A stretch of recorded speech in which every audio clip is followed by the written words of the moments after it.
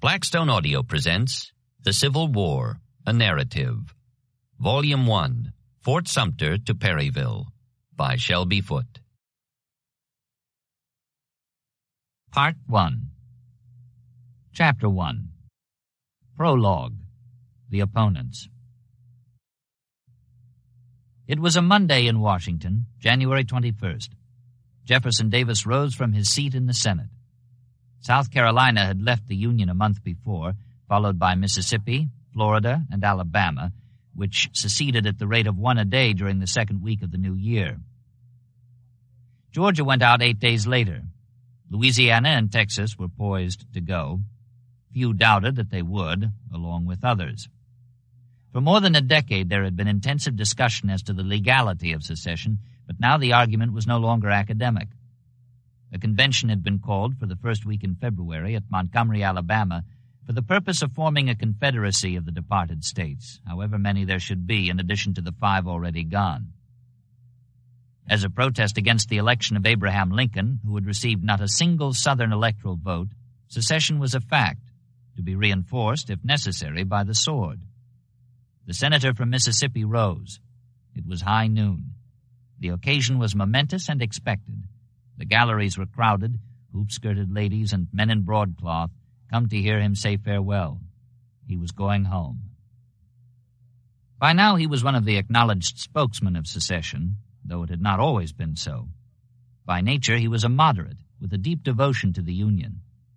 He had been for compromise so long as he believed compromise was possible. He reserved secession as a last resort. Yet now they were at that stage. In a paper which he had helped to draft and which he had signed and sent as advice to his state in early December, his position had been explicit. The argument is exhausted, it declared. All hope of relief in the Union is extinguished. At last he was for disunion, with a Southern Confederacy to follow. During the 12 days since the secession of Mississippi, he had remained in Washington, sick in mind and body, waiting for the news to reach him officially. He hoped he might be arrested as a traitor, thereby gaining a chance to test the right of secession in the federal courts. Now the news had been given him officially the day before, a Sunday, and he stayed to say goodbye. He had never doubted the right of secession. What he doubted was its wisdom. Yet now it was no longer a question even of wisdom. It was a question of necessity, meaning honor.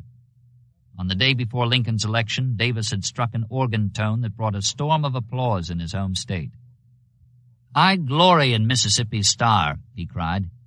"But before I would see it dishonored, I would tear it from its place, to be set on the perilous ridge of battle as a sign around which her bravest and best shall meet the harvest home of death."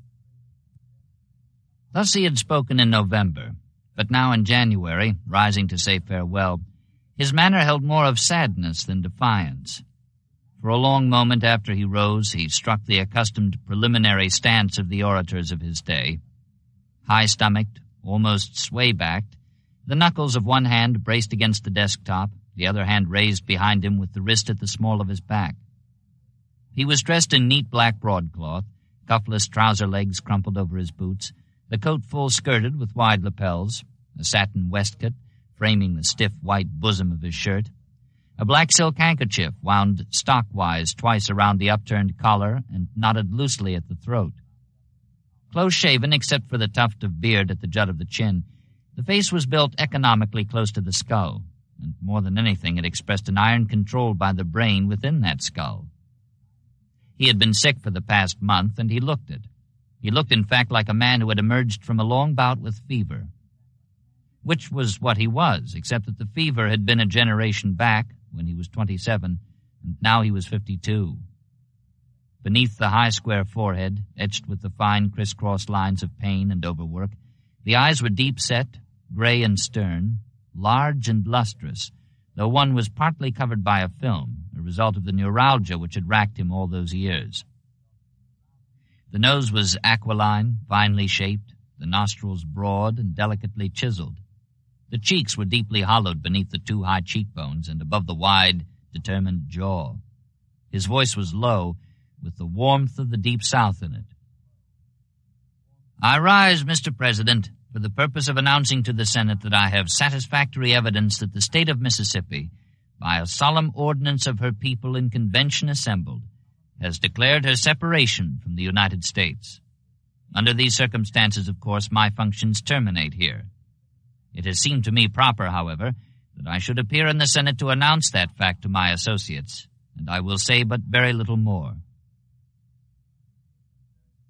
His voice faltered at the outset, but soon it gathered volume and rang clear, like a silver trumpet, according to his wife, who sat in the gallery. Unshed tears were in it, she added, and a plea for peace permeated every tone. Davis continued, "It is known to senators who have served with me here that I have for many years advocated, as an essential attribute of state sovereignty, the right of a state to secede from the Union. If I had thought that Mississippi was acting without sufficient provocation, I should still, under my theory of government, because of my allegiance to the state of which I am a citizen, have been bound by her action." He foresaw the founding of a nation, inheritor of the traditions of the American Revolution. "We but tread in the paths of our fathers when we proclaim our independence and take the hazard, not in hostility to others, not to injure any section of the country, not even for our own pecuniary benefit, but from the high and solemn motive of defending and protecting the rights we inherited, which it is our duty to transmit unshorn to our children." England had been a lion. The Union might turn out to be a bear, in which case, "We will invoke the God of our fathers, who delivered them from the power of the lion, to protect us from the ravages of the bear. And thus, putting our trust in God and in our own firm hearts and strong arms, we will vindicate the right as best we may." Davis glanced around the chamber, then continued, "I see now around me some with whom I have served long. There have been points of collision, but whatever of offense there has been to me, I leave here. I carry with me no hostile remembrance. I go hence unencumbered by the remembrance of any injury received, and having discharged the duty of making the only reparation in my power for any injury received." He then spoke the final sentence to which all the rest had served as prologue. "Mr. President and Senators, having made the announcement which the occasion seemed to me to require, it remains only for me to bid you a final adieu."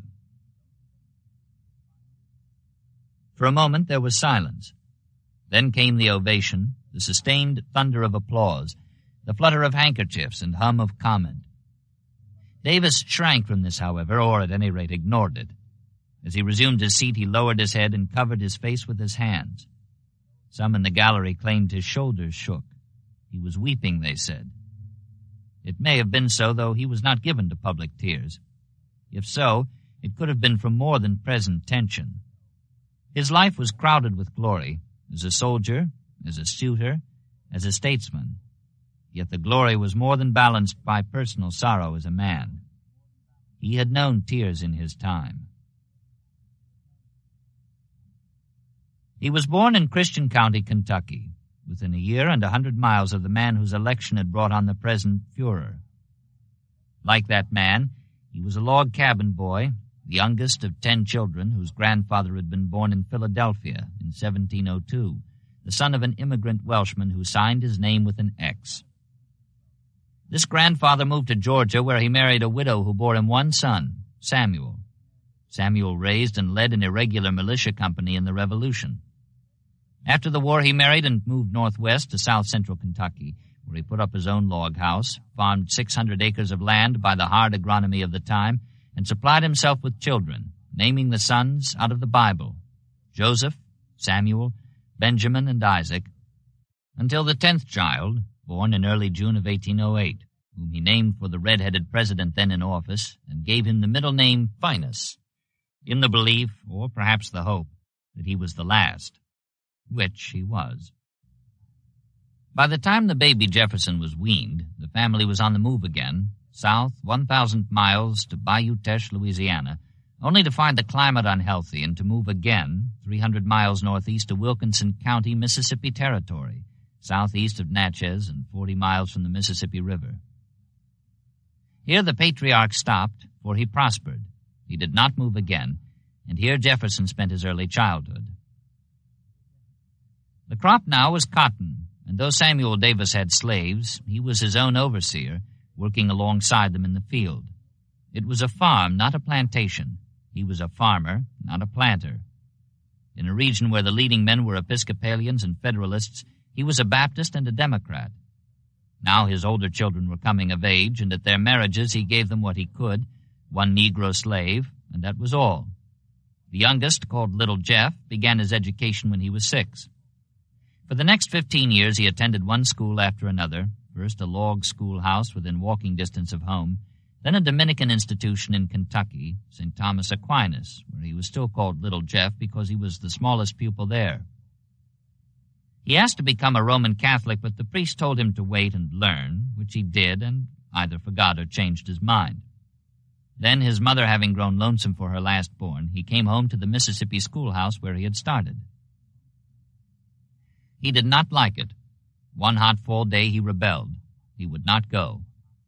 Very well, his father said, but he could not be idle, and sent him to the field with the work gang. 2 days later, Jeff was back at his desk. The heat of the sun and the physical labor, in conjunction with the implied equality with the other cotton pickers, convinced me that school was the lesser evil. Thus he later explained his early decision to work with his head, not his hands.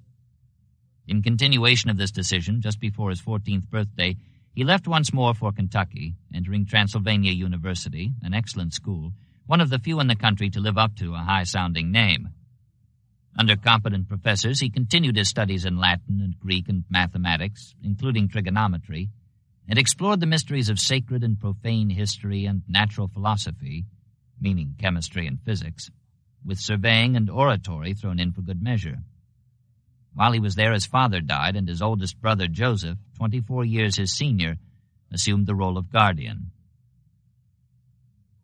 Not long before his death, the father had secured for his youngest son an appointment to West Point, signed by the Secretary of War, and thus for the first time the names were linked: Jefferson Davis, John C. Calhoun.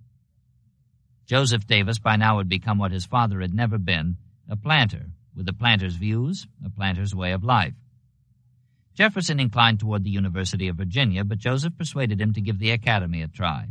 It was in the tradition for the younger sons of prominent Southern families to go there. If at the end of a year he found he did not like it, he could transfer. So Davis attended West Point and found he liked it. Up to now he had shown no special inclination to study. Alert and affectionate, he was of a mischievous disposition, enjoyed a practical joke, and sought the admiration of his fellows rather more than the esteem of his professors. Now at the academy he continued along this course, learning something of tavern life in the process. "O Benny Havens, oh," he sang, linking arms and clinking tankards. He found he liked the military comradeship, the thought of unrequited death on lonely, far-off battlefields. "To our comrades who have fallen, one cup before we go. They poured their lifeblood freely out, pro bono publico. No marble points the stranger to where they rest below. They lie neglected, far away from Benny Havens. Oh." Brought before a court-martial for out-of-bounds drinking of spirituous liquors, he made the defense of a strict constructionist. 1, visiting Benny Havens was not officially prohibited in the regulations, and 2, malt liquors were not spirituous in the first place.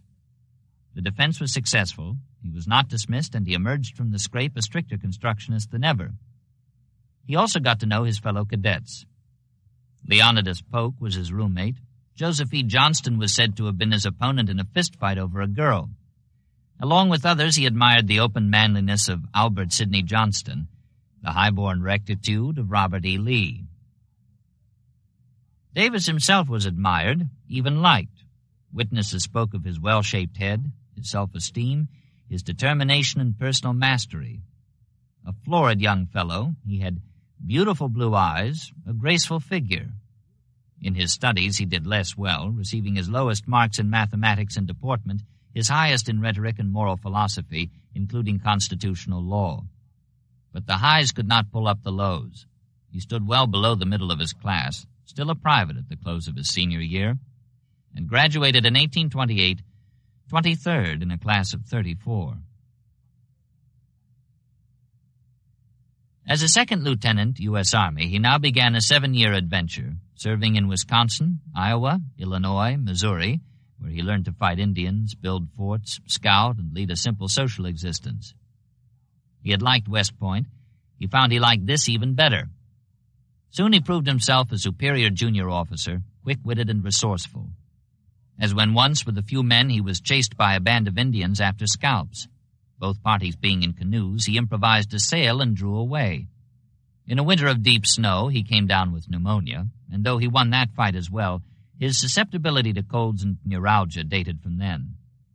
He was promoted to first lieutenant within 4 years, and when Black Hawk was captured in 1832, Davis was appointed by his colonel, Zachary Taylor, to escort the prisoner to Jefferson Barracks. Thus Colonel Taylor, called Old Rough and Ready, showed his approval of Davis as a soldier. But as a son-in-law, it developed he wanted no part of him. The lieutenant had met the colonel's daughter, 16-year-old Knox Taylor, brown-haired and blue-eyed like himself, though later the color of his own eyes would deepen to gray. Love came quickly, and his letters to her show a man unseen before or after. "By my dreams I have been lately almost crazed, for they were of you," he wrote to her, and also thus, "Kind, dear letter, I have kissed it often and often, and it has driven away mad notions from my brain." The girl accepted his suit, but the father did not. Taylor wanted no soldier son-in-law, apparently especially not this one. Therefore, Davis, who had spent the past 7 years as a man of action, proposed to challenge the colonel to a duel. Dissuaded from this, he remained a man of action still. He resigned his commission, went straight to Louisville, and married the girl. The wedding was held at the home of an aunt she was visiting. After the service, everybody cried but Davis, a witness remarked, adding that they thought this most peculiar. As it turned out, he was reserving his tears. The young couple did not wait to attempt a reconciliation with her father. Perhaps they depended on time to accomplish this. Instead, they took a steamboat south to Davis Bend, Mississippi, below Vicksburg, where Joseph Davis, the guardian elder brother, had prospered on a plantation called the Hurricane. He presented them with an adjoining 800-acre place and 14 slaves on credit. Davis put in a cotton crop, but before the harvest time came round, they were both down with fever. They were confined to separate rooms, each too sick to be told of the other's condition, though Davis managed to make it to the door of his bride's room in time to see her die. She had been a wife not quite 3 months, and as she died, she sang snatches of fairy bells, a favorite air. She had had it from her mother. Now those tears, which he had not shed at the wedding, came to scald his eyes. He was too sick to attend the funeral. The doctor believed he would not be long behind her. The doctor was wrong, though Davis never lost the drawn, gaunt look of a fever convalescent. He returned to the plantation, then, finding it too crowded with recent memories, left for Cuba, thought to be a fine climate and landscape for restoring broken hearts. The sea bathing at least did his health much good, and he returned by way of New York and Washington, renewing acquaintances with old friends now on the rise, and gaining some notion of how much he had missed on the frontier. Then he came home to Mississippi. He would be a planter, and at last, a student. He found a ready tutor awaiting him. Joseph Davis had got a law degree in Kentucky, had set up practice in Natchez, and, prospering, had bought the land, which in that section practically amounted to a patent of nobility. By now, in his middle 50s, he was the wealthiest planter in the state, the leading philosopher, whatever that meant, and the possessor of the finest library, which he gladly made available to his idolized younger brother. Davis soon had the Constitution by heart and went deeply into Eliot's debates, theories of government as argued by the framers. He read John Locke and Adam Smith, The Federalist, and the works of Thomas Jefferson. Shakespeare and Swift lent him what an orator might need of cadenced beauty and invective. Byron and Scott were there at hand, along with the best English magazines and the leading American newspapers. He read them all and discussed them with his brother. Also there was the plantation, Briarfield he called it. Here, too, he worked and learned, making certain innovations in the labor system. The overseer was a Negro, James Pemberton. No slave was ever punished except after a formal trial by an all-Negro jury, Davis only reserving the right to temper the severity of the judgment. James was always James, never Jim. "It is disrespect to give a nickname," Davis said, and the overseer repaid him with frankness, loyalty, and efficiency. Once when something went amiss and the master asked him why, James replied, "I rather think, sir, through my neglect." Davis gained all this from his decade of seclusion and study, but he gained something else as well. Up to now, his 4 years at West Point, brief and interrupted as they were, had been the longest period he had spent at any one place in his life. His school years had been various indeed, with instructors ranging from log cabin teachers to Catholic priests and New England scholars. When a Virginian or a Carolinian spoke of his country, he meant Virginia or Carolina. It was not so with Davis.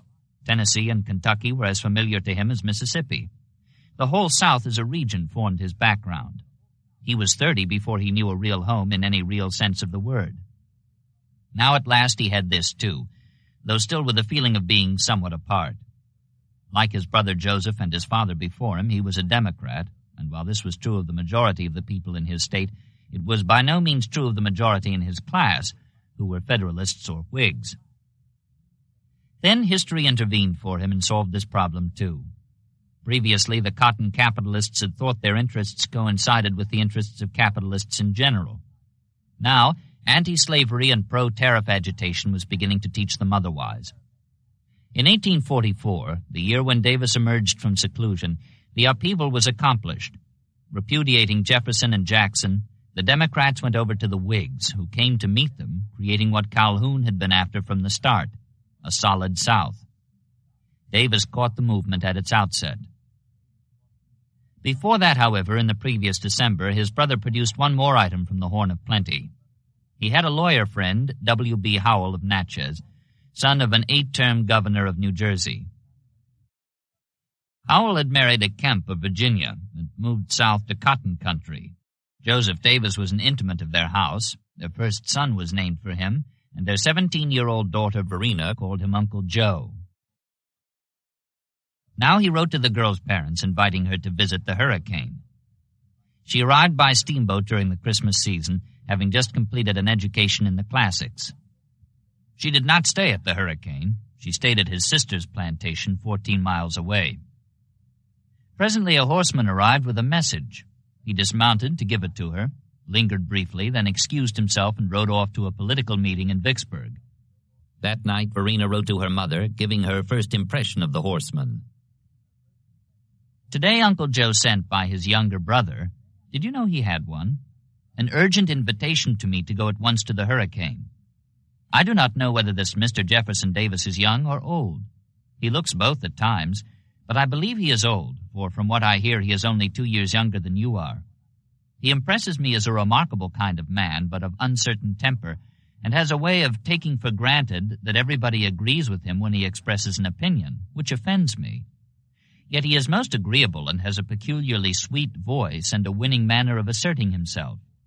The fact is, he is the kind of person I should expect to rescue one from a mad dog at any risk, but to insist upon a stoical indifference to the fright afterward.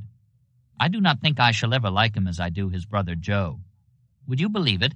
He is refined and cultivated, and yet he is a Democrat. This last was the principal difficulty between them. Verena was a Natchez girl, which meant not only that her background was Federalist, but also that she had led a life of gaiety, quite unlike the daily round in the malarial bottoms of Davis Bend. The Christmas season was a merry one, however, and Joseph proved an excellent matchmaker, although a rather heavy-handed one.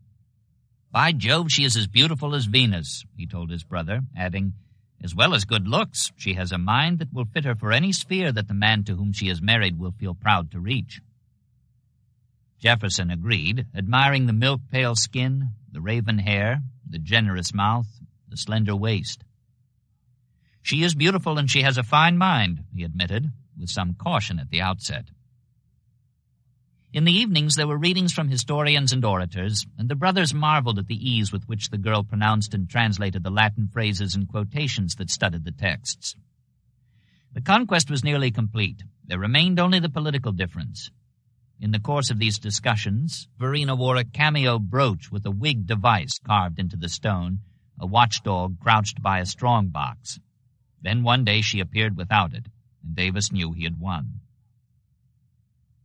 He left the hurricane in late January, engaged. In February of the following year, 1845, they were married. Davis was 36, Verina half that. They went to New Orleans on the wedding tour, enjoyed a fashionable Creole interlude, and returned after a few weeks to Briarfield. The house they moved into was a one-story frame twin-wing structure. Davis had planned and built it himself with the help of James Pemberton. It had charm, but he and his young wife had little time to enjoy it. By then he had emerged from his shell in more ways than one. In 1843 he had run for the state legislature against Sergeant S. Prentice, famous as an orator, a Whig in an overwhelmingly Whig district. Davis was defeated, though with credit and a growing reputation. The following year, taking time off from courtship, he stumped the state as an elector for James K. Polk. In the year of his marriage, Whigs and Democrats having coalesced, he was elected to Congress as representative at large. In Washington, his first act was to introduce a resolution that federal troops be withdrawn from federal forts, their posts to be taken by state recruits. It died in committee, and his congressional career was ended by the outbreak of the Mexican War. Davis resigned his seat and came home to head a volunteer regiment, the Mississippi Rifles. Under the strict discipline of their West Point colonel, who saw to it that they were armed with a new model rifle, they were the crack outfit of Zachary Taylor's army, fighting bravely at Monterey and saving the day at Buena Vista, where Davis formed them in a V that broke the back of a Mexican cavalry charge and won the battle. He was wounded in the foot, came home on crutches, and at victory banquets in New Orleans and elsewhere, heard himself proclaimed a military genius and the hero of the South. Hunched upon his crutches, he responded to such toasts with dignified modesty. Basically, his outlook was unchanged. When Polk sent him a commission as a brigadier general of volunteers, Davis returned it promptly, remarking that the president had no authority to make such an appointment, that power inhering in the states alone. Perhaps all these honors were somewhat anticlimactic anyhow, coming as they did after the words General Taylor was supposed to have spoken to him at Buena Vista. "My daughter, sir, was a better judge of men than I was." Honors fell thickly upon him now. Within 60 days, the governor appointed him to the U.S. Senate. At a private banquet tendered before he left, he stood and heard the toasts go round. "Colonel Jeff Davis, the gamecock of the South. Jeff Davis, the President of the Southern Confederacy." Davis stood there, allowing no change of expression, no flush of emotion on his face. He took this stiffness, this coldness, up to Washington and onto the floor of the Senate. He would not unbend. He would engage in no log-rolling. In a cloakroom exchange, when he stated his case supporting a bill for removing obstructions from the river down near Vicksburg, another senator, who had his pet project too, interrupted to ask, "Will you vote for the lake appropriations?" Davis responded, "Sir, I make no terms. I accept no compromises. If, when I ask for an appropriation, the object shall be shown to be proper and the expenditure constitutional, I defy the gentleman, for his conscience' sake, to vote against it. If it shall appear to him otherwise, then I expect his opposition, and only ask that it shall be directly, fairly, and openly exerted. The case shall be presented on its single merit. On that I wish to stand or fall. I feel, sir, that I am incapable of sectional distinction upon such subjects. I abhor and reject all interested combinations." He would hammer thus at what he thought was wrong, and continue to hammer, icy cold and in measured terms, long after the opposition had been demolished, without considering the thoughts of the other man or the chance that he might be useful to him some day. He was perhaps the best informed, probably the best educated, and certainly the most intellectual man in the Senate. Yet he too had to take his knocks. Supporting an army pay increase bill, he remarked in passing that a common blacksmith or tailor could not be hired as a military engineer. Whereupon Andrew Johnson of Tennessee, formerly a tailor, rose from his desk shouting that an illegitimate, swaggering, bastard scrub aristocracy took much credit to itself, yet in fact had neither talents nor information. Hot words in a Washington boarding house led to a fistfight between Davis and Henry S. Foote, his fellow senator from Mississippi. An Illinois congressman, W.H. Bissell, said in a speech that Davis's command had been a mile and a half from the blaze of battle at Buena Vista. Davis sent an immediate challenge, and Bissell, having the choice of weapons, named muskets loaded with ball and shot at 15 paces, then went home, wrote his will, and said he would be ready in the morning. Friends intervening, Bissell explained that he had been referring to another quarter of the field and had not meant to question Davis's personal bravery anyhow. The duel was canceled. Davis made enemies in high places, as for example when he claimed that General Winfield Scott had overcharged $300 in mileage expenses. Scott later delivered himself of a judgment as to Davis. "He is not a cheat, Judas. I do not think he would have sold the Savior for 30 shillings. But for the successorship to Pontius Pilate, he would have betrayed Christ and the apostles and the whole Christian church."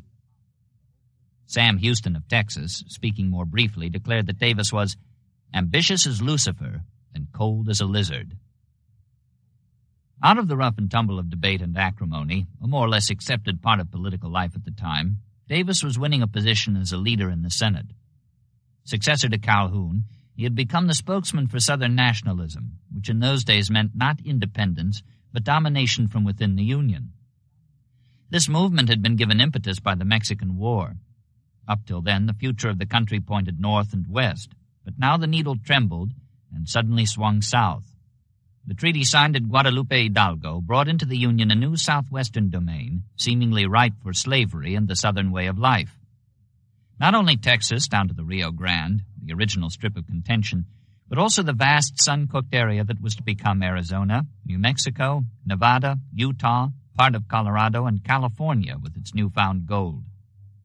Here was room for expansion indeed, with more to follow, for the nationalists looked forward to taking what was left of Mexico, all of Central America south to Panama, and Yucatan and Cuba by annexation. Yet the North, so recently having learned the comfort of the saddle, had no intention of yielding the reins. The South would have to fight for this, and this the South was prepared to do, using states' rights for a spear and the Constitution for a shield. Jefferson Davis, who had formed his troops in a V at Buena Vista and continued the fight with a bootful of blood, took a position, now as then, at the apex of the wedge. He lost the fight, and lost it quickly, betrayed, as he thought, from within his ranks. The North opposed this dream of Southern expansion by opposing the extension of slavery, without which the new southwestern territory would be anything but Southern. Attracted by the hope of so much gain and goaded by the fear of such a loss, Davis and his cohorts adopted more drastic actions, including threats of secession. To give substance to this threat, he called the Nashville Convention of June 1850, and in conjunction with Albert Gallatin Brown of Mississippi, William Lowndes Yancey of Alabama, and Robert Barnwell Rhett of South Carolina, informed the North quite plainly that unless slavery was extended to the territories, the South would leave the Union. It was at this point that Davis was betrayed, meaning that he discovered that he had outrun his constituents. Henry Clay proposed his compromise, supported by Daniel Webster, and both houses of Congress gladly accepted it. California came in as a free state, and the question of slavery was left to be settled by the various other territories at the time when they should apply for admission into the Union. What was worse from Davis's point of view, the voters seemed to approve. All over the nation, even in Mississippi, there was rejoicing that disunion and war had been avoided. Davis could scarcely believe it. He must test it at the polls. So he resigned his seat in the Senate and went home to run for governor against Henry S. Foote, the senator with whom he had exchanged first tart remarks and finally blows. Now the issue was clearly drawn, for his opponent was a Unionist Whig of Natchez and had voted consistently against Davis from the beginning down to the compromise itself. The voters could make a clear-cut choice before all the world. This they did, repudiating Davis. It was bad enough to be vanquished as the champion of secession, but to receive defeat at the hands of a man he detested as much as he detested Foote was gall and wormwood. At 43, in the hour of his glory and at the height of his prime, he was destroyed, or so he thought. At any rate, he was through. He came home to Briarfield to plant cotton. Then history intervened again, as history always seemed to do for him. This time the muse took the form of Franklin Pierce, who, in organizing a cabinet, reached down from New Hampshire all the way to Mississippi and chose Jefferson Davis as his Secretary of War.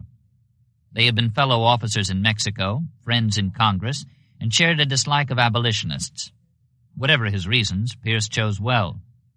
Davis made perhaps the best war secretary the country ever had, and though it included such capable men as William L. Marcy of New York and Caleb Cushing of Massachusetts, he dominated the cabinet in a time of strain and doubt. Yet the man who returned to public life in 1853 was somewhat different from the man who had left it in 1851 at the behest of the voters. Rather chastened, though he kept his Southern nationalism and clung to the spear of states' rights, the shield of the Constitution, he left the fire-eaters Yancey and Rhett behind him. He was no longer the impetuous champion of secession. He believed now that whatever was to be gained might best be accomplished within the Union. He strengthened the Army, renovated the military academy, and came out strong for un-Jeffersonian internal improvements, including a Pacific Railway along a southern route through Memphis or Vicksburg, to be financed by a $100 million federal appropriation. The Gadsden Purchase was a Davis project, $10 million paid for a strip of Mexican soil necessary for the railroad right-of-way. Nor was his old imperialism dead. He still had designs on what was left of Mexico and on Central America, and he shocked the diplomats of Europe with the proclamation of his government's intention to annex Cuba. Above all, he was for the unlimited extension of slavery, with the revival of the slave trade if need be. Returned to the Senate in 1857, he continued to work along these lines, once more a Southern champion, not as a secessionist but as a believer that the destiny of the nation pointed south. It was a stormy time, and much of the bitterness between the sections came to a head on the floor of the Senate, where Northern invective and Southern arrogance necessarily met. Here Texas Senator Louis T. Wigfall, a duelist of note, would sneer at his Northern colleagues as he told them, "The difficulty between you and us, gentlemen, is that you will not send the right sort of people here. Why will you not send either Christians or gentlemen?" Here, too, the anti-slavery Massachusetts Senator Charles Sumner had his head broken by Congressman Preston Brooks of South Carolina, who, taking exception to a remark Sumner had made on the floor of the Senate regarding a kinsman, caned him as he sat at his desk. Brooks explained that he attacked him sitting because, Sumner being the larger man, he would have had to shoot him if he had risen, and he did not want to kill him, only maim him. Sumner lay bleeding in the aisle among the gutta-percha fragments of the cane, and his enemies stood by and watched him bleed. Southern sympathizers sent Brooks walking sticks by the dozen, recommending their use on other abolitionists, and through the years of Sumner's convalescence, Massachusetts let his desk stand empty as a reproach to Southern hotheads, though these were in fact more likely to see the vacant seat as a warning to men like Sumner. During this 3-year furor, which led in the end to the disintegration of the Democratic Party and the resultant election of a Republican president, Davis remained as inflexible as ever. But his arguments now did not progress toward secession. They ended instead against a hard brick wall. He did not even claim to know the answers beyond debate. In 1860, speaking in Boston's Faneuil Hall, while he and Mrs. Davis were up there vacationing for his health, he was a chronic dyspeptic by now, racked by neuralgia through sleepless nights and losing the sight of one eye. He stated his position as to slavery and Southern nationalism, but announced that he remained opposed to secession. He still would not take the logical next step. He was much admired by the people of Massachusetts, many of whom despised the abolitionists as much as he did, but the people of Mississippi hardly knew what to make of him. "Davis is at sea," they said. Then he looked back and saw that instead of outrunning his constituents, this time he had let them outrun him. He hurried south, made his harvest home of death speech on the eve of Lincoln's election, and returned to Washington, at least reconverted to secession. South Carolina left the Union, then Mississippi and the others, and opinion no longer mattered. As he said in his farewell, even if he had opposed his state's action, he would still have considered himself bound. Having spoken his adieu, he left the crowded chamber and, head lowered, went out into the street. That night Mrs. Davis heard him pacing the floor. "May God have us in his holy keeping," she heard him say over and over as he paced. "And grant that before it is too late, peaceful counsels may prevail." Such was Davis's way of saying farewell to his colleagues, speaking out of sadness and regret. It was not the way of others. Robert Toombs of Georgia, for example, whose state had seceded 2 days before Davis spoke. 2 days later, Toombs delivered his farewell. "The Union, sir, is dissolved," he told the Senate. A large, slack-mouthed man, he tossed his head in shaggy defiance as he spoke. "You see the glittering bayonet, and you hear the tramp of armed men from yon capital to the Rio Grande. It is a sight that gladdens the eye and cheers the hearts of other men ready to second them. In case there were those of the North who would maintain the Union by force, come and do it," Toombs cried. "Georgia is on the warpath. We are as ready to fight now as we ever shall be. Treason? Bah!" And with that he stalked out of the chamber, walked up to the Treasury, and demanded his salary due to date, plus mileage back to Georgia. Thus Toombs. But Davis, having sent his wife home with their 3 children, Margaret, aged 6, Jeff 3, and the year-old baby named for the guardian elder brother Joseph at Davis Bend, lingered in Washington another week, ill and confined to his bed for most of the time, still hoping he might be arrested as a traitor so as to test his claims in the federal courts. Then took the train for Jackson, where Governor J.J. Pettus met him with a commission as Major General of Volunteers. It was the job Davis wanted. He believed there would be war, and he advised the governor to push the procurement of arms. "The limit of our purchases should be our power to pay," he said. "We shall need all and many more than we can get." "General," the governor protested, "you overrate the risk." "I only wish I did," Davis said. Awaiting the raising of his army, he went to Briarfield.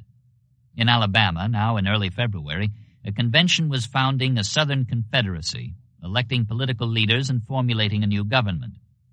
He was content, however, to leave such matters to those who were there. He considered his highest talents to be military, and he had the position he wanted, commander of the Mississippi Army, with advancement to come along with glory when the issue swung to war. Then history beckoned again, assuming another of her guises. February 10th, he and Mrs. Davis were out in the garden, cutting a rose bush in the early blue spring weather, when a messenger approached with a telegram in his hand. Davis read it. In that moment of painful silence, he seemed stricken. His face took on a look of calamity. Then he read the message to his wife. It was headed, "Montgomery, Alabama," and dated the day before. "Sir, we are directed to inform you that you are this day unanimously elected President of the Provisional Government of the Confederate States of America, and to request you to come to Montgomery immediately. We send also a special messenger. Do not wait for him. R. Toombs, R. Barnwell Rhett." He spoke of it, Mrs. Davis said, as a man might speak of a sentence of death. Yet he wasted no time. He packed and left the next day. The train made many stops along the line, and the people were out to meet him, in sunlight and by the glare of torches. They wanted to look at his face, the thin lips and determined jaw, the hollow cheeks with their jutting bones, the long skull behind the aquiline nose. A wizard physiognomy, one called it.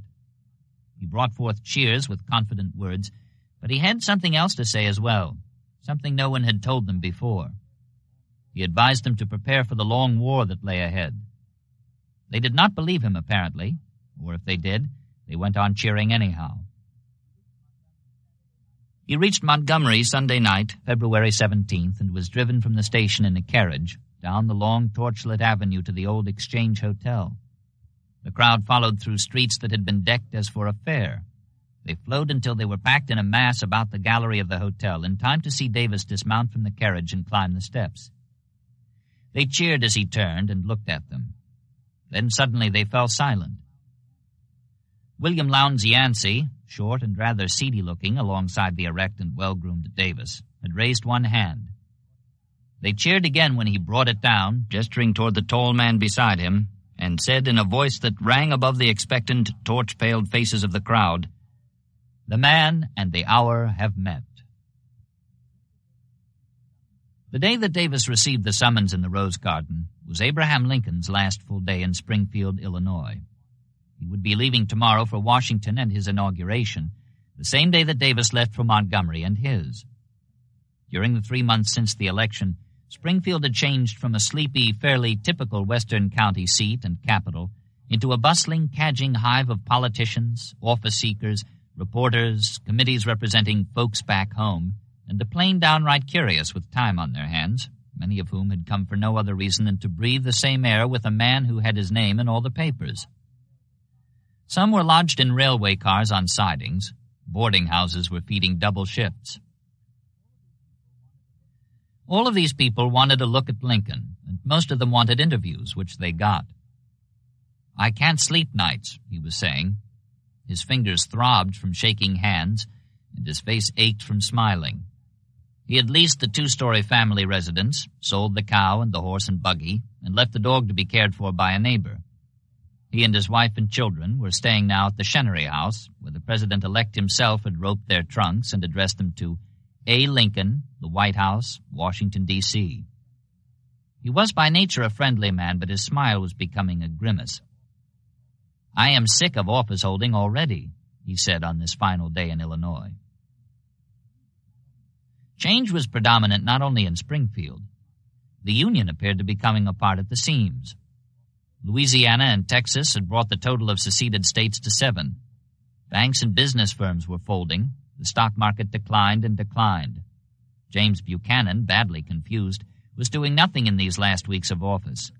Having stated in his December message to Congress that while a state had no lawful right to secede, neither had the federal government any right to prevent it, privately he was saying that he was the last president of the United States. North and South, Union men looked to Lincoln, whose election had been the signal for all this trouble. They wanted words of reassurance, words of threat, anything to slow the present trend, the drift toward chaos. Yet he said nothing. When a Missouri editor asked him for a statement, something he could print to make men listen, Lincoln wrote back, "I could say nothing which I have not already said and which is in print and accessible to the public. I am not at liberty to shift my ground. That is out of the question. If I thought a repetition would do any good, I would make it. But my judgment is it would do positive harm.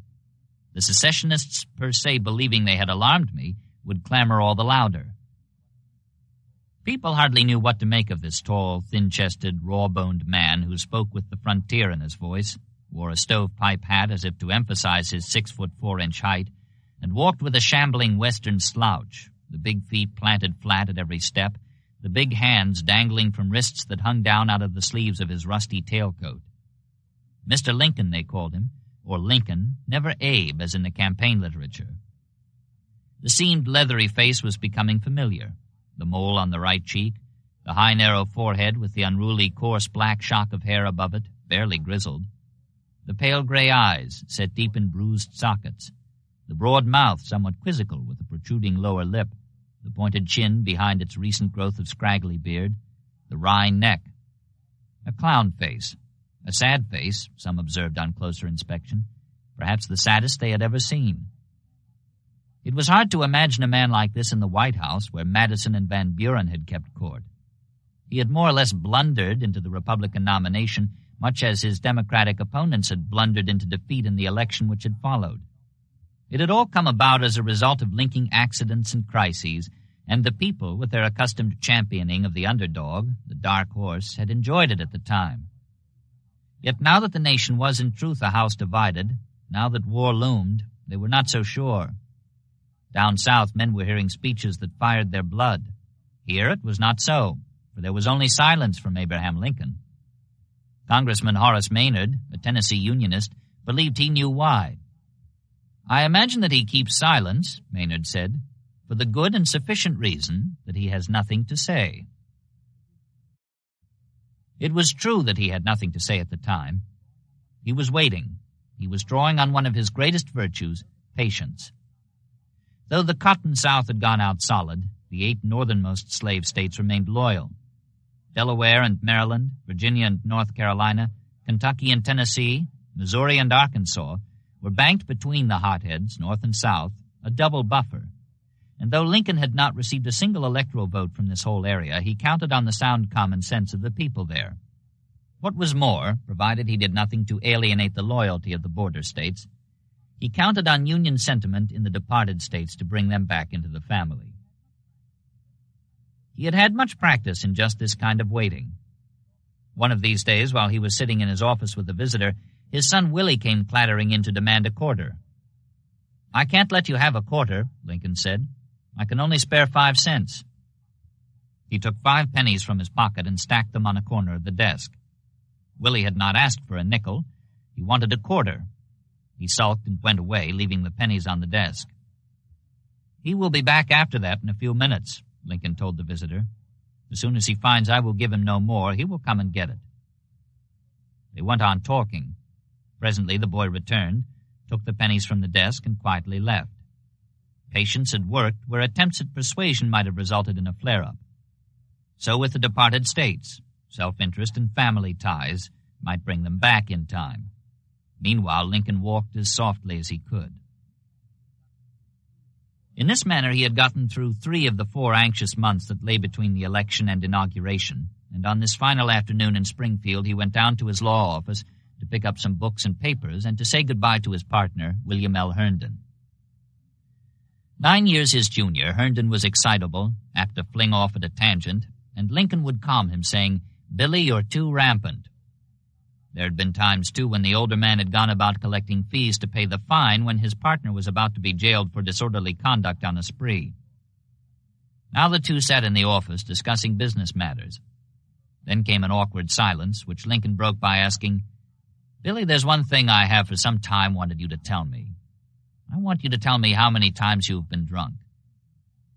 Flustered, Herndon stammered, and Lincoln let it pass. This was the closest he ever came to delivering a temperance lecture. They rose, walked downstairs, and paused on the boardwalk. Lincoln glanced up at the weathered law shingle. Lincoln and Herndon. "Let it hang there undisturbed," he said. "Give our clients to understand that the election of a president makes no change in the firm of Lincoln and Herndon. If I live, I'm coming back sometime, and then we'll go right on practicing law as if nothing ever happened." Then there was an awkward pause. Lincoln put his hand out. "Goodbye," he said, and went off down the street. Herndon stood and watched him go, the tall, loose-jointed figure with the napless stovepipe hat, the high-water pantaloons, the ill-fitting tailcoat bulging at the elbows from long wear. This junior partner was one of those who saw the sadness in Lincoln's face. Melancholy dripped from him as he walked, he was to write. Herndon knew something else as well, something that had not been included in the campaign literature. That man who thinks that Lincoln sat calmly down and gathered his robes about him, waiting for the people to call him, has a very erroneous knowledge of Lincoln. He was always calculating and always planning ahead. His ambition was a little engine that knew no rest. That day, as the sun went down and he returned to the Chenery House for his last sleep in Illinois, there were few who knew this side of him. There were gaps in the story that even Herndon could not fill, and other gaps that no one could fill, ever, though writers were to make him the subject of more biographies and memoirs, more brochures and poems than any other American. On the face of it, the facts were simple enough, as he told a journalist who came seeking information about his boyhood years for a campaign biography. "Why, Scripps, it is a great piece of folly to attempt to make anything out of my early life. It can all be condensed into a single sentence, and that sentence you will find in Gray's Elegy, the short and simple annals of the poor." He was born in the Kentucky wilderness of Daniel Boone, mid-February of 1809, in a one-room dirt-floor cabin put up that same winter by his father, Thomas Lincoln, a thick-chested man of average height who passed on to Abraham only his coarse black hair and dark complexion. Originally from Virginia, Thomas was a wanderer like the Lincolns before him, who had come down out of New Jersey and Pennsylvania. And though in early manhood he could sign his name when necessary, later he either forgot or else he stopped taking the trouble. He made his X mark like his wife, born Nancy Hanks. In after years, when Lincoln tried to trace his ancestry, he could go no further back than his father's father, also named Abraham, who had been killed from ambush by an Indian. That was on his father's side. On his mother's, he discovered only that she had been born out of wedlock to Lucy Hanks, who later married a man named Sparrow. Nancy died of the milk-sick when Abraham was 9, and her body lay in another of those one-room cabins while her husband knocked together a coffin in the yard. They were in Indiana by then, having come to the big woods after a previous move to Knob Creek, south of Louisville and beside the Cumberland Trail, along which pioneers with many children and few livestock marched northwestward. Thomas Lincoln joined them for the move across the Ohio, and when his wife died, took another the following year. Sarah Bush Johnston, a widow with 3 children. She was called Sally Bush Lincoln now, tall and hard-working, a welcome addition to any frontier family, especially this one, which had been without a woman for almost a year. She brought to Abraham all the love and affection she had given her own.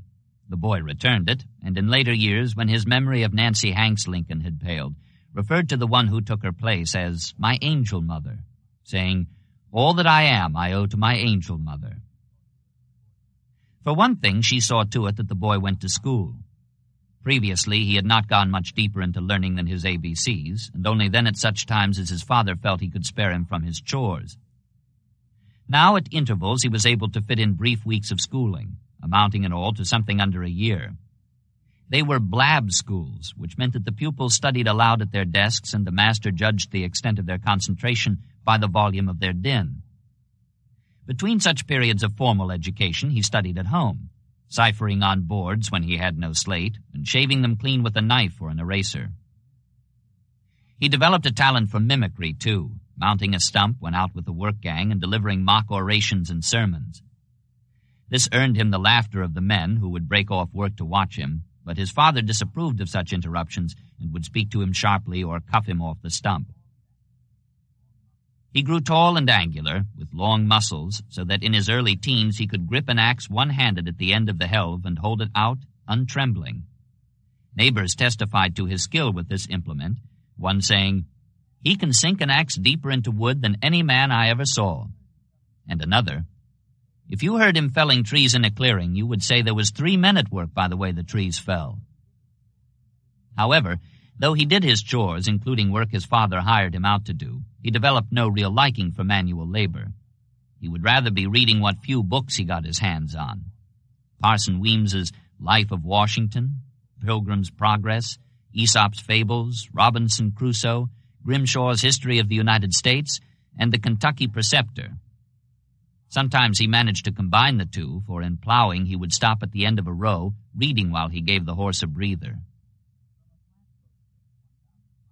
From a flatboat trip 1,000 miles downriver to New Orleans, during which he learned to trim a deck and man a sweep, he returned in time for his 21st birthday and another family migration from Indiana out to central Illinois, where he and a cousin hired out to split 4,000 rails for their neighbors.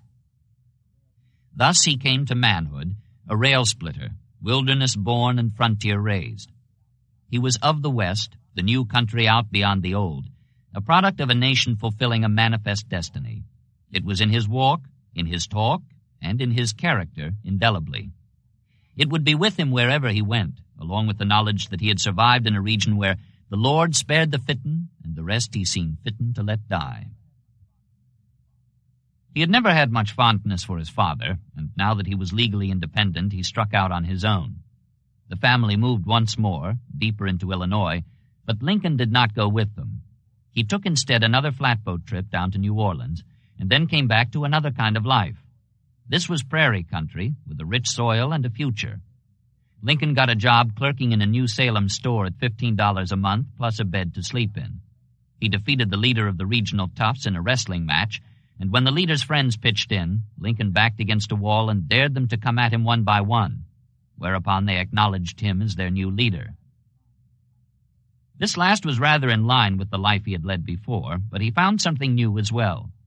He attended the New Salem Debating Society, and though at first the charter members snickered at his looks and awkwardness, presently they were admiring the logic and conciseness of his arguments.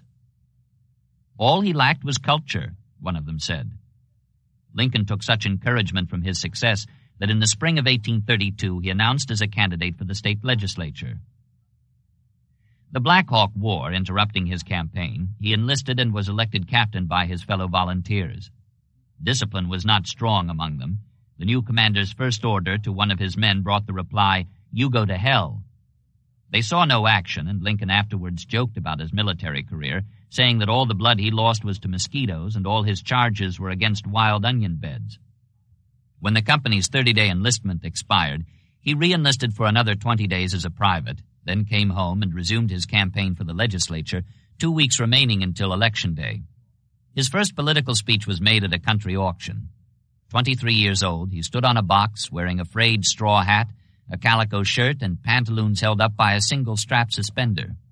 As he was about to speak, a fight broke out in the crowd. Lincoln stepped down, broke up the fight, then stepped back onto the box. "Gentlemen and fellow citizens," he said, "I presume you all know who I am. I am humble Abraham Lincoln. I have been solicited by many friends to become a candidate for the legislature. My politics are short and sweet, like the old woman's dance. I am in favor of a national bank. I am in favor of the internal improvements system and a high protective tariff. These are my sentiments and political principles. If elected, I shall be thankful. If not, it will be all the same." Election day, he ran 8th in a field of 13, but he received 277 of the 300 votes in the New Salem precinct. It was probably then that Lincoln determined to run for the same office next time around. Meanwhile, there was a living to earn. He could always split rails and do odd jobs. These he did, and then went into partnership in a grocery store that failed, leaving him a debt beyond $1,000. The national debt, he called it ruefully, and worked for years to pay it off. He became village postmaster, sometimes carrying letters in his hat, which became a habit. He studied surveying and worked a while at that. He also began the study of law, reading Blackstone and Chitty, and improved his education with borrowed books. His name was becoming more widely known. He was winning popularity by his great strength and his ability at telling funny stories, but mostly by his force of character. Then in the spring of 1834, when another legislature race came around, he conducted an all-out full-time campaign and was elected. With borrowed money, he bought his first tailor-made suit, paying $60 for it, and left for the first of his 4 terms in the state lawmaking body, learning the rough-and-tumble give-and-take of Western politics. 2 years later, he was licensed as an attorney, and soon afterwards moved to Springfield as a partner in a law firm. He said goodbye to the manual labor he had been so good at, yet had never really liked. From now on, he would work with his head, as a leader of men. His ambition became what Herndon later called a little engine. Springfield was about to be declared the state capital, moved there from Vandalia largely through Lincoln's efforts in the legislature, and here he began to acquire that culture which the New Salem intellectuals had said was all he lacked. The big, work-splayed hands were losing their horn-hard calluses. He settled down to the law, becoming in time an excellent trial lawyer and a capable stump debater at political rallies, even against such opponents as Stephen A. Douglas, the coming little giant. Socially, however, he was slow in getting started. About a month after his arrival, he wrote in a letter, "I have been spoken to by but one woman since I've been here, and should not have been by her if she could have avoided it." He was leery of the ladies, having once remarked, half-jokingly, "A woman is the only thing I'm afraid of that I know will not hurt me."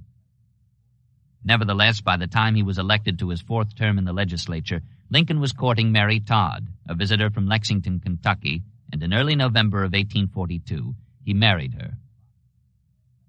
It was an attraction of opposites, and as such it was stormy.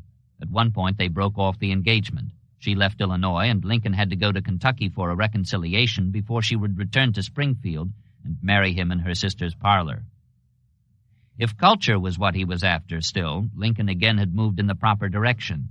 His wife, the great-granddaughter of a Revolutionary general, had attended a private academy in Lexington, where she learned to speak French, read music after a fashion, paint on china, and dance the sedate figures of the time. At 24, she was impulsive and vivacious, short and rather plump, looking especially so alongside her long, lean husband, who was 33. Lincoln seemed to take it calmly enough. 5 days after the wedding, he wrote to a lawyer friend, "Nothing new here, except my marrying, which to me is matter of profound wonder." Their first child, Robert Todd, called Bob, was born the following year. 3 others came in the course of the next decade, all sons, Edward and William and Thomas, called Eddie, Willie, Tad. Eddie died before he was 5, and Tad had a cleft palate. He spoke with a lisp. The Lincolns lived a year in rented rooms, then moved into the $1,500 white frame house which remained their home. They took their place in Springfield society, and Lincoln worked hard at law, riding the 8th Judicial Circuit in all kinds of weather, a clean shirt and a change of underwear in his saddlebag, along with books and papers and a yellow flannel nightshirt. Fees averaged about $5 a case, sometimes paid in groceries, which he was glad to get, since the cost of the house represented something beyond 1 year's total earnings. Home life taught him patience, for his wife was high-strung as well as high-born. He called her mother and met her fits of temper with forbearance, which must have been the last thing she wanted at the time. When her temper got too hot, he would walk off to his office and stay until it cooled. Accustomed to Negro house slaves in Kentucky, Mary Lincoln could not get along with Illinois hired girls who were inclined to answer back. Lincoln did what he could here, too, slipping the girls an extra weekly $1 for compensation. Once, after a particularly bitter scene between mistress and maid, when Mrs. Lincoln had left the room, he patted the girl on the shoulder and gave her the same advice he had given himself. "Stay with her, Maria. Stay with her." His law practice grew. He felt prepared to grow in other directions. Having completed his 4th term in the state legislature, he was ready to move on up the political ladder. He wrote to Whig associates in the district, "Now, if you should hear anyone say that Lincoln don't want to go to Congress, I wish you as a personal friend of mine would tell him you have reason to believe he is mistaken. The truth is, I would like to go very much." In the backstage party scramble, however, he lost the nomination in 1842 and again in 1844. It was 1847 before he got to Congress. From a back row on the Whig side of the House, he came to know the voices and faces of men he would know better. Ashmun of Massachusetts, Rhett of South Carolina, Smith of Indiana, Toombs and Stevens of Georgia, while a visit to the Senate would show him the elder statesmen Webster and Calhoun, along with newer men of note such as Cameron of Pennsylvania and Davis of Mississippi. The Mexican War had ended by then, and though Lincoln voted for whatever Army supply bills came before the House, like most Whigs, he attacked the motives behind the war, which now was being spoken of, by Northern Whigs at least, as infamous and wicked, an imperialist attempt to extend the slavery realm. This got him into trouble back home, where the Democratic papers began calling him a latter-day Benedict Arnold, and the people read and noted all he did as a slur against the volunteers of his state. When Congress convened for his 2nd session, Lincoln was the only Whig from Illinois. It was a hectic session anyhow, with tempers flaring over the question of slavery in the territories. He came home with no chance for re-election and did not try. He gave up politics, refusing even a spoils offer of the governorship of Oregon Territory, and returned to the practice of law, once more riding the circuit. Disheartened, he paused now to restore his soul through work and meditation. Though he did not believe at the outset that it would necessarily ever reach an end, indeed he believed it would not, otherwise it could never have done for him what it did, this 5-year retreat, coming as it did between his 40th and his 45th years, 1849 to 1854, was his interlude of greatest growth. Like many, perhaps most men of genius, Lincoln developed late. It was a time for study, a time for self-improvement. He went back and drilled his way through the first 6 books of Euclid as an exercise to discipline his mind. Not politics, but the law was his main interest now. Riding the circuit, he talked less and listened more. Together with a new understanding and a deeper reading of Shakespeare and the Bible, this brought him a profounder faith in people, including those who had rejected him and repudiated what he had to offer as a leader. Here, too, he was learning. This was the period in which he was reported to have said, "You can fool some of the people all the time, and all the people some of the time, but you can't fool all the people all the time." Non-participation in public affairs did not mean a loss of interest in them. Lincoln read the papers more carefully now than he had ever done before, learning from them of the deaths of Calhoun, Clay, and Webster, whose passing marked the passing of an era. When the 1850 Compromise, as he and most men believed, including Clay, who engineered it shortly before his death, settled the differences that had brought turmoil to the nation and fistfights to the floors of Congress while Lincoln himself was there, he breathed easier. But not for long. The conflict soon was heading up again. Uncle Tom's Cabin came from the presses in a stream. Southern nationalists were announcing plans for the annexation of Cuba. The case of the slave, Dred Scott, suing for his freedom, moved by legal osmosis through the courts. The Whigs seemed lost and the Democrats were splitting. Then Lincoln's old stump opponent, Stephen A. Douglas, who was 4 years younger than Lincoln but who had suffered no setback in political advancement, filling now his 2nd term in the Senate, brought the crisis to a head. Scarcely taller than Napoleon, but with all that monarch's driving ambition and belief in a private star, Douglas moved to repeal that part of the Missouri Compromise which served to restrict the extension of slavery. This came as a result of his championing a northern route for the proposed Pacific Railway. A southern route was also proposed, and Douglas sought to effect a swap, reporting a bill for the organization of two new territories, Kansas and Nebraska, with the provision that the people there should determine for themselves as to the admission or exclusion of slavery, despite the fact that both areas lay well north of the 3630 line drawn by the Compromise, which had guaranteed that the institution would be kept forever south of there. The Southerners were glad to abandon their New Mexico route for such a gain, provided the repeal was made not only implicit but explicit in the bill. Douglas was somewhat shocked. He brought a certain naivety to even his deepest plots, but soon agreed, and Secretary of War Jefferson Davis persuaded Franklin Pierce to make the bill an administration issue. Popular sovereignty, Douglas called it. Squatter sovereignty, his opponents considered a better name. It will raise a hell of a storm, Douglas predicted. It did indeed, though the Democrats managed to ram it through by late May of 1854, preparing the ground for bleeding Kansas and the birth of the Republican Party that same year. Another effect of the Kansas-Nebraska bill was that it brought Lincoln out of retirement. It had raised even more of a storm than Douglas predicted, and not only in Congress. For when the senator came home to Illinois, he saw through the train window his effigy being burned in courthouse squares, and when he came to explain his case before 8,000 people in Chicago, they jeered him off the rostrum. He left, shaking his fist in their faces, and set out to stump the state with a speech that confounded opposition orators and won back many of the voters. Then in early October he came to Springfield, packing the hall of the House of Representatives. After the speech, which had been as successful here as elsewhere in turning the jeers to cheers, the crowd filed out through the lobby and saw Abraham Lincoln standing on the staircase, announcing that he would reply to Douglas the following day and inviting the senator to be present to answer if he cared. Next day they were there, close packed as yesterday. Douglas had a front row seat. It was hot, and Lincoln spoke in shirt sleeves, wearing no collar or tie. His voice was shrill as he began, though presently it settled to lower tones, interrupted from time to time by crackles and thunders of applause. Wet with sweat, his shirt clung to his shoulders and big arms. He had written his speech out beforehand, clarifying in his own mind his position as to slavery, which he saw as the nub of the issue, much to the discomfort of Douglas, who wanted to talk about popular sovereignty, keeping the issue one of self-government, whereas Lincoln insisted on going beyond, making slavery the main question. Emerging from his long retirement, having restored his soul, he was asking himself and all men certain questions. And now the Lincoln music began to sound. The doctrine of self-government is right, absolutely and eternally right. But it has no just application as here attempted. Or perhaps I should rather say that whether it has such just application depends upon whether a Negro is not or is a man.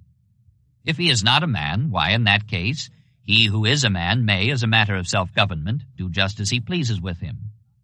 But if the Negro is a man, is it not to that extent a total destruction of self-government to say that he too shall not govern himself?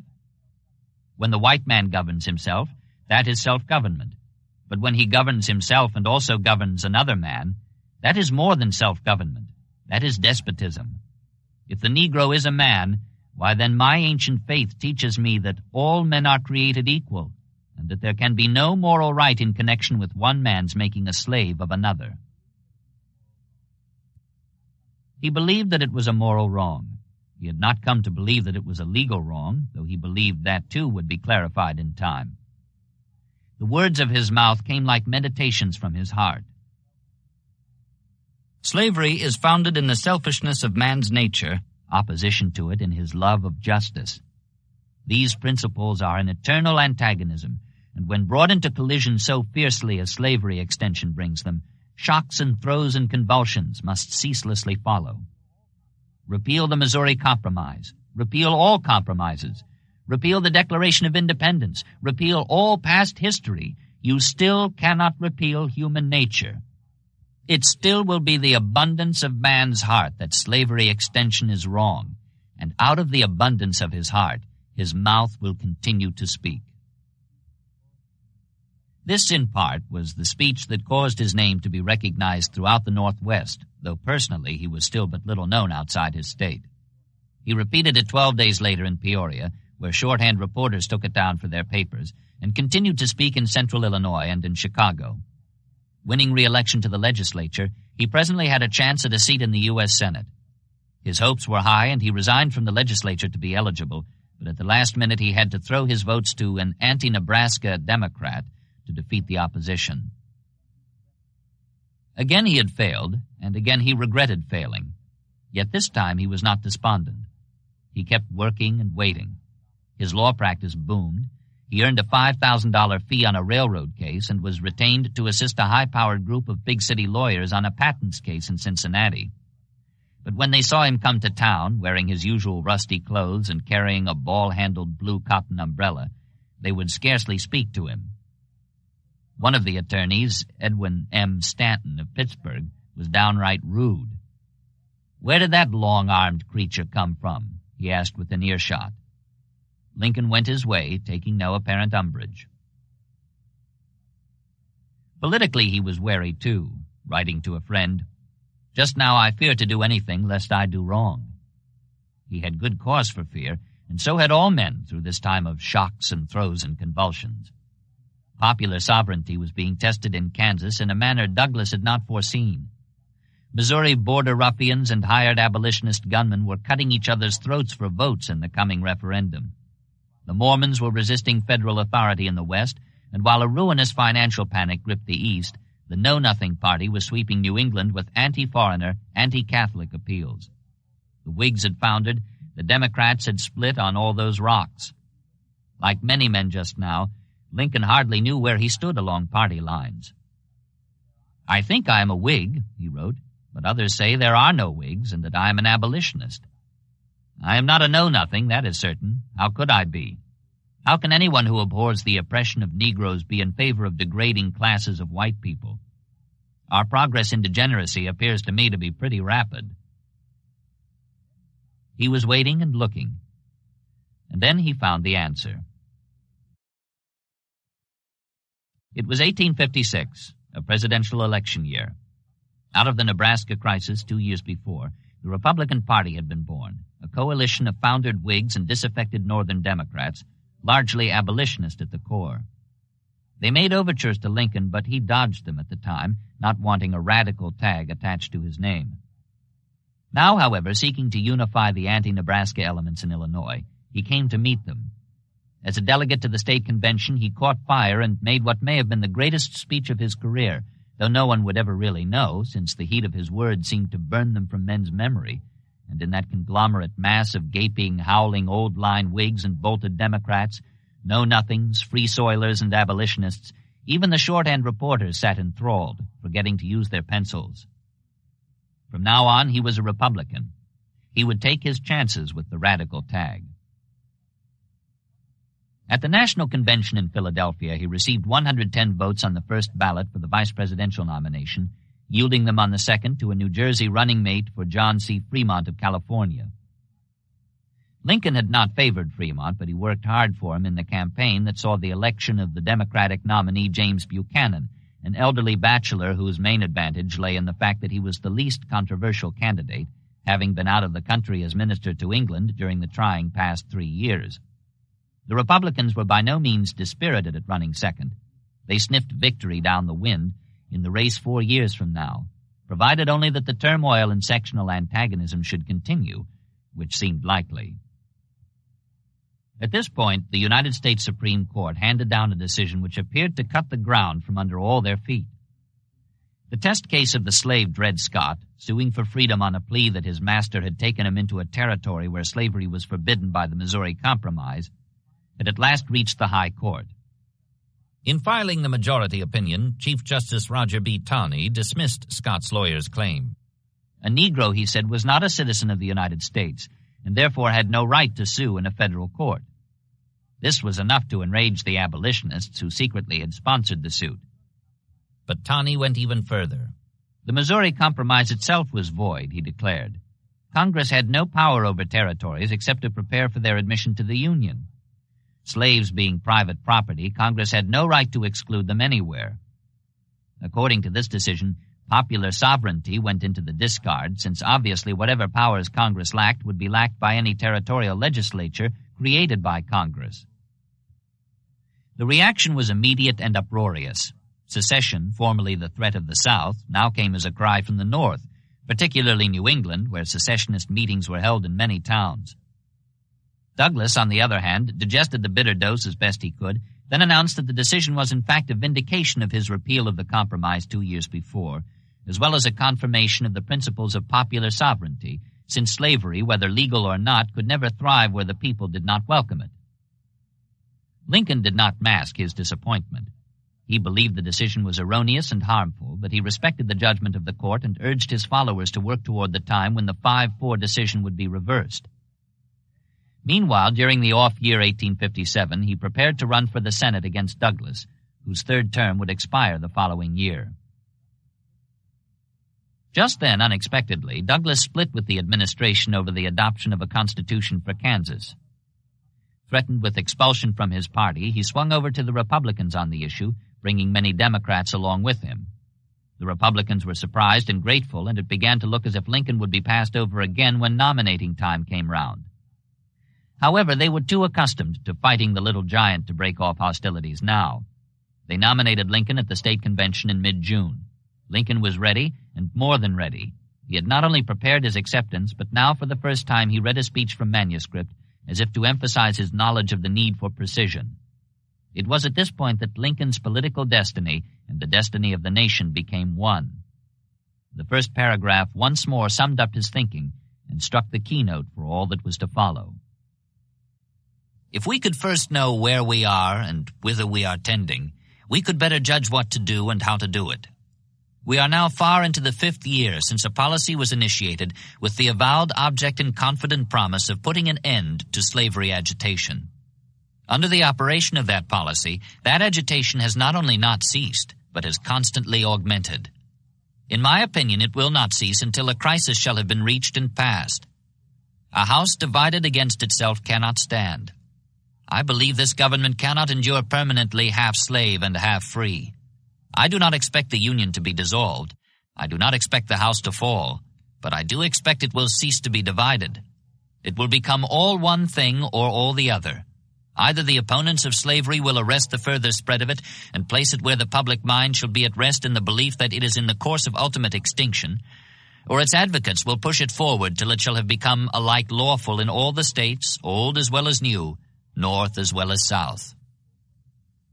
Seizing upon this as proof of Lincoln's radicalism, and declaring that it proved him not only a proponent of sectional discord, but also a reckless prophet of war, Douglas came home and launched an all-out campaign against the Republicans and the Democrats who had not walked out with him. He spoke in Chicago to a crowd that broke into frenzies of cheers, then set out to stump the state, traveling with a retinue of secretaries, stenographers, and influential admirers in a gaily bannered private car placed at his disposal by George B. McClellan, chief engineer of the Illinois Central, who also provided a flat car mounting a brass cannon to boom the announcement that the little giant was coming down the line. Traveling unaccompanied on an ordinary ticket, Lincoln moved in his wake, sometimes on the same train, addressing the crowds attracted by the Douglas panoply. At last he made the arrangement formal, challenging his opponent to a series of debates. Douglas, with nothing to gain, could not refuse. He agreed to meet Lincoln once in each of the 7 congressional districts where they had not already spoken.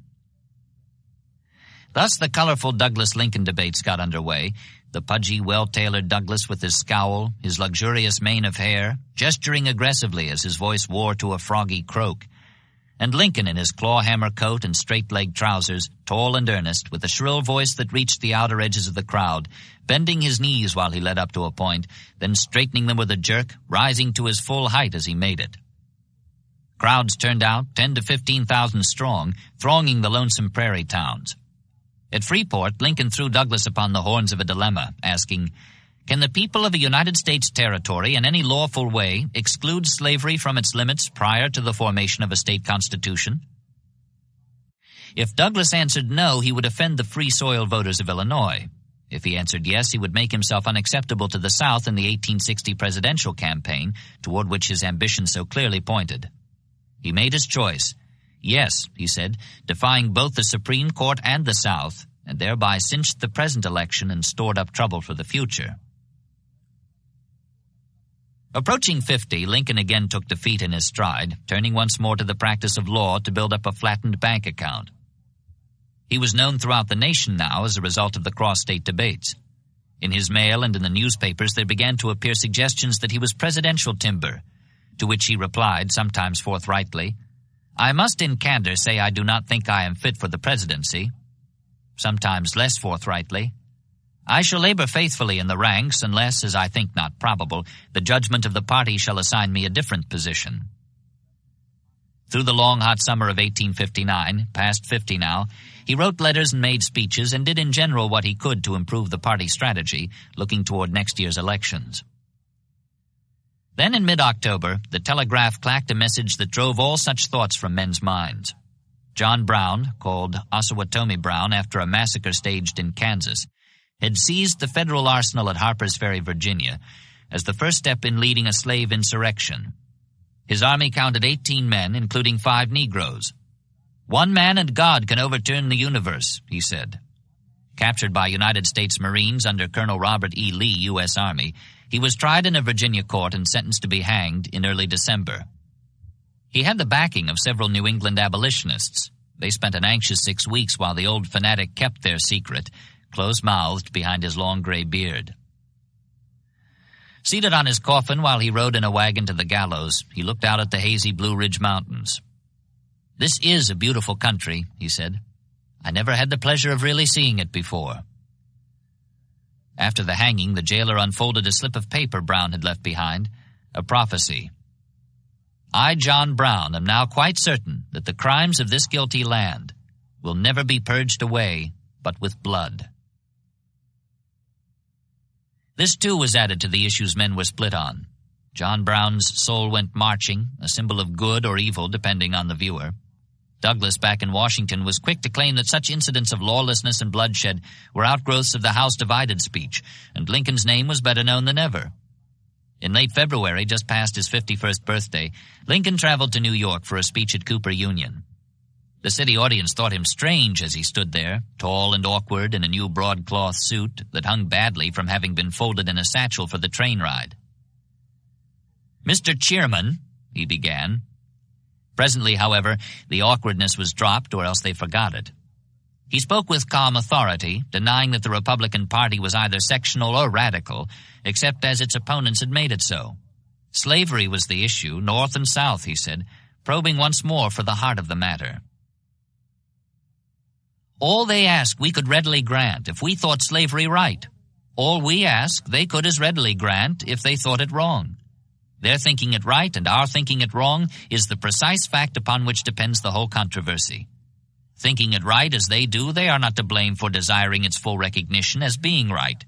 But thinking it wrong as we do, can we yield to them? Can we cast our votes with their view and against our own? In view of our moral, social, and political responsibilities, can we do this?" He thought not. "If our sense of duty forbids this, then let us stand by our duty fearlessly and effectively. Neither let us be slandered from our duty by false accusations against us, nor frightened from it by menaces of destruction to the government, nor of dungeons to ourselves. Let us have faith that right makes might, and in that faith let us to the end dare to do our duty as we understand it." That was the peroration, and the listeners surged from their seats to applaud him, waving handkerchiefs and hats as they came forward to wring his hand. 4 New York newspapers printed the speech in full next morning, and Lincoln went on into New England, making a series of addresses there before returning to Springfield, much enhanced. The time for presidential nominations was drawing close. When a friend asked if he would allow his name to be entered, Lincoln admitted, "The taste is in my mouth a little." Chicago was the scene of the Republican National Convention, the result of a political maneuver toward the close of the previous year by one of Lincoln's supporters, who, poker-faced, had suggested the western city as an ideal neutral site, since Illinois would have no candidate of her own. Now, in mid-May, however, as the delegates converged upon the raw pine wigwam put up to accommodate 10,000 in an atmosphere of victory foreseen, they found that Illinois had a candidate indeed, and something beyond the usual favorite son. Alongside such prominent men as William H. Seward of New York, Salmon P. Chase of Ohio, Edward Bates of Missouri, and Simon Cameron of Pennsylvania, Lincoln was comparatively unknown. Yet this had its advantages, since the shorter the public record a candidate presented, the smaller the target he would expose to the mud that was sure to be flung. Each of these men had disadvantages. Seward had spoken too often of the irrepressible conflict, Chase had been too radical, Bates was tainted by know-nothingism, and Cameron was said to be a crook. Besides all this, Lincoln came from the critical Northwest, where the political scale was likely to be tipped. His managers set up headquarters and got to work behind the scenes, giving commitments, making deals. Then on the eve of balloting, they received a wire from Springfield. "I authorize no bargains and will be bound by none." "Lincoln ain't here and don't know what we have to meet," the managers said, and went on dickering right and left, promising cabinet posts and patronage, printing counterfeit admission tickets to pack the wigwam nomination morning. The Seward yell was met by the Lincoln yawp. The New Yorker led on the first ballot. On the second, there were readjustments as the others jockeyed for position.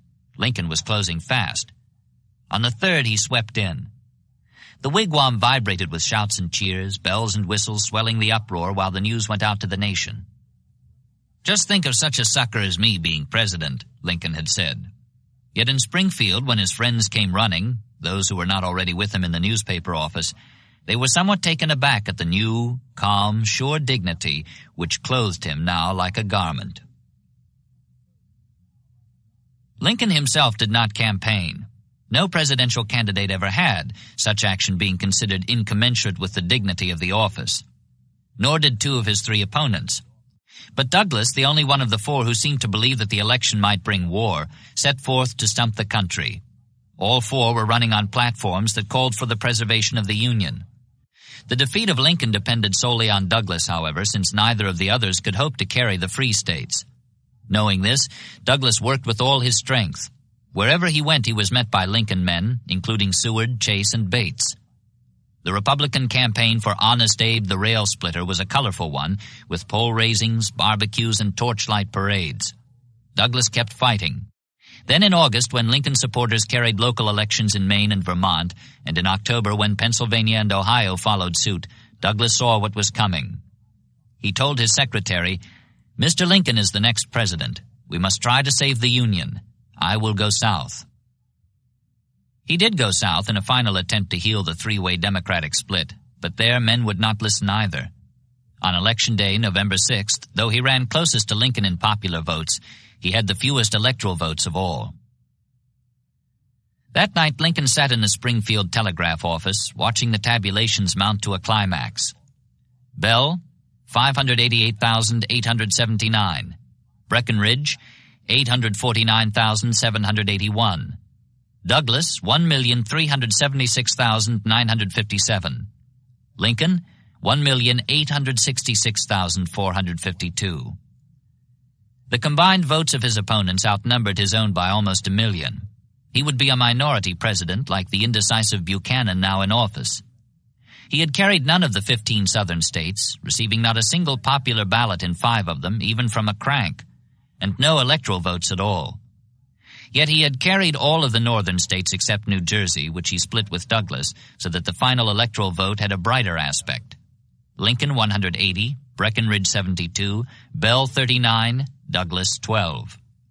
Even if all the opposing popular votes had been concentrated on a single candidate, he would have received but 11 fewer electoral votes, which still would have left him more than he needed to win.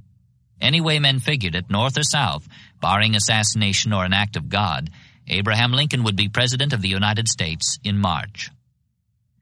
How many states would remain united was another question. South Carolina had warned that she would secede if Lincoln was elected.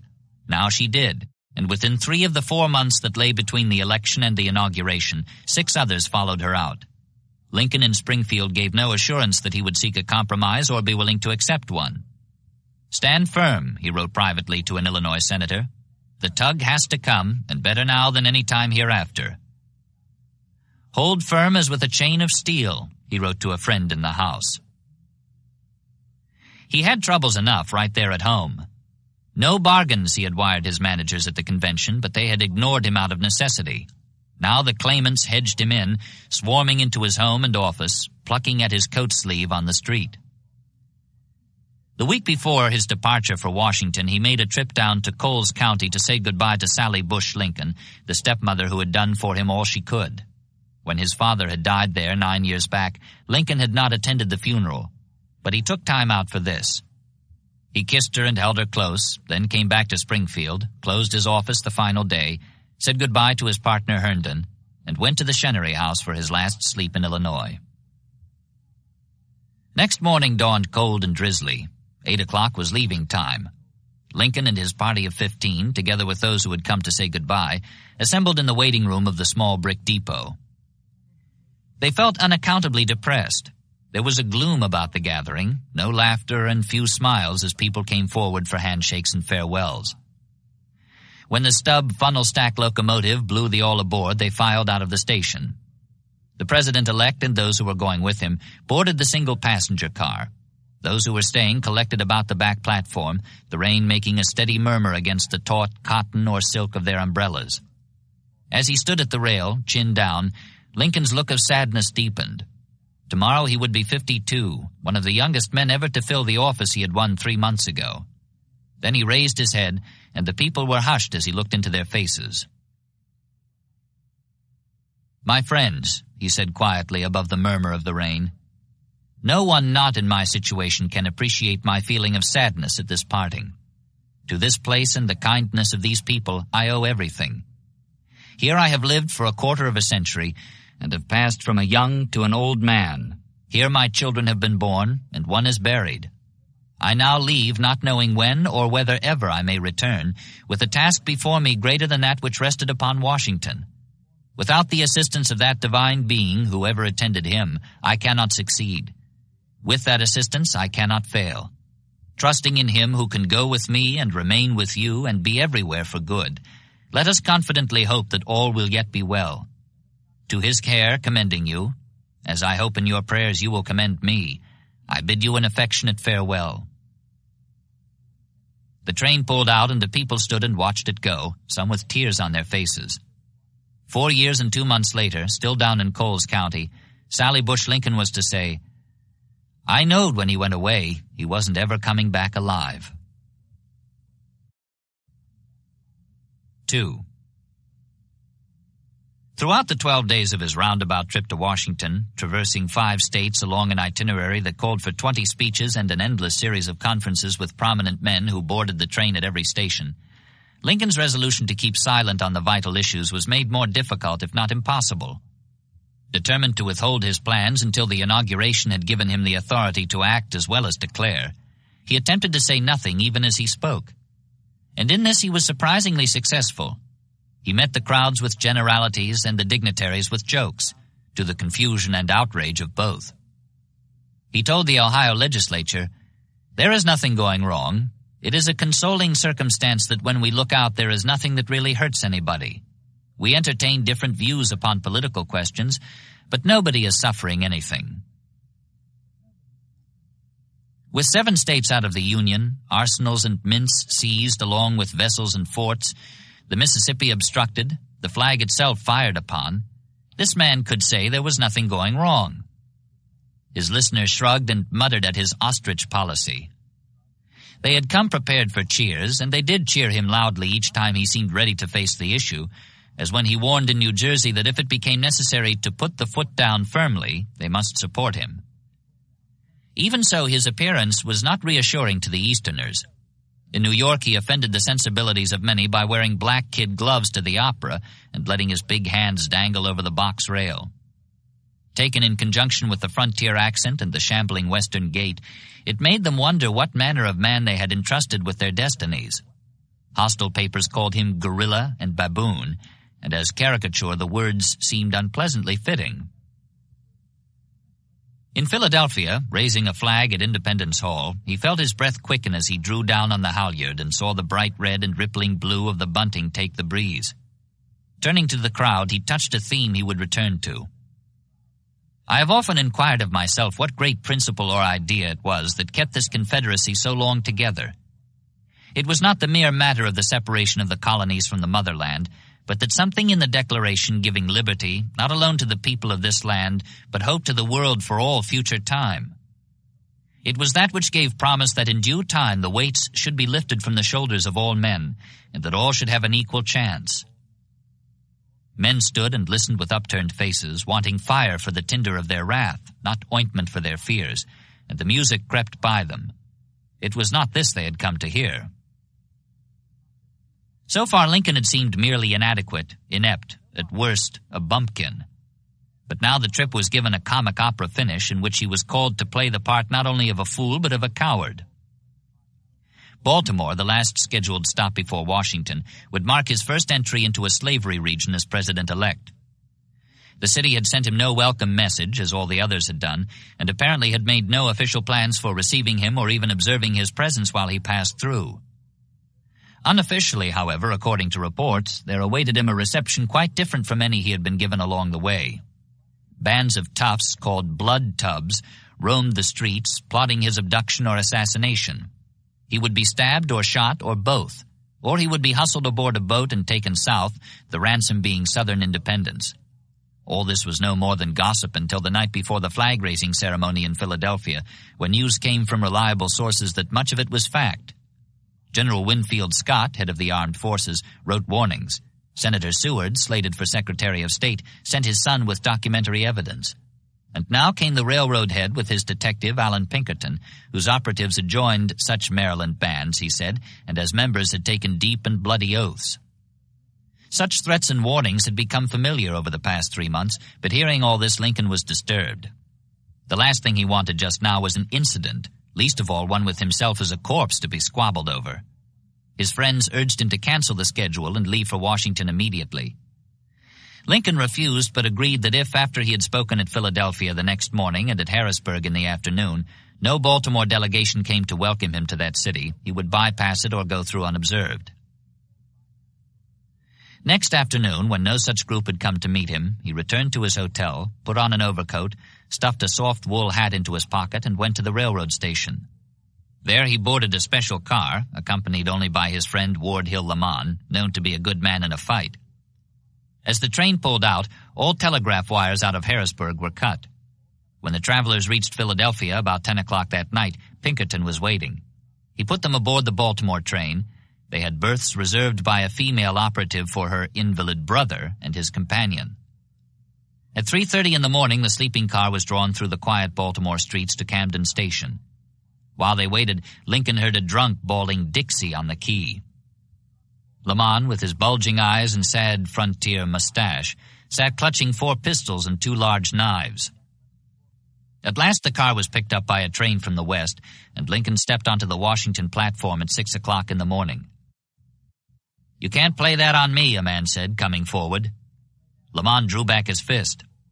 "Don't strike him," Lincoln cried, and caught his arm, recognizing Elihu Washburn, an Illinois congressman. They went to Willard's Hotel for breakfast. Such was the manner in which the new leader entered his capital to take the oath of office. Though the friendly press was embarrassed to explain it, the hostile papers had a field day, using the basic facts of the incident as notes of a theme particularly suited for variations. The overcoat became a long military cloak, draping the lanky form from heels to eyes, and the wool hat became a Scotch plaid cap, a sort of tam-o'-shanter. Cartoonists drew fugitive sketches, showing Lincoln with his hair on end, the elongated figure surrounded by squiggles to show how he quaked as he ran from the threats of the blood tubs. Only an attack of ague, they had his friends explaining. Before long, the Scotch plaid pattern was transferred from the cap to the cloak, which at last became a garment he had borrowed from his wife, whom he left at the mercy of imaginary assassins. In the North, there was shame behind the laughter and the sighs. Elation was high in the South, where people found themselves confirmed in their decision to leave a union which soon would have such a coward for its leader. Certainly no one could picture Jefferson Davis fleeing from threats to his safety in a plaid disguise and surrounded by squiggles of fear. Mrs. Lincoln and the children arrived that afternoon, and the family moved into Parlor 6, Willard's finest, which between now and the inauguration became a little White House. To Parlor 6 came the public figures, resembling their photographs except for a third-dimensional grossness of the flesh, and the office seekers, importunate or demanding, oily or brash, as they had come to Springfield. Here as there, Lincoln could say of the men who had engineered his nomination in Chicago, "They have gambled me all around, bought and sold me 100 times. I cannot begin to fill all the pledges made in my name." The card-writing stand in the lobby offered a line of cockades for buttonholes or hat bands, suitable for all shades of political sentiment. While elsewhere in the rambling structure, a peace convention was meeting behind closed doors, the delegates mostly old men who talked and fussed, advancing the views of their 21 states, 6 of them from the buffer region but none from the Cotton South, until at last they gave up and dispersed, having come to nothing. Washington was a southern city, surrounded by slave states, and the military patrolled the streets, drilled and paraded and bivouacked in vacant lots, so that townspeople, waking to the crash of sunrise guns and blare of bugles, threw up their windows and leaned out in nightcaps, thinking the war had begun. Congress was into its closing days, and finally in early March adjourned, having left the incoming president no authority to assemble the militia or call for volunteers, no matter what emergency might arise. The inauguration day broke fair, but soon a cold wind shook the early flowers and the sky was overcast. Then this too yielded to a change.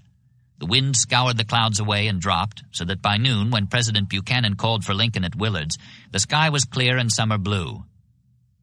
Along streets lined with soldiers, including riflemen posted at upper-story windows and cannoneers braced at attention beside their guns, the silver-haired 69-year-old bachelor and his high-shouldered successor rode in sunshine to the Capitol. From the unfinished dome, disfigured by scaffolds, a derrick extended a skeleton arm. A bronze freedom lay on the grass, the huge figure of a woman holding a sword in one hand and a wreath in the other, awaiting the dome's completion when she would be hoisted to its summit. In the Senate chamber, Buchanan and Lincoln watched the swearing-in of Vice President Hannibal Hamlin of Maine, so dark-skinned that campaign rumors had him a mulatto, then proceeded to a temporary platform on the east portico, where they gazed out upon a crowd of 10,000. Lincoln wore new black clothes, a tall hat, and carried a gold-headed ebony cane. As he rose to deliver the inaugural address, Stephen Douglas leaned forward from among the dignitaries and took the hat, holding it while Lincoln adjusted his spectacles and read from a manuscript he took out of his pocket. A first draft had been written at Springfield. Since then, by a process of collaboration, it had been strengthened in places and watered down in others. Now, after months of silence and straddling many issues, he could speak, and his first words were spoken for Southern ears. "I have no purpose, directly or indirectly, to interfere with the institution of slavery in the states where it exists. I believe I have no lawful right to do so, and I have no inclination to do so." However, he denied that there could be any constitutional right to secession. "It is safe to assert that no government proper ever had a provision in its organic law for its own termination. No state upon its own mere motion can lawfully get out of the Union." Then followed sterner words. "I shall take care, as the Constitution itself expressly enjoins upon me, that the laws of the Union be faithfully executed in all the states. Doing this I deem to be only a simple duty on my part, and I shall perform it, so far as practicable, unless my rightful masters, the American people, shall withhold the requisite means, or in some authoritative manner direct the contrary. The power confided in me will be used to hold, occupy, and possess the property and places belonging to the government, and to collect the duties and imposts." Having clarified this, he returned to the question of secession, which he considered not only unlawful but unwise. "Physically speaking, we cannot separate. A husband and wife may be divorced and go out of the presence and beyond the reach of each other, but the different parts of our country cannot do this. They cannot but remain face to face, and intercourse, either amicable or hostile, must continue between them. War, too, would be unwise. Suppose you go to war, you cannot fight always, and when, after much loss on both sides and no gain on either, you cease fighting, the identical old questions as to terms of intercourse are again upon you. The issue lay as in a balance, which they could tip if they chose. In your hands, my dissatisfied fellow countrymen, and not in mine, is the momentous issue of civil war. The government will not assail you. You can have no conflict without being yourselves the aggressors. You have no oath registered in heaven to destroy the government, while I shall have the most solemn one to preserve, protect, and defend it." He then read the final paragraph, written in collaboration with Seward.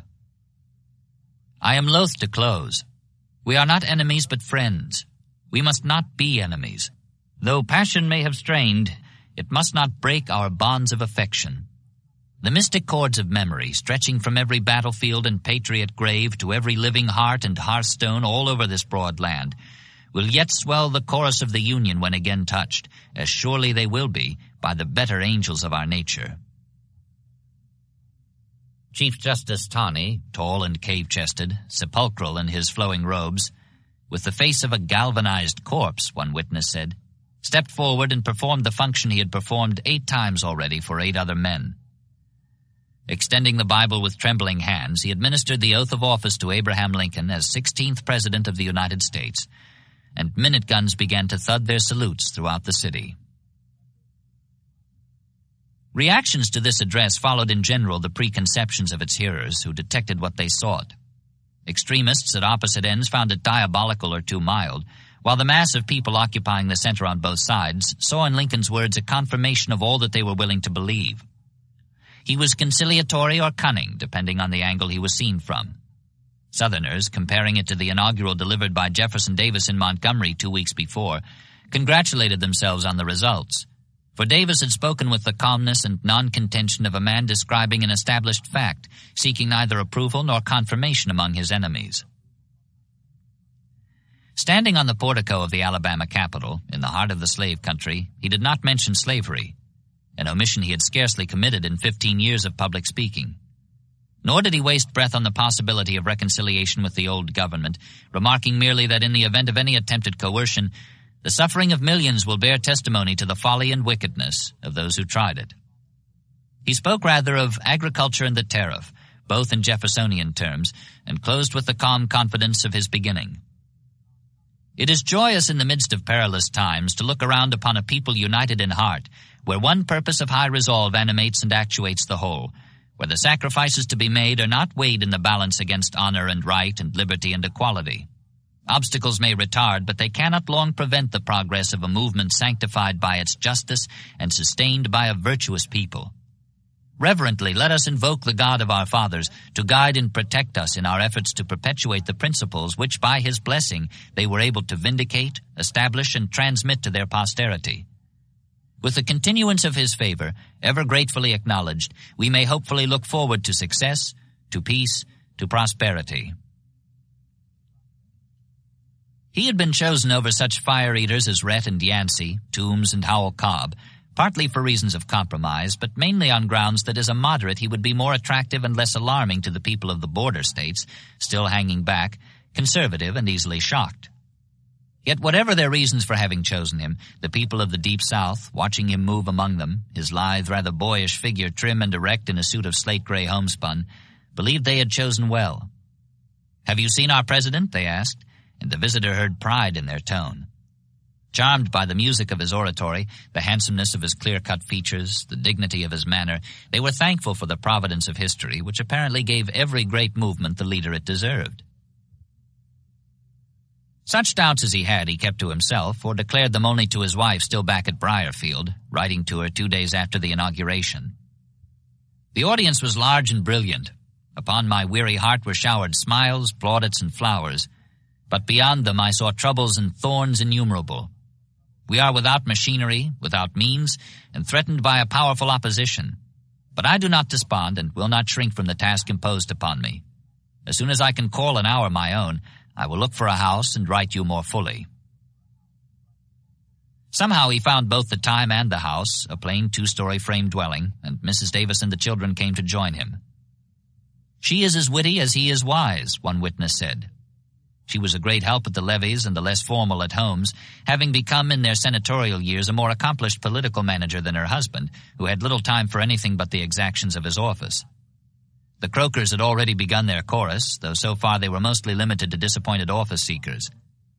Arriving, Mrs. Davis had found him careworn, but when she expressed her concern, Davis told her plainly, "If we succeed, we shall hear nothing of these malcontents. If we do not, then I shall be held accountable by friends as well as foes. I will do my best." Rising early, he worked at home until breakfast, then went to his office, where he often stayed past midnight. He had need for all this labor, founding like Washington a new government, a new nation, except that whereas the earlier patriot had worked in a time of peace, with his war for independence safely won, Davis worked in a flurry against time, with possibly a harder war ahead. Like Washington, too, he lived without ostentation or pomp. His office was upstairs in the ugly red brick State House on a downtown corner, the President handwritten across a sheet of foolscap pasted to the door. He made himself accessible to all callers, and even at his busiest he was gracious, much as Jefferson had been. Such aping of the earlier revolutionists was considered by the Confederates not as plagiarism, but simply as a claiming of what was their own, since most of those leaders had been Southern in the first place, especially the ones who set the tone, including 4 of the first 5, 7 of the first 10, and 9 of the first 15 presidents. In adopting a national standard, the present revolutionists' initial thought was to take the old flag with them, and the first name proposed for the new nation was the Southern United States of America. Except for certain elucidations, the lack of which had been at the root of the recent trouble, the Confederate Constitution was a replica of the one its framers had learned by heart and guarded as their most precious heritage. We, the people of the United States, became we, the people of the Confederate States, each state acting in its sovereign and independent character. And they assembled not to form a more perfect union, but to form a permanent federal government. There was no provision as to the right of secession. The lawmakers explained privately that there was no need for this, such a right being as implicit as the right to revolution, and to have included such a provision would have been to imply its necessity. One important oversight was corrected, however. Where the Founding Fathers, living in a less pious age of reason, had omitted any reference to the deity, the modern preamble invoked the favor and guidance of Almighty God. Nor were more practical considerations neglected. The president and vice president were elected to a 6-year term, neither of them eligible for re-election. Congress was forbidden to pass a protective tariff or to appropriate money for internal improvements. Cabinet officers were to be given seats on the floor of Congress. Each law must deal with only one subject, announced in its title, and the president had the right to veto separate items in appropriation bills. Instead of requiring a 3/4 majority, amendments could be ratified by 2/3 of the states. While the newer document expressly prohibited any revival of the slave trade, those chattels referred to in the old one as persons now became outright slaves, and in all territory acquired by the Confederacy, slavery was to be recognized and protected by both the federal and territorial governments. Thus the paperwork foundation had been laid. The Confederacy was a going concern, one of the nations of earth. Whether it would remain so depended in a large part on the events of March and April, following the 2 inaugurals, particularly as these events affected the sympathies of the 8 states in the 200 to 400 mile deep neutral region which lay between the 2 countries. Davis knew this, of course, and knew as well that it would be the opposition's strategy to maneuver him into striking the first blow. This he was willing to do, provided the provocation to strike it was great enough to gain him the approval of the buffer states and the European powers. Actually, the odds were with him, for the neutral states were slave states, bound to the South by ties of history and kinship, and it was to the interests of the nations of Europe to see a growing competitor split in 2. Meanwhile, what was needed was patience, which Davis knew was not his dominant virtue, and indeed was hardly a Southern virtue at all. Therefore, though his people were united, as he said, by one purpose of high resolve, he could also speak of his weary heart and troubles and thorns innumerable. Lincoln up in Washington had most of these troubles, including the problem of holding the border states, and a greater one as well. Having first made up his mind, he must then unite the North before he could move to divide and conquer the South. He had made up his mind. He had stated his position. The Union is unbroken, he had said. Yet while Europe applauded the forthright manner in which the Confederacy had set itself in motion, Lincoln was confronted with division even among the states that had stayed loyal. New Jersey was talking secession, so was California, which along with Oregon was considering the establishment of a new Pacific nation. So even was New York City, which beside being Southern in sentiment, would have much to gain from independence. While moderates were advising sadly, let the erring sisters depart in peace, extremists were violently in favor of the split. No union with slaveholders, away with this foul thing. The union was not formed by force, nor can it be maintained by force. On the other hand, whatever there was of native Union persuasion was sustained by economic considerations. Without the rod of a strong protective tariff, Eastern manufacturers would lose their southern markets to the cheaper, largely superior products of England, and this was feared by the workers as well as the owners. The people of the Northwest remained staunchly pro-Union, faced as they were with loss of access to the lower Mississippi, that outlet to the Gulf which they had had for less than 50 years. Then, too, following Lincoln's inaugural address, there was a growing belief that separation would solve no problems, but rather would add others of an international character, with the question of domination intensified.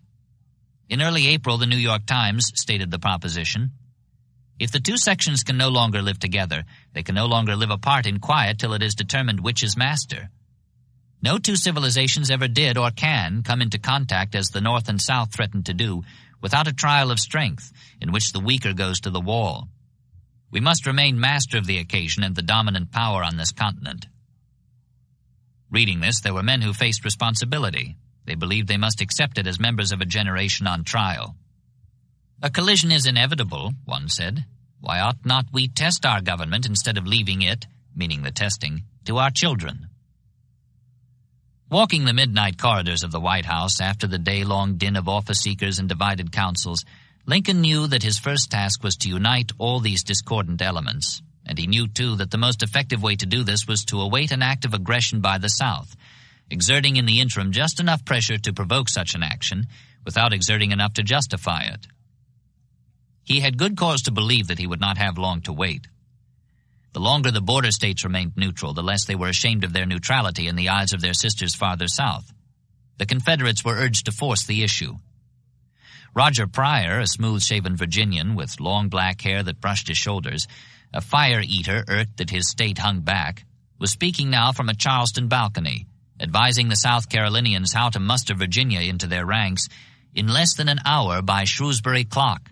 Strike a blow! What Pryor had in mind was Fort Sumter, out in Charleston Harbor, one of the 4 federal forts still flying the Union flag in Confederate territory. Lincoln also had it in mind, along with the other 3, all Florida forts, Pickens off Pensacola Bay, Taylor at Key West, and Jefferson in the Dry Tortugas. The crowd was delighted with Pryor's advice. So would Lincoln have been if he had heard him, for by now he saw Sumter as the answer to his need for uniting the North. The garrison at Fort Sumter had originally occupied the more vulnerable Fort Moultrie on Sullivan's Island, but the night after Christmas, 6 days after South Carolina seceded, Major Robert Anderson removed his 82 men to the stronger fortress 3 miles out in the harbor. South Carolina protested to Washington, demanding as one nation to another that the troops return to Moultrie. Instead, Buchanan sent an unarmed merchant steamer, the Star of the West, with men and supplies to reinforce the fort. But when the Charleston gunners took her under fire, Union Jack and all, she turned back. That was that. Though they ringed the harbor with guns trained on Sumter and no longer allowed the garrison to buy food at local markets, the Carolinians fired no shot against the fort itself, nor did the Confederate authorities when they took over in March. Buchanan, with his "after me the deluge" policy, left the situation for his successor to handle as he saw fit, including the question of whether to swallow the insult to the flag. On the day after his inauguration, Lincoln received dispatches from Anderson announcing that he had not food enough to last 6 weeks, which meant that Lincoln had something less than that period of time in which to make up his mind whether to send supplies to the fort or let it go. During this period, while Lincoln was making up his mind and seemed lost in indecision, there was played in Washington a drama of cross purposes involving backstairs diplomacy and earnest misrepresentation. Secretary of State William H. Seward, leader of the Republican Party and a man of wide experience in public life, saw the new president as well-meaning but incompetent in such matters, a prairie lawyer fumbling toward disaster, and himself as the administration's one hope to forestall civil war. He believed that if the pegs that held men's nerves screwed tight could somehow be loosened, or at any rate not screwed still tighter, the crisis would pass. The neutral states would remain loyal, and in time even the seceded states would return to the fold, penitent and convinced by consideration. He did not believe that Sumter should be reinforced or resupplied, since this would be exactly the sort of incident likely to increase the tension to the snapping point. In this he was supported by most of his fellow cabinet members, for when Lincoln polled them on the issue, Assuming it to be possible to now provision Fort Sumter, under all the circumstances, is it wise to attempt it? They voted 5-2 to abandon the fort. The Army, too, had advised against any attempted reinforcement, estimating that 20,000 troops would be required, a number far beyond its present means. Only the Navy seemed willing to undertake it. Lincoln himself, in spite of his inaugural statement that he would hold, occupy, and possess the property and places belonging to the government, seemed undecided or anyhow did not announce his decision. Seward believed he would come around in time, especially in the light of the odds among his counselors. Meanwhile, he, Seward, would do what he could to spare the Southerners any additional provocation. 3 of them were in Washington now, sent there from Montgomery as commissioners to accomplish the speedy adjustment of all questions growing out of separation as the respective interests, geographical contiguity, and future welfare of the 2 nations may render necessary. They had much to offer and much to ask. The Confederate Congress having opened the navigation of the lower Mississippi to the northern states, they expected to secure in return the evacuation of Sumter and the Florida forts, along with much else. Lincoln, however, would not see them. To have done so would have been to give over the constitutional reasoning that what was taking place in Alabama was merely a rebellion by private persons, no more entitled to send representatives to the rightful government than any other band of outlaws. Being also an official person, Seward, of course, could not see them either, no matter how much good he thought would proceed from a face-to-face conciliatory talk. Yet he found a way at least to show them the extent to which he believed the government would go in proving it meant no harm in their direction. On March 15th, the day Lincoln polled his cabinet for its views on Sumter, U.S. Supreme Court Justice John A. Campbell of Alabama, who had not yet gone south, came into Seward's office to urge him to receive the Southerners. The secretary regretfully declined, then added, "If Jefferson Davis had known the state of things here, he would not have sent those commissioners. The evacuation of Sumter is as much as the administration can bear." Justice Campbell was alert at once. Here was Seward, guaranteeing for the government, whose Secretary of State he was, the main concession the commissioners were seeking. To make this even more definite, Campbell remarked that he would write to Davis at once. "And what shall I say to him on the subject of Fort Sumter?" "You may say to him that before that letter reaches him, how far is it to Montgomery?" 3 days. "You may say to him that before that letter reaches him, the telegraph will have informed him that Sumter will have been evacuated." Lincoln was still either making up his mind or reinforcing whatever decision he had already made. In this connection, he sent 3 men down to Charleston to observe the situation and report on what they saw. The first 2, both Southern-born, were Illinois law associates. Both reported reconciliation impossible, and one, the faithful Lamon, who had come through Baltimore on the sleeping car with Lincoln, went so far as to assure South Carolina's Governor Pickens that Sumter would be evacuated. The third, a high-ranking naval observer who secured an interview with Anderson at the fort, returned to declare that a relief expedition was feasible. Lincoln ordered him to assemble the necessary ships and to stand by for sailing orders. He would use him or not, depending on events. At the same time, in an interview with a member of the Virginia State Convention, which had voted against leaving the Union but remained in session, prepared to vote the other way if the administration went against the grain of its sense of justice, Lincoln proposed a swap. If the convention would adjourn sine die, he would evacuate Sumter. "A state for a fort is no bad business," he said. Nothing came of this, but at the end of March, when Lincoln again polled the cabinet on the question, the vote was 3-3, one member being absent. Seward by now had begun to see that he might well have gone too far in his guarantees to the Confederate commissioners. When Justice Campbell returned on April 1st to ask why his promise of 2 weeks before had not been carried out, Seward replied with the straight-faced solemnity of a man delivering an April Fool pronouncement. "I am satisfied the government will not undertake to supply Fort Sumter without giving notice to Governor Pickens." "What does this mean?" Campbell asked, taken aback. This was something quite different from the Secretary's former assurances. "Does the President design to supply Sumter?" "No, I think not," Seward said. "It is a very irksome thing to him to surrender it. His ears are open to everyone, and they fill his head with schemes for its supply. I do not think he will adopt any of them. There is no design to reinforce it." Campbell reported these developments to the Confederate commissioners, who saw them in a clearer light than Seward himself had done. Restating them in sterner terms, the following day they telegraphed their government in Montgomery. "The war wing presses on the president. He vibrates to that side. Their form of notice to us may be that of a coward who gives it when he strikes." This, or something like this, was what followed. For though Lincoln himself had practiced no deception, at least not toward the Confederates, Seward's well-meant misrepresentations had led exactly to that effect. By now Lincoln was ready. On April 6th he signed an order dispatching the naval expedition to Fort Sumter. Yet Seward was still not quite through. The following day, when Justice Campbell asked him to confirm or deny rumors that such a fleet was about to sail, Seward replied by note, "Faith as to Sumter fully kept. Wait and see."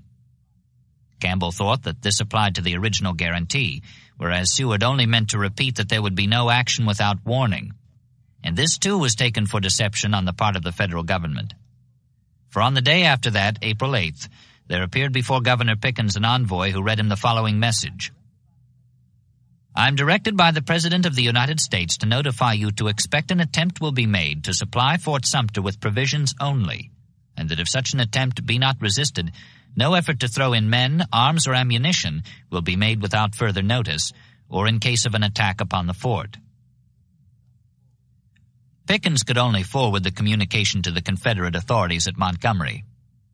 Lincoln had maneuvered them into the position of having either to back down on their threats or else to fire the first shot of the war. What was worse, in the eyes of the world, that first shot would be fired for the immediate purpose of keeping food from hungry men. Davis assembled his cabinet and laid the message before them. Their reactions were varied. Robert Toombs, the fire eater, was disturbed and said so. "The firing on that fort will inaugurate a civil war greater than any the world has yet seen, and I do not feel competent to advise you." He paced the room, head lowered, hands clasped beneath his coattails. "Mr. President, at this time it is suicide, murder, and you will lose us every friend at the North.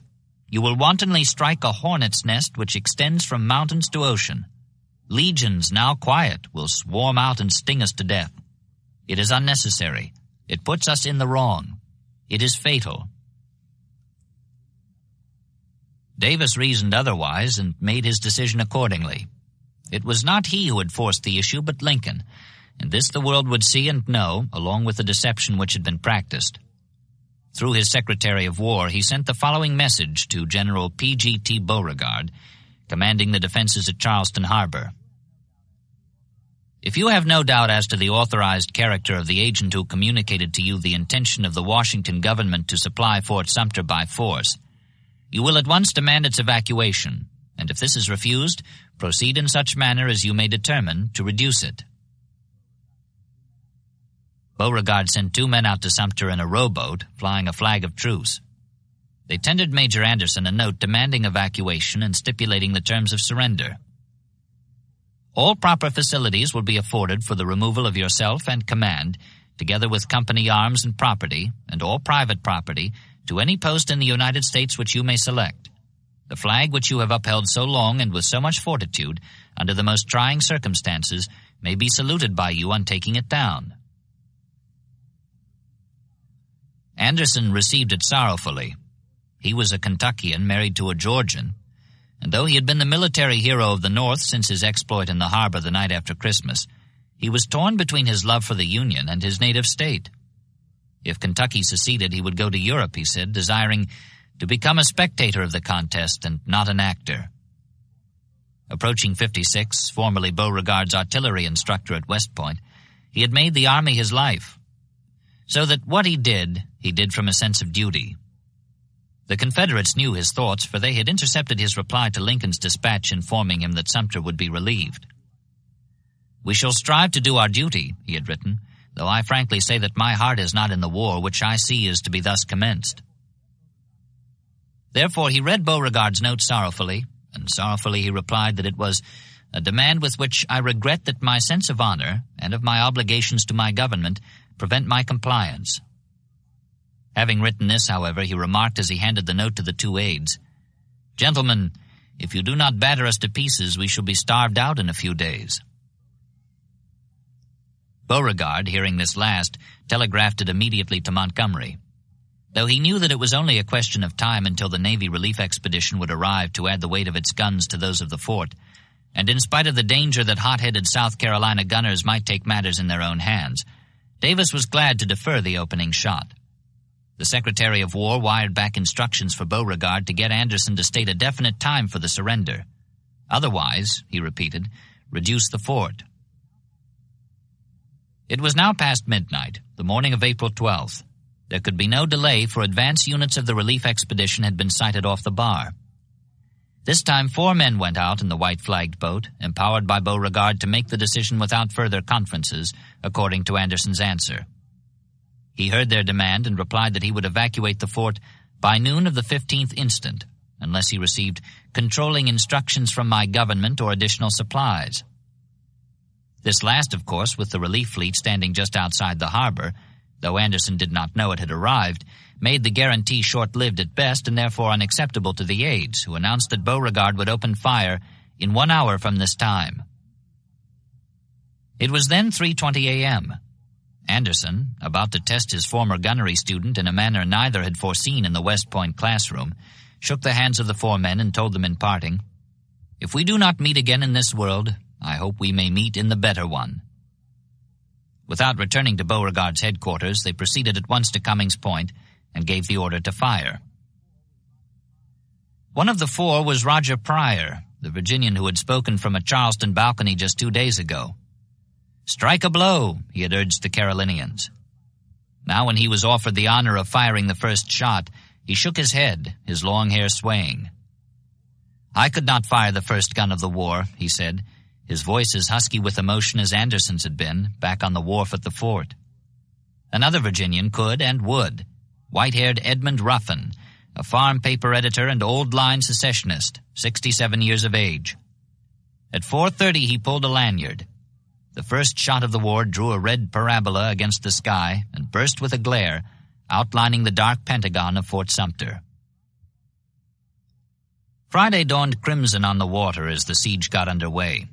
Beauregard's 47 howitzers and mortars began a bombardment which the citizens of Charleston, together with people who had come from miles around by train and buggy, on horseback and afoot to see the show, watched from rooftops as from grandstand seats at a fireworks display, cheering as the gunnery grew less ragged and more accurate, until at last almost every shot was jarring the fort itself. Anderson had 40 guns, but in the casemates which gave his cannoneers protection from the plunging shells of the encircling batteries, he could man only flat trajectory weapons firing non-explosive shot. Beauregard's gunners got off more than 4,000 rounds. As they struck the terraplane and rooted into the turf of the parade, their explosions shook the fort as if by earthquakes. Heated shots started fires, endangering the magazine. Presently the casemates were so filled with smoke that the cannoneers hugged the ground, breathing through wet handkerchiefs. Soon they were down to 6 guns. The issue was never in doubt. Anderson's was no more than a token resistance. Yet he continued firing, for if no other purpose than to prove that the defenders were still there. The flag was shot from its staff. A sergeant nailed it up again. Once during a lull, which at first was thought to be preparatory to surrender, when the Union gunners resumed firing, the Confederates rose from behind their parapets and cheered them. Thus it continued all through Friday and Friday night and into Saturday. The weary defenders were down to pork and water. Then at last, the conditions of honor satisfied, Anderson agreed to yield under the terms offered 2 days ago. So far there had been no casualties on either side. The casualties came later, during the arrangement of the particulars of surrender and finally during the ceremony itself. The first was Roger Pryor, who apparently had recovered from his reluctance and was sent to the fort as one of Beauregard's emissaries. Sitting at a table in the unused hospital while the formal terms were being put to paper, he developed a thirst and poured himself a drink from a bottle which he found at his right hand. When he had tossed it off, he read the label and discovered that it was iodine of potassium.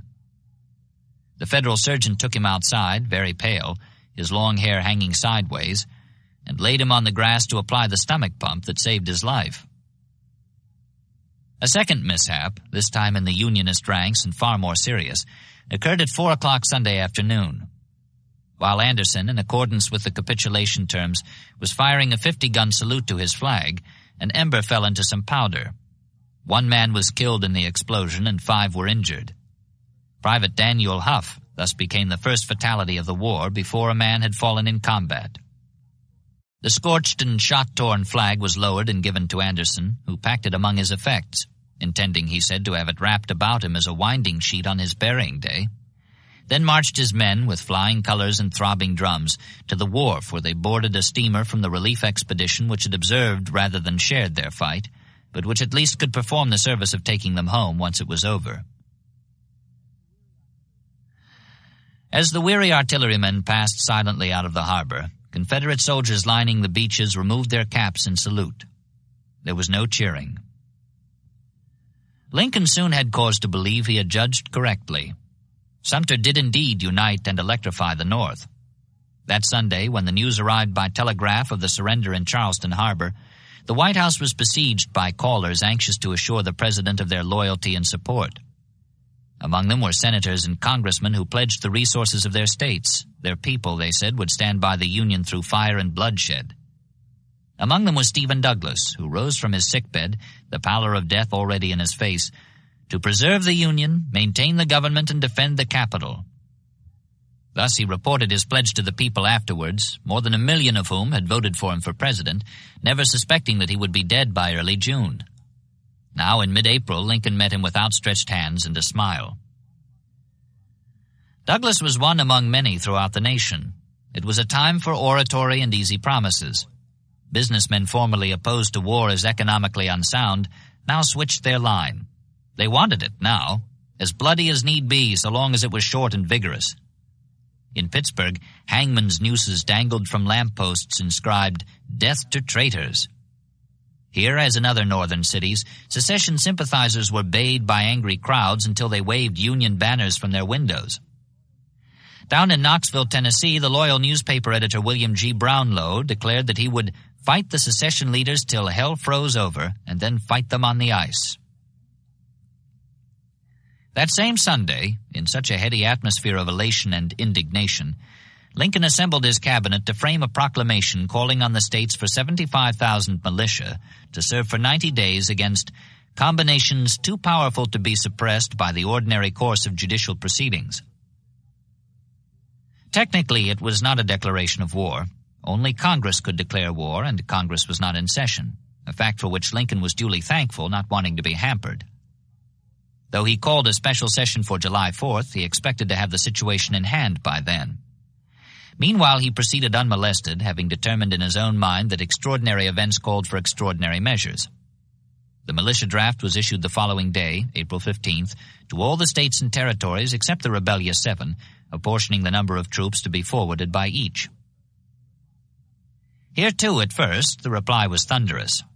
The northern states quickly oversubscribed their quotas. Governor after northern governor wired forthright encouragement, asking only to be informed of the administration's needs. Then Lincoln met a check, as he raised a pontifical hand, commanding the persons composing the combinations aforesaid to disperse and retire peacefully to their respective abodes.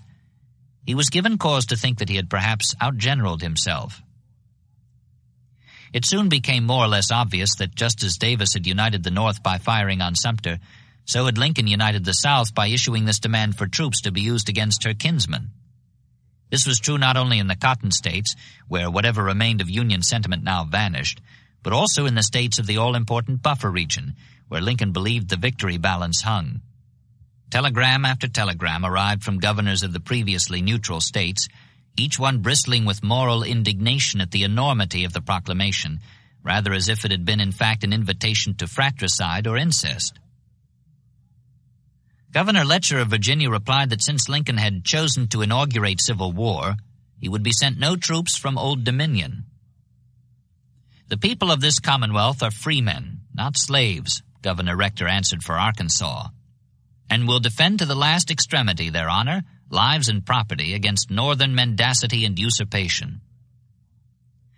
Governor Ellis of North Carolina declared that his state would be no party to this wicked violation of the laws of the country and this war upon the liberties of a free people. Tennessee will furnish not a single man for the purpose of coercion, Governor Harris told Lincoln, but 50,000 if necessary for the defense of our rights and those of our Southern brothers. In such hard words did these four governors reply to the call for troops, and their people backed them up. Virginia seceded within 2 days, followed by the other three, Arkansas and Tennessee, and finally North Carolina.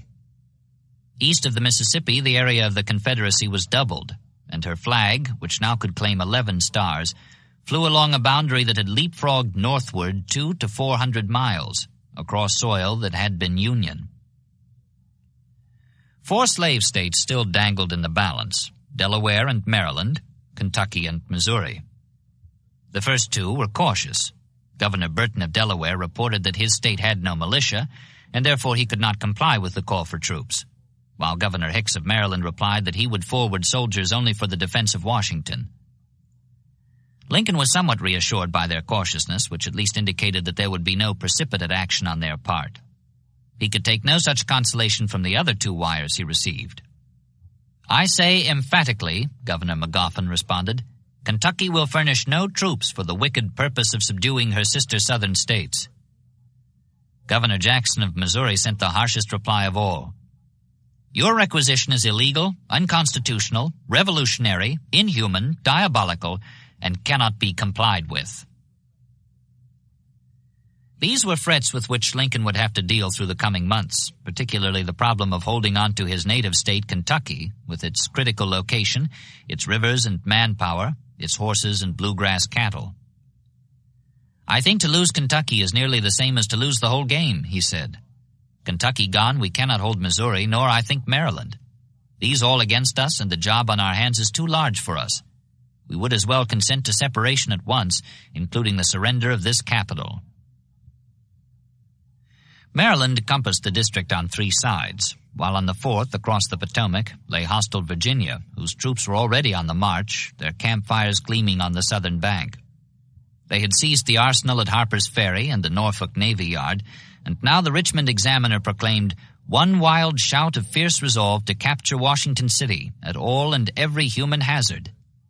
That filthy cage of unclean birds must and will be purified by fire. It seemed possible, even probable.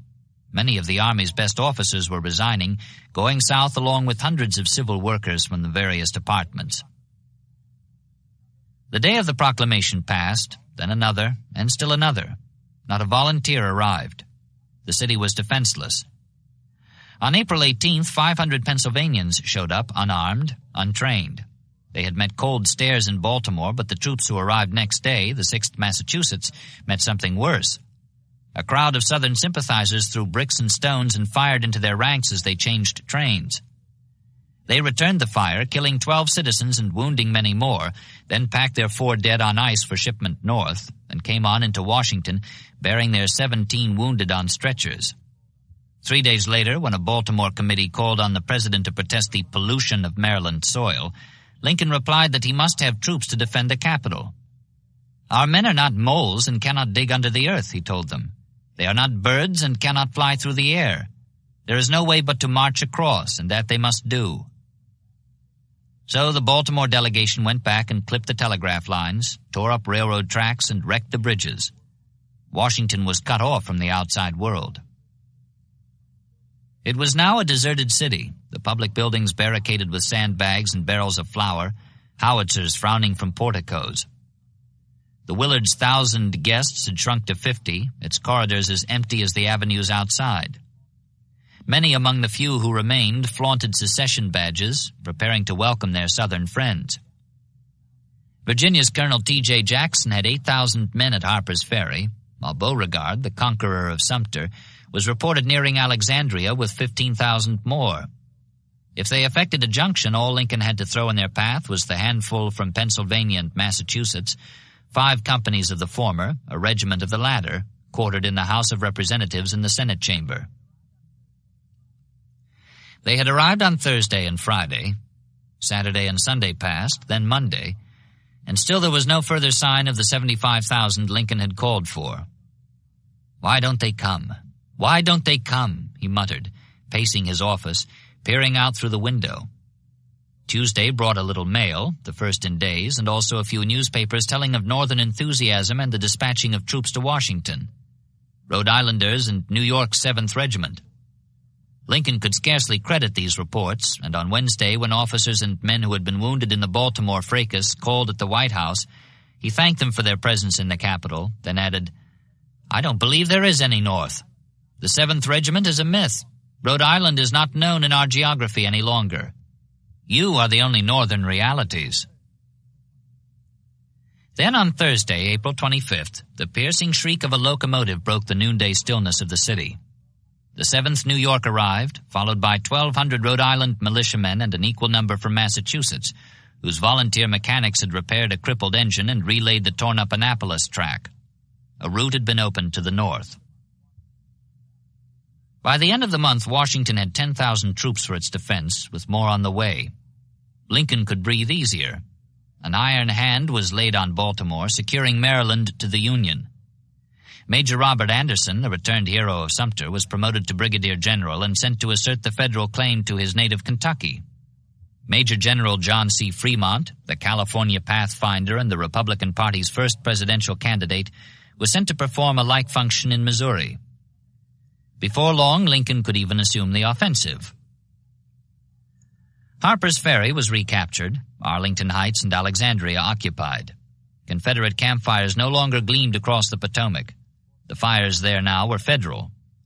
Fortress Monroe, at the tip of the York-James Peninsula, was reinforced, and an attack was launched against western Virginia across the Ohio. Within another month, so quickly had despair been overcome and mobilization completed, there began to be heard in the North a cry that would grow familiar. On to Richmond.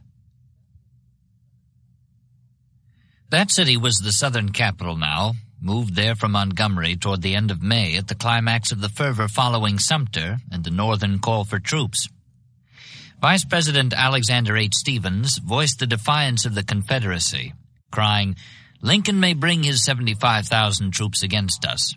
We fight for our homes, our fathers and mothers, our wives, brothers, sisters, sons, and daughters.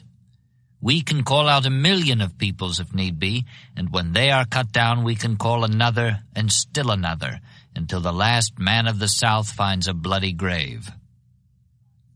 Davis, with a sidelong glance at Europe and what history might say, reinforced the defensive character of these words in a message to Congress, called into extra session on April 29th. Though desirous of peace at any sacrifice save that of honor and independence, he said the South would meet, not wage, the war now launched by Lincoln. "All we ask is to be let alone," he added. Spoken before the assembly, the words had a defiant ring like those of Stephens. Read off the printed page, however, they sounded somewhat plaintive. When Congress voted to accept Virginia's invitation to transfer the national capital to Richmond, Davis at first opposed the move. In the event of all-out war, which he expected, the strategic risk would be less disconcerting in the Deep South area, where the Revolution had had its birth, than on the frontier, near the jar of battle. Yet when he was overruled by the politicians who were finding Montgomery uncomfortable and dull, he acceded gracefully, even cheerfully, and made the 2-day train trip without ceremony or a special car. He took instead a seat in the rear coach of a regular train and remained unrecognized by his fellow passengers until he was called to their attention by cheers from station platforms along the way. In Richmond, the Virginians, offering something more of pomp, met him at the station with a carriage drawn by 4 white horses. When a tossed bouquet fell into the street during the ride to the hotel, the president ordered the vehicle stopped, dismounted to pick up the flowers, and handed them to a lady in the carriage before signaling the coachman to drive on. This was noted with approval by the Virginians, already won by the dignified simplicity of his manner, which was tested further at luncheon in the hotel dining room, when a group of ladies stood around the table and fanned him while he ate. Davis proved equal even to this, and afterwards at the fairgrounds, having gotten through the ordeal of a handshaking ceremony more exhausting than the 2-day train ride, he made a short, informal speech in which he called his listeners the last best hope of liberty. "The country relies upon you," he told them. "Upon you rest the hopes of our people, and I have only to say, my friends, that to the last breath of my life, I am wholly your own." Here, as in Montgomery, also a city of 7 hills, our Rome, the Virginians called their capital, the people congratulated themselves on having inherited such a president. At St. Paul's, the first Sunday after secession, the words of the first lesson had come with all the force of a prophecy. "I will remove far off from you the northern army, and will drive him into a land barren and desolate, and his stink shall come up, and his ill savor." Now they seem to have found the man to lead them through its accomplishment. Originally they had had doubts, wondering how a Westerner could head a people so conscious of having furnished the best leaders of the past. But now that they had seen him, they were reassured. Daily he rode out to inspect the training camps, sometimes with his staff, more often with a single aide. Mr. Davis rode a beautiful gray horse, a witness wrote of one of these excursions. His worst enemy will allow that he is a consummate rider, graceful and easy in the saddle.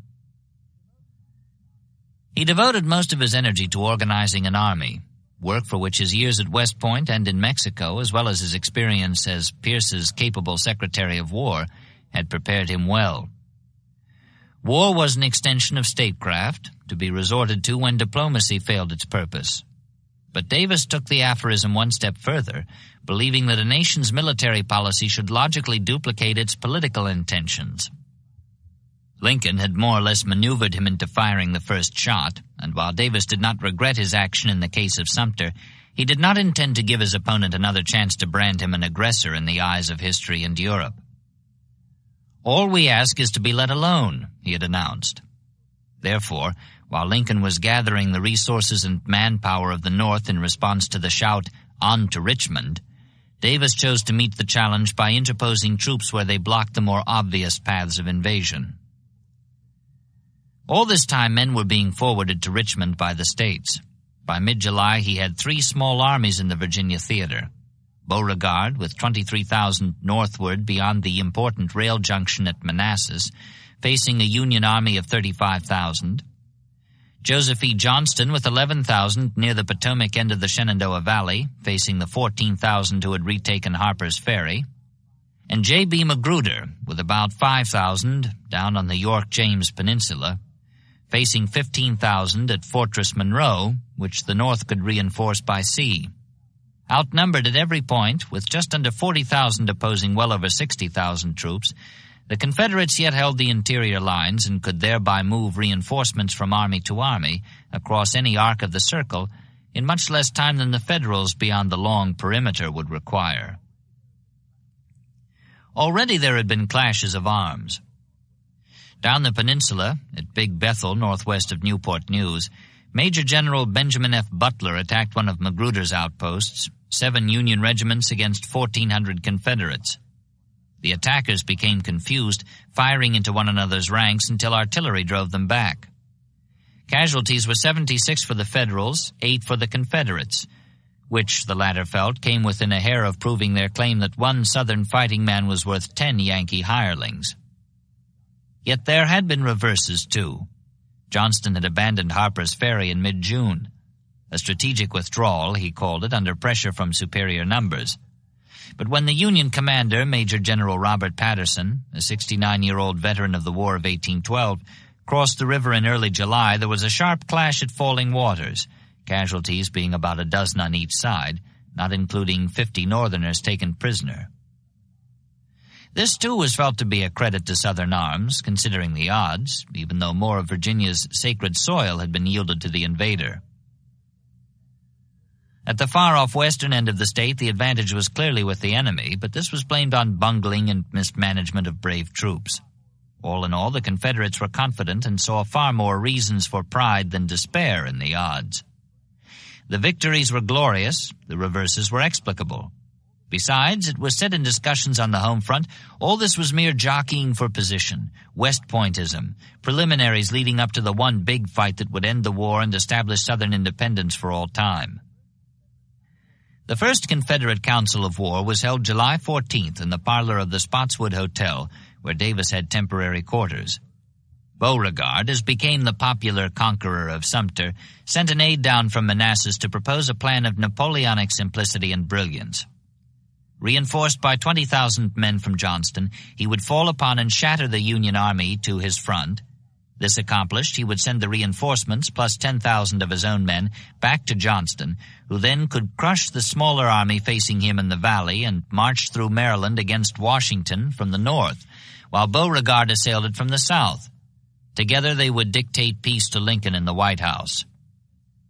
This was opposed by Robert E. Lee, the president's military assistant since the consolidation into the National Army of the Virginia forces he had commanded. The handsome Virginian, his dark mustache and hair touched with gray, opposed such an offensive not only on the obvious grounds that Johnston, already facing long odds in the valley, had in his whole army barely more than half the number of troops Beauregard was asking to have sent eastward, but also on grounds that the Federal Army would retire within its Washington fortifications until it had built up strength enough to sally forth and turn the tables on the Confederates, using Beauregard's own plan against him and Johnston. Davis accepted Lee's judgment, finding that it coincided with his own, and sent the aide back to his chief with instructions to await the Federal advance. It was not long in coming. On the 17th, Beauregard telegraphed that his outposts were under attack. The Northern Army was on the march. Davis promptly wired Johnston, suggesting that he reinforce Beauregard at Manassas by giving Patterson the slip, which Johnston did, arriving by noon of the 20th with the leading elements of his army, while the rest were still en route. The first big battle of the war was about to be fought. 3. Christmas Eve of the year before, William Tecumseh Sherman, superintendent of the Louisiana State Military Academy, was having supper in his quarters with the school's professor of Latin and Greek, a Virginian named Boyd, when a servant entered with an Alexandria newspaper that told of the secession of South Carolina. Sherman was an Ohioan, a West Pointer and a former Army officer, 40 years old, red-bearded, tall and thin, with sunken temples and a fidgety manner. He had come south because he liked it, as well as for reasons of health, being 20 pounds underweight and possibly consumptive. The room had a smell of niter paper, which he burned for his asthma. Rapidly he read the story beneath the black headline announcing the dissolution of the Union, then tossed it into Boyd's lap and strode up and down the room while the professor read it. Finally he stopped pacing and stood in front of his friend's chair, shaking a bony finger in the Virginian's face, as if he had the whole fire-eating South there in the room. "You people of the South don't know what you are doing," he declared. "This country will be drenched in blood, and God only knows how it will end. It is all folly, madness, a crime against civilization. You people speak so lightly of war. You don't know what you're talking about. War is a terrible thing." He resumed his pacing, still talking. "You mistake, too, the people of the North. They are a peaceable people, but an earnest people, and they will fight, too. They are not going to let this country be destroyed without a mighty effort to save it. Besides, where are your men and appliances of war to contend against them? The North can make a steam engine, locomotive, or railway car. Hardly a yard of cloth or a pair of shoes can you make. You are rushing into war with one of the most powerful, ingeniously mechanical and determined people on earth, right at your doors." Then he delivered a prophecy. "You are bound to fail. Only in your spirit and determination are you prepared for war.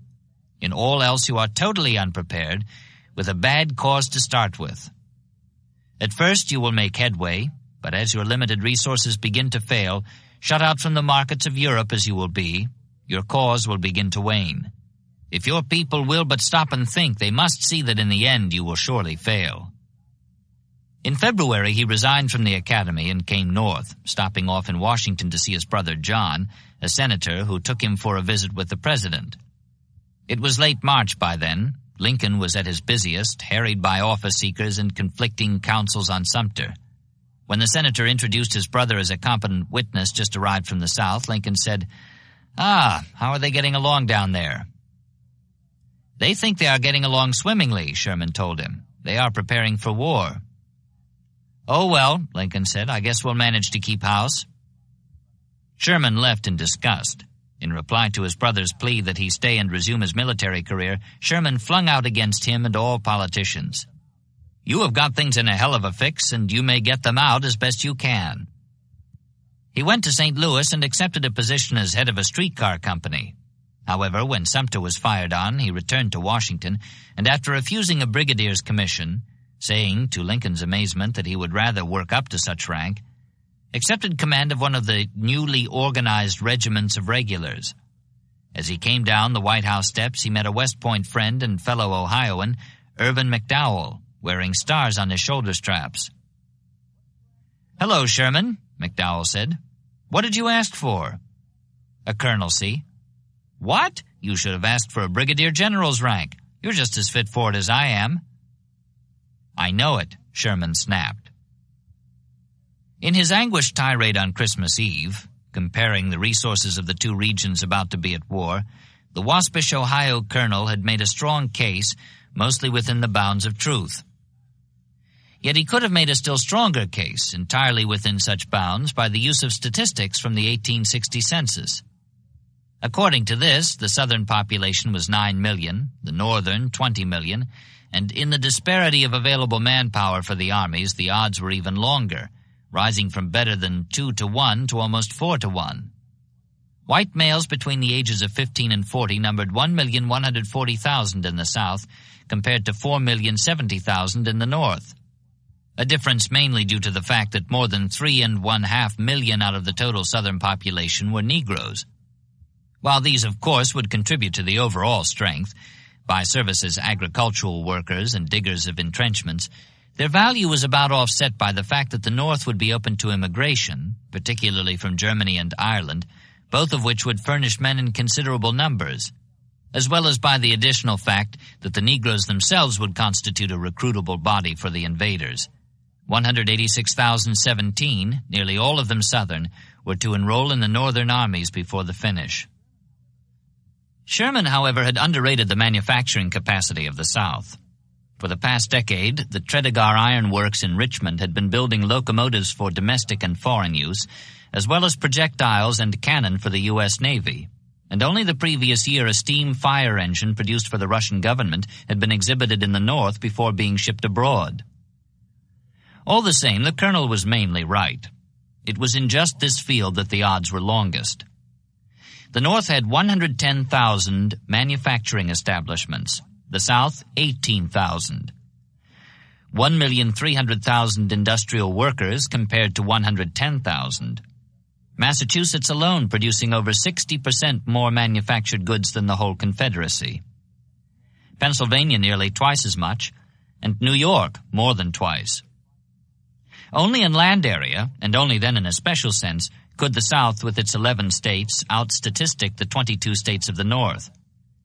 780,000 square miles as opposed to 670,000 in the area including Texas and the first tier of states west of the Mississippi. Yet this was a doubtful advantage at best, as might be seen by comparing the railway systems. The South had 9,000 miles, the North 22,000, in both cases about a mile of track to every 1,000 persons. The North, with better than double the mileage in an area somewhat smaller, was obviously better able to move and feed her armies. Statistically, therefore, Sherman had solid ground for his judgment, "You are bound to fail." Yet wars were seldom begun or even waged according to statistics, nor were they always won on such a basis. The South had the proud example of the American Revolution, where the odds were even longer against those in rebellion. Now, as then, she could reason, the nations of Europe, hungry for produce for their mills, would welcome the establishment of a new tariff-free market for their goods, as well as the crippling of a growing competitor. And now among the nations offering aid, there would be not only France, as in the earlier War for Independence, but also the former adversary England, who was most powerful in just those directions where the Confederacy was statistically most weak. What was more, aside from the likelihood of foreign intervention, there were other advantages not listed in those tables dribbling decimals down the pages. Principal among these, in the Southern mind at any rate, was the worth of the individual soldier. The Southerner, being accustomed to command under the plantation system, as well as to the rigors of outdoor living and the use of horse and gun, would obviously make the superior trooper or infantryman or cannoneer. If the North took pride in her million-odd industrial workers, the South could not see it so. Pasty-faced mechanics, she called such, and accounted them a downright liability in any army, jumpy and apt to run from the first danger. Such beliefs, though in fact they appeared to be borne out in the opening days of the conflict, were mostly prejudices and as such might be discounted by an opponent. There were other considerations more likely to appeal to a professional soldier such as Sherman. Strategically, the South would fight a defensive war, and to her accordingly would proceed all the advantages of the defensive. Advantages which had been increasing in ratio to the improvement of modern weapons, until now it was believed and taught that the attacking force on any given field should outnumber the defendants in a proportion of at least 2 to 1. 3 to 1, some authorities insisted, when the defenders had had time to prepare, which surely would be the case in the matter at hand. A study of the map would show additional difficulties for the North, particularly in the theater lying between the two capitals, where the rivers ran east and west across the line of march, presenting a series of obstacles to the invader. In the west it would be otherwise. There the rivers ran north and south for the most part, broad highways for invasion. But few were looking westward in those days. The northern objective, announced early in the war by the man who would be her leading general, was unconditional surrender. Against this stern demand, Southern soldiers would fight in defense of their homes with all the fervor and desperation accompanying such a position. The contrast, of course, would be as true on the home front as in the armies, together with the additional knowledge on both sides that the North could stop fighting at any time with no loss of independence or personal liberty, whereas the South would lose not only her national existence, but would have to submit in the course of peace to any terms the victor might exact under a government that would interpret and even rewrite the Constitution in whatever manner seemed most to its advantage. Under such conditions, given the American pride and the American love of liberty and self-government, it seemed certain that the South would fight with all her strength. Whether the North, driven by no such necessities, would exert herself to a similar extent in a war of conquest remained to be seen. All this, or something like it, must have occurred to Sherman in the months after he left Louisiana for Washington, where he heard Lincoln say with a shrug, "Oh, well, I guess we'll manage to keep house." So far had he revised his opinion since that Christmas Eve in his rooms with Professor Boyd, that before the new year was out he informed the Secretary of War that 200,000 troops would be required to put down the rebellion in the Mississippi Valley alone. It must have gone to convince him even further of a lack of Northern awareness and determination when, under suspicion of insanity, he was removed from command of troops for this remark. On the eve of the great battle for which both North and South were now preparing, Lincoln declared in his July message to Congress, "So large an army as the government now has on foot was never before known, without a soldier in it but who has taken his place there of his own free choice. But more than this, there are many single regiments whose members, one and another, possess full practical knowledge of all the arts, sciences, professions, and whatever else, whether useful or elegant, is known to the world, and there is scarcely one from which there could not be selected a president, a cabinet, a Congress, and perhaps a court, abundantly competent to administer the government itself. Nor do I say this is not true also in the army of our late friends, now adversaries in this contest." This estimate of the American volunteer, though pleasant to contemplate before the shock of battle, was discovered to be far beyond the mark, North and South, especially by drill instructors charged with teaching him the manual of arms and parade ground evolutions of the line, in the course of which it often appeared that, far from being the paragon Lincoln discerned, he did not know his left foot from his right, nor his backside from his front. He took cold easily, filling the nighttime barracks and tent camps with the racking uproar of his coughs. He was short-winded and queasy in the stomach, littering the roadsides in the course of conditioning marches like so many corpses scattered along the way. What was worse, he showed a surprising bewilderment in learning to handle his rifle. Yet these were but the shortcomings of recruits throughout the world and down the ages, back to the time of the crossbow and the spear. New problems were encountered, peculiar to the two opposing armies. The soldiers of a northern outfit, sleeping for the first time in the open, had their democratic sensibilities offended when their officers rolled themselves in their blankets a few paces apart from the line of enlisted men. On the other hand, accustomed as they were to instances of caste in civilian life, Southerners had no objections to such privileges of rank. The outrage was intensified, however, when a former social relationship was upset, so that an overseer or a storekeeper, say, was placed above a planter in the army hierarchy. "God damn you, I own niggers up the country," might be the reply to a distasteful order, while officers were sometimes called to account because of the tone in which they gave commands to certain high-born privates. Such problems were individual, and as such would be solved by time or cease to matter.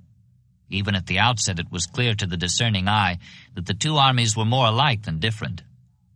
For all the talk of states' rights and the Union, men volunteered for much the same reasons on both sides, in search of glory or excitement, or from fear of being thought afraid, but mostly because it was the thing to do. The one characteristic they shared beyond all others was a lack of preparedness and an ignorance of what they had to face. Arming themselves with bowie knives and bullet-stopping Bibles, they somehow managed at the same time to believe that the war would be bloodless. Though it was in Boston, it might have been in New Orleans or Atlanta, that a mother said earnestly to the regimental commander as the volunteers entrained for the journey south, "We look to you, Colonel Gordon, to bring all of these young men back in safety to their homes." All shared a belief that the war would be short, and some joined in haste out of fear that it would be over before they got there. Uniforms were at first a matter of personal taste or the availability of materials, resulting in the following exchange. "Who's that chap?" "Oh, guess he's the colonel." "What sort of a way is that for a colonel to rig himself?" "Morphodite rig, I guess." "He ain't no colonel. He's one of those new brigadier generals that ain't got his uniform yet." "Half general and half minister." "Well, I said he was a morphodite." They were not yet cynical. The soldiers of that war earned their cynicism. They were sentimental, and their favorite songs were sad ones that answered some deep-seated need. "The Dew is on the Blossom," "Lorena," "Oralee," "The Girl I Left Behind Me," and the tender "Home Sweet Home." Yet they kept a biting sense of the ridiculous, which they directed against anything pompous. Northern troops, for example, could poke fun at their favorite battle hymn. "Mary had a little lamb, its fleece was white as snow, shouting the battle cry of freedom. And everywhere that Mary went, the lamb was sure to go, shouting the battle cry of freedom." Some of their other marching songs were briefer, or sardonic, pretending to a roughness which they had not yet acquired. "Saw my leg off, saw my leg off, saw my leg off short." Confederates hardly needed to parody their favorite Dixie. The verses were already rollicksome enough. "Old Mrs. Mary willed to Weaver, William was a gay deceiver, look away, look away, look away, Dixieland. But when he put his arm around her, he smiled as fierce as a 40-pounder, look away, look away, look away, Dixieland." Northern troops, however, had a stanza of their own for the Southern tune. "I wish I was in St. Law County, 2 years up and I had my bounty, away, look away, Dixieland." Southern soldiers objected to such onerous details as guard duty.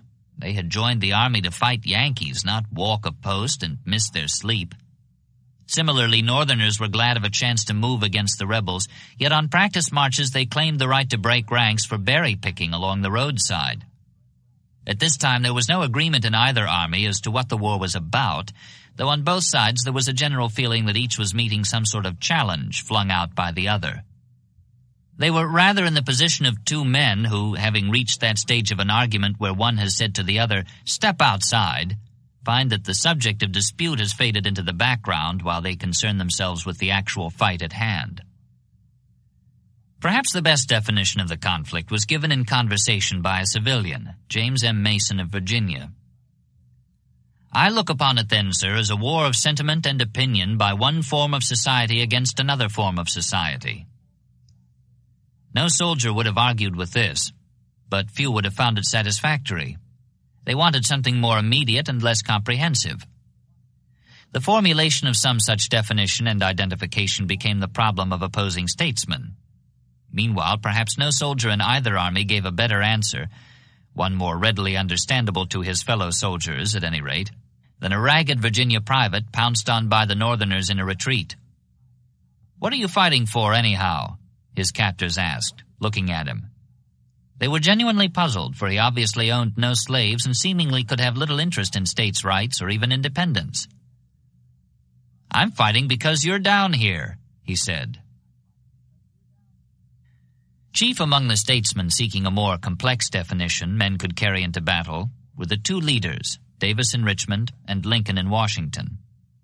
At the outset, it was the former who had the advantage in this respect, for in the Southern mind the present contest was a second American Revolution, fought for principles no less high against a tyranny no less harsh.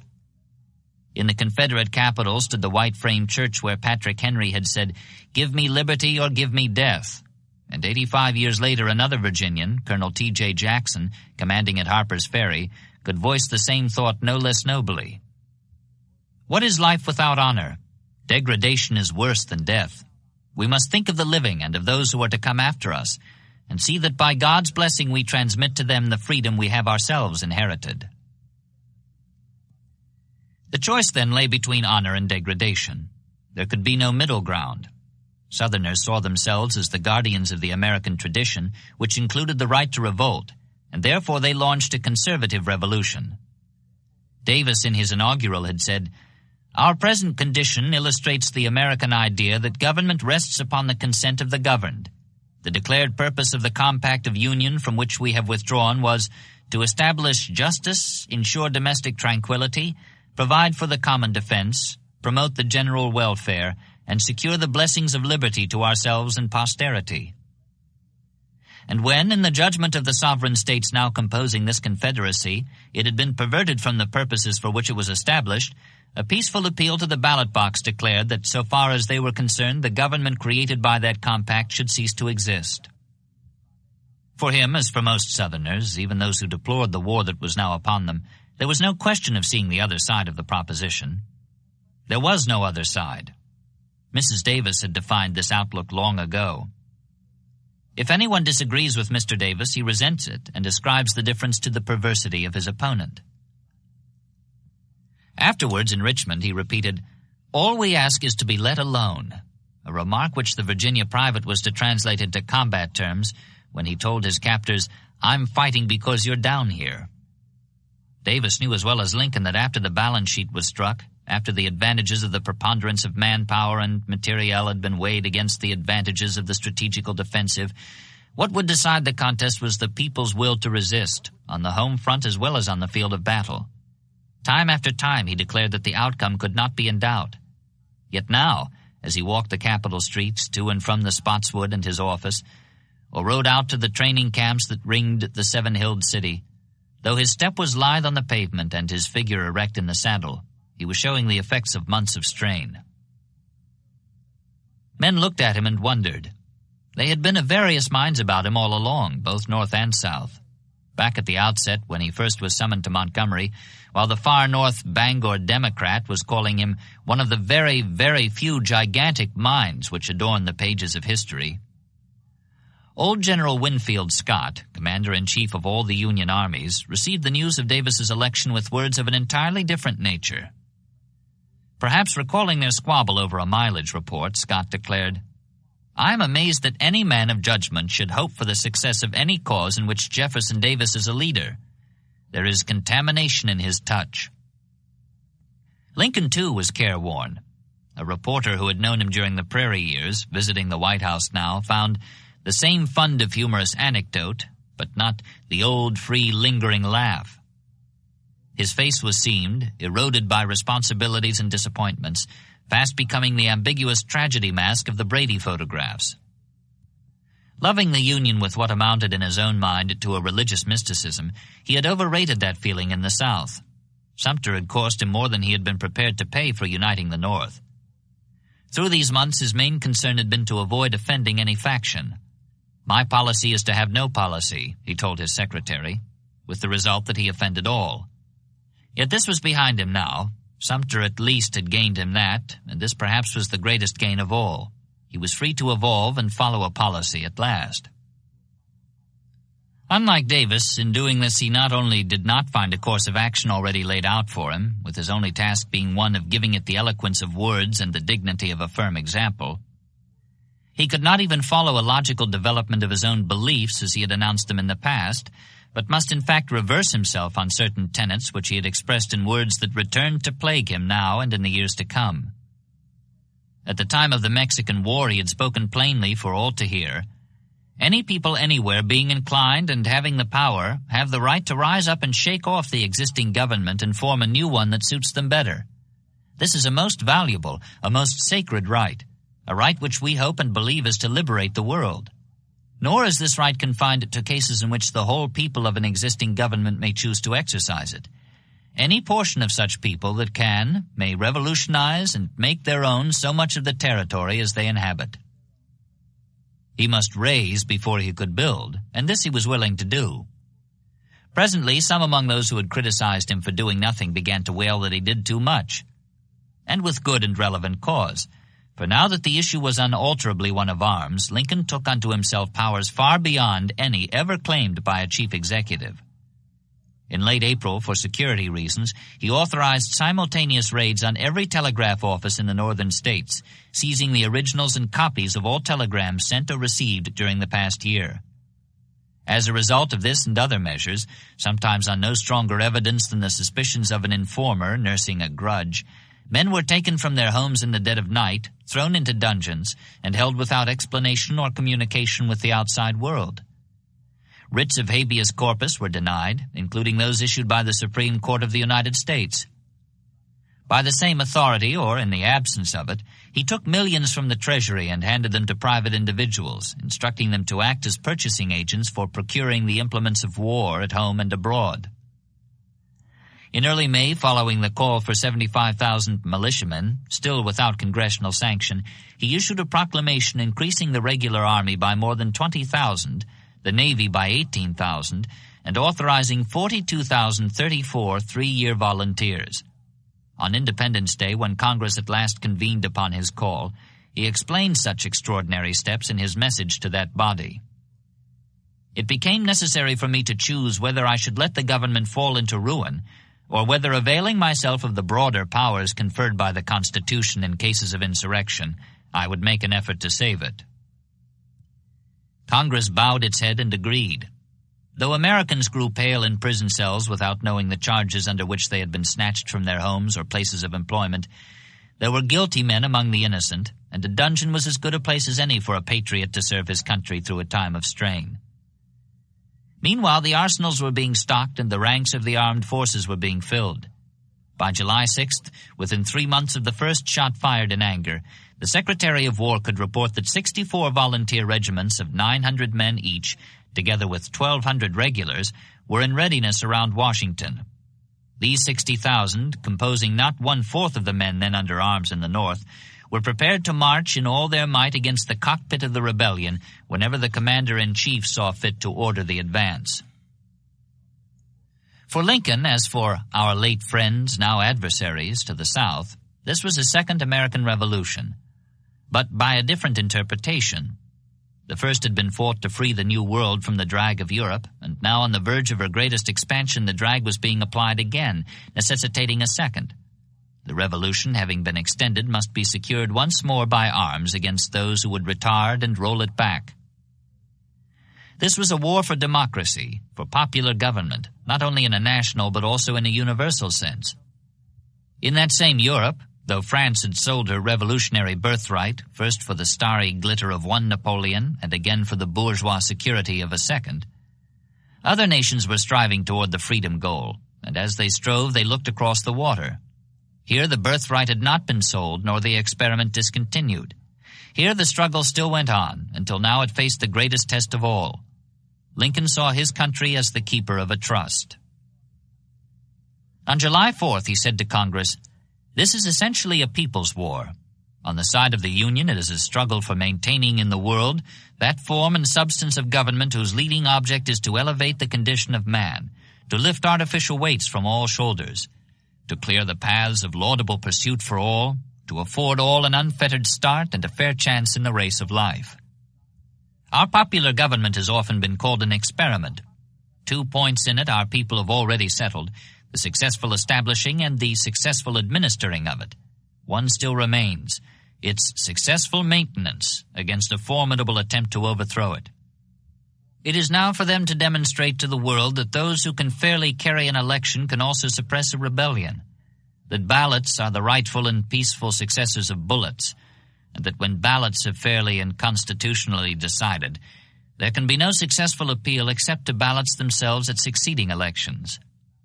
Such will be a great lesson of peace, teaching men that what they cannot take by an election, neither can they take by war, teaching all the folly of being the beginners of a war. In early May, he had said to his young secretary, "For my part, I consider the central idea pervading this struggle is the necessity that is upon us of proving that popular government is not an absurdity. We must settle this question now, whether in a free government the minority have the right to break up the government whenever they choose. If we fail, it will go far to prove the incapacity of the people to govern themselves." 2 months later, addressing Congress, he developed this theme just as he was to continue to develop it through the coming months and years, walking the White House corridors at night, speaking from balconies and rear platforms to upturned faces, or looking out over new cemeteries created by this war. The issue embraces more than the fate of these United States. It presents to the whole family of man the question whether a government of the people, by the same people, can or cannot maintain its territorial integrity against its own domestic foes. These days, the military news was mostly good. Lincoln could take pride in the fact that so much had been done so quickly, the armies being strengthened and trained, and permanent gains already being made. From Northwest Virginia, the news was not only good, it was spectacular. Here, the contest was between Ohio and Virginia, and the advantage was all with the former. The Federal Army had only to cross the Ohio and penetrate the settled river valleys, while the Confederates had to take long marches across the almost trackless Allegheny ridges. 8,000 loyal troops against 4,000 rebels in an area where the people wanted no part of secession. It was an ideal setting for the emergence of a national hero, and such a hero soon appeared. At 34, Major General George Brinton McClellan, commanding the Ohio Volunteers, had earned both a military and a business reputation in the 15 years since his graduation near the top of his academy class, as a distinguished Mexican war soldier, official observer of the Crimean War, designer of the McClellan saddle, superintendent of the Illinois Central, and president of the Ohio and Mississippi Railroad. In late May, directing operations from Cincinnati, he sent troops to Grafton, east of Clarksburg on the B&O, who then marched southward 30 miles against Philippi, where they surprised the Confederates with a night attack June 3rd. The Philippi Races, it was called, for the rebels were demoralized and retreated through rain and darkness to the fastness of the mountains. Then McClellan came up. "Soldiers," he announced in an address struck off on the portable printing press which was part of his camp equipment, "I have heard there was danger here. I have come to place myself at your head and share it with you. I fear now but one thing, that you will not find foemen worthy of your steel." Seeking such foemen, he pressed the attack. When the Southern commander, Brigadier General Robert S. Garnett, retreated up the Tigard Valley, divided his army to defend the passes at Rich Mountain and Laurel Hill, McClellan divided his army too. Advancing one force to hold Garnett at the latter place, he swung widely to the right with the main body, marching by way of Buchanan against the rebel detachment on Rich Mountain. Before that place, he again divided his forces, sending Brigadier General William S. Rosecrans around by a little-used wagon trail to strike the enemy on the flank.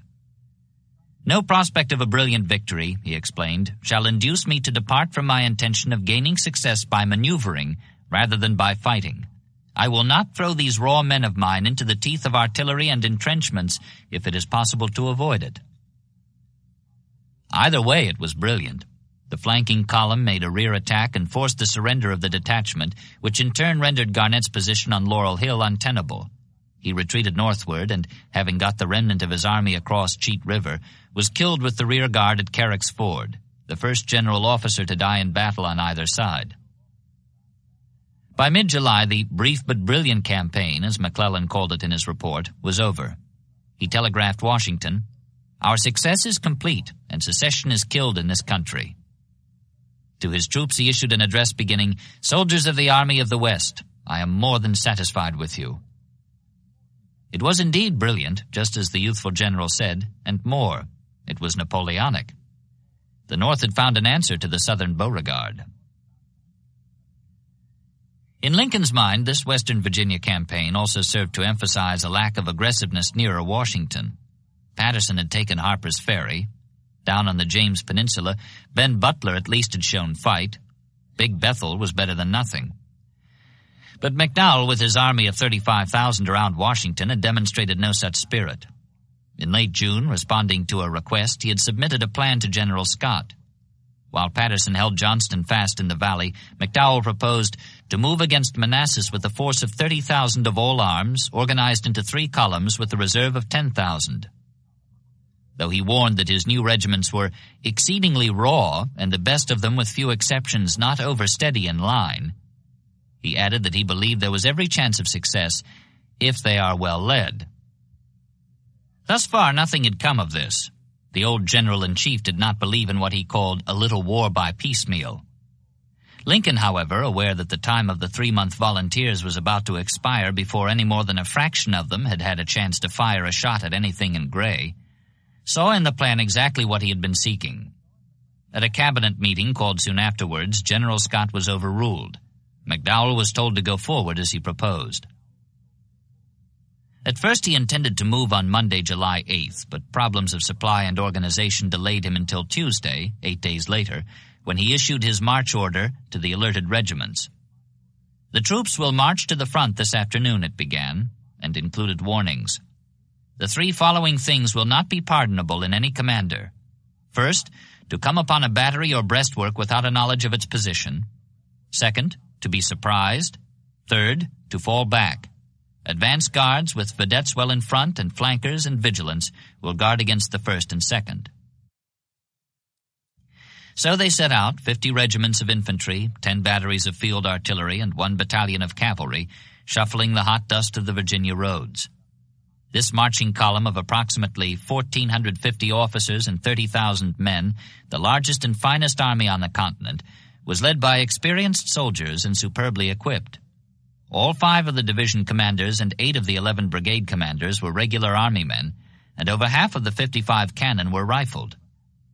Light marching order was prescribed, and Fairfax Courthouse was the immediate march objective, 13 miles from Arlington, the point of departure. The start had been too late for the army to reach Fairfax that first day, but orders were that it would be cleared by 8 a.m. Wednesday, Centerville being the day's objective, another 9 miles down the road and within striking distance of Manassas Junction, where the Confederates were massing. Perhaps because the warning in the march order had made the leaders meticulous and over-ambush conscious, and certainly because of the inexperience of the troops, no such schedule could be kept. Accordion action in the column caused the men to have to trot to keep up, equipment clanking, or stand in the stifling heat while the dust settled. They hooted and complained and fell out from time to time for berry picking, just as they had done on practice marches.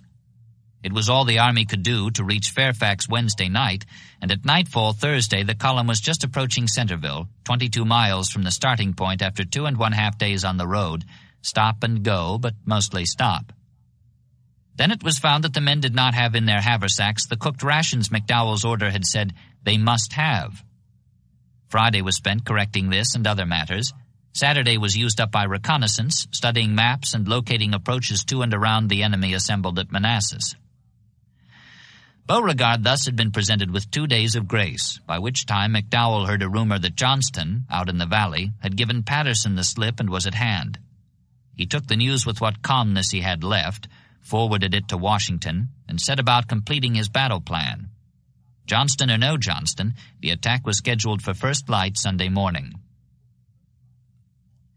Lincoln in Washington and Davis in Richmond, 100 miles apart, now were exposed for the first time to the ordeal of waiting for news of the outcome of a battle in progress between the two capitals.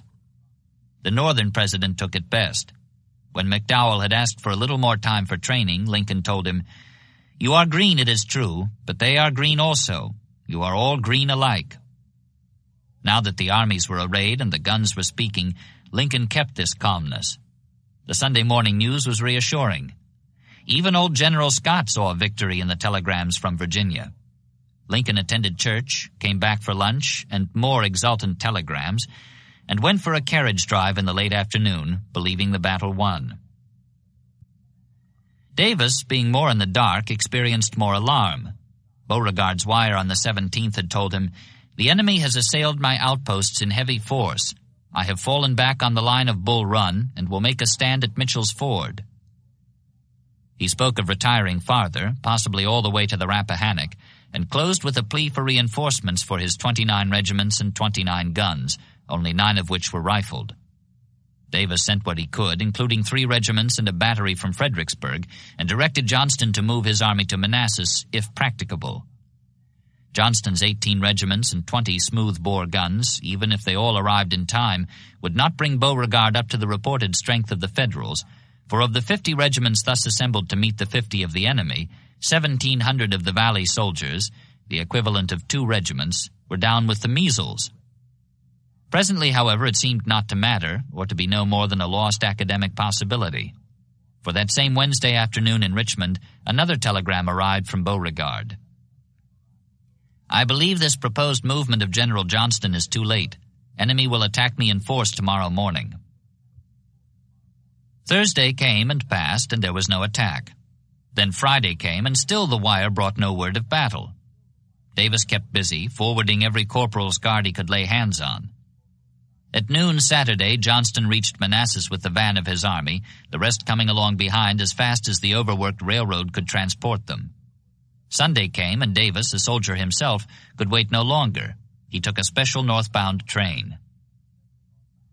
In mid-afternoon, as it neared the junction, there were so many signs of a defeat that the conductor would not permit the train to proceed, fearing it would be captured. But Davis was determined to go on. The engine was uncoupled, and the president mounted the cab, riding toward the boom of guns and, now, the clatter of musketry. Beyond the junction, he secured a horse and continued north. Fugitives streamed around and past him, the wounded and the ones who had lost nerve. "Go back," he told them. "Do your duty and you can save the day." Most of the powder-grimed men did not bother to answer the tall, clean civilian riding into the smoky uproar they had just come out of. Others shouted warnings of disaster. The battle had been lost, they cried. The army had been routed. Davis rode on toward the front. Chapter 2. First Blood, New Conceptions. Irvin McDowell had come a long way since he said to Sherman on the White House steps in April, "You should have asked for a brigadier general's rank. You're just as fit for it as I am." Now perhaps not even Sherman, still a colonel, commanding a brigade in his fellow Ohioan's army, would have replied as he did then. A West Pointer in his early 40s, he and Beauregard had been classmates, McDowell was 6 feet tall and heavy-set, with dark brown hair and a grizzled beard worn in the French style. He had attended military school in France and later spent a year's leave of absence there, so that in addition to wearing a distinctive beard, he was one of the few regular army officers with a first-hand knowledge of the classical tactics texts, mostly French. His manner was modest and friendly in the main, but this was marred from time to time by a tendency to be impulsive and dogmatic in conversation, which offended many people. Some were appalled as well by his gargantuan appetite, one witness telling how he watched in dismay while McDowell, after a full meal, polished off a whole watermelon for dessert and pronounced it monstrous fine. He had a strong will along certain lines, as for instance in his belief that alcohol was an evil. Once when his horse fell on him and knocked him out, the surgeon who tried to administer some brandy found his teeth so firmly clamped that they could not be pried apart, and McDowell was proud that even unconscious he would not take liquor. Now, indeed, marching at the head of an army whose fitness for testing under fire he himself had doubted, he had need to clamp his teeth still tighter and call on all his self-control. Since setting out, prodded into motion by a civilian president who discounted the unpreparedness by remarking that the men of both armies were green alike, which did not at all take into account that one of them, McDowell's, would be required to execute a tactical march in the presence of the enemy, he had watched his fears come true. While congressmen and other members of Washington society, some of them accompanied by ladies with picnic hampers, harried the column with buggies and gigs, the troops went along with the lark, lending the march the holiday air of an outing. They not only broke ranks for berry picking, they discarded their packs and spare equipment, including their cumbersome cartridge boxes, and ate up the rations intended to carry them through the fighting.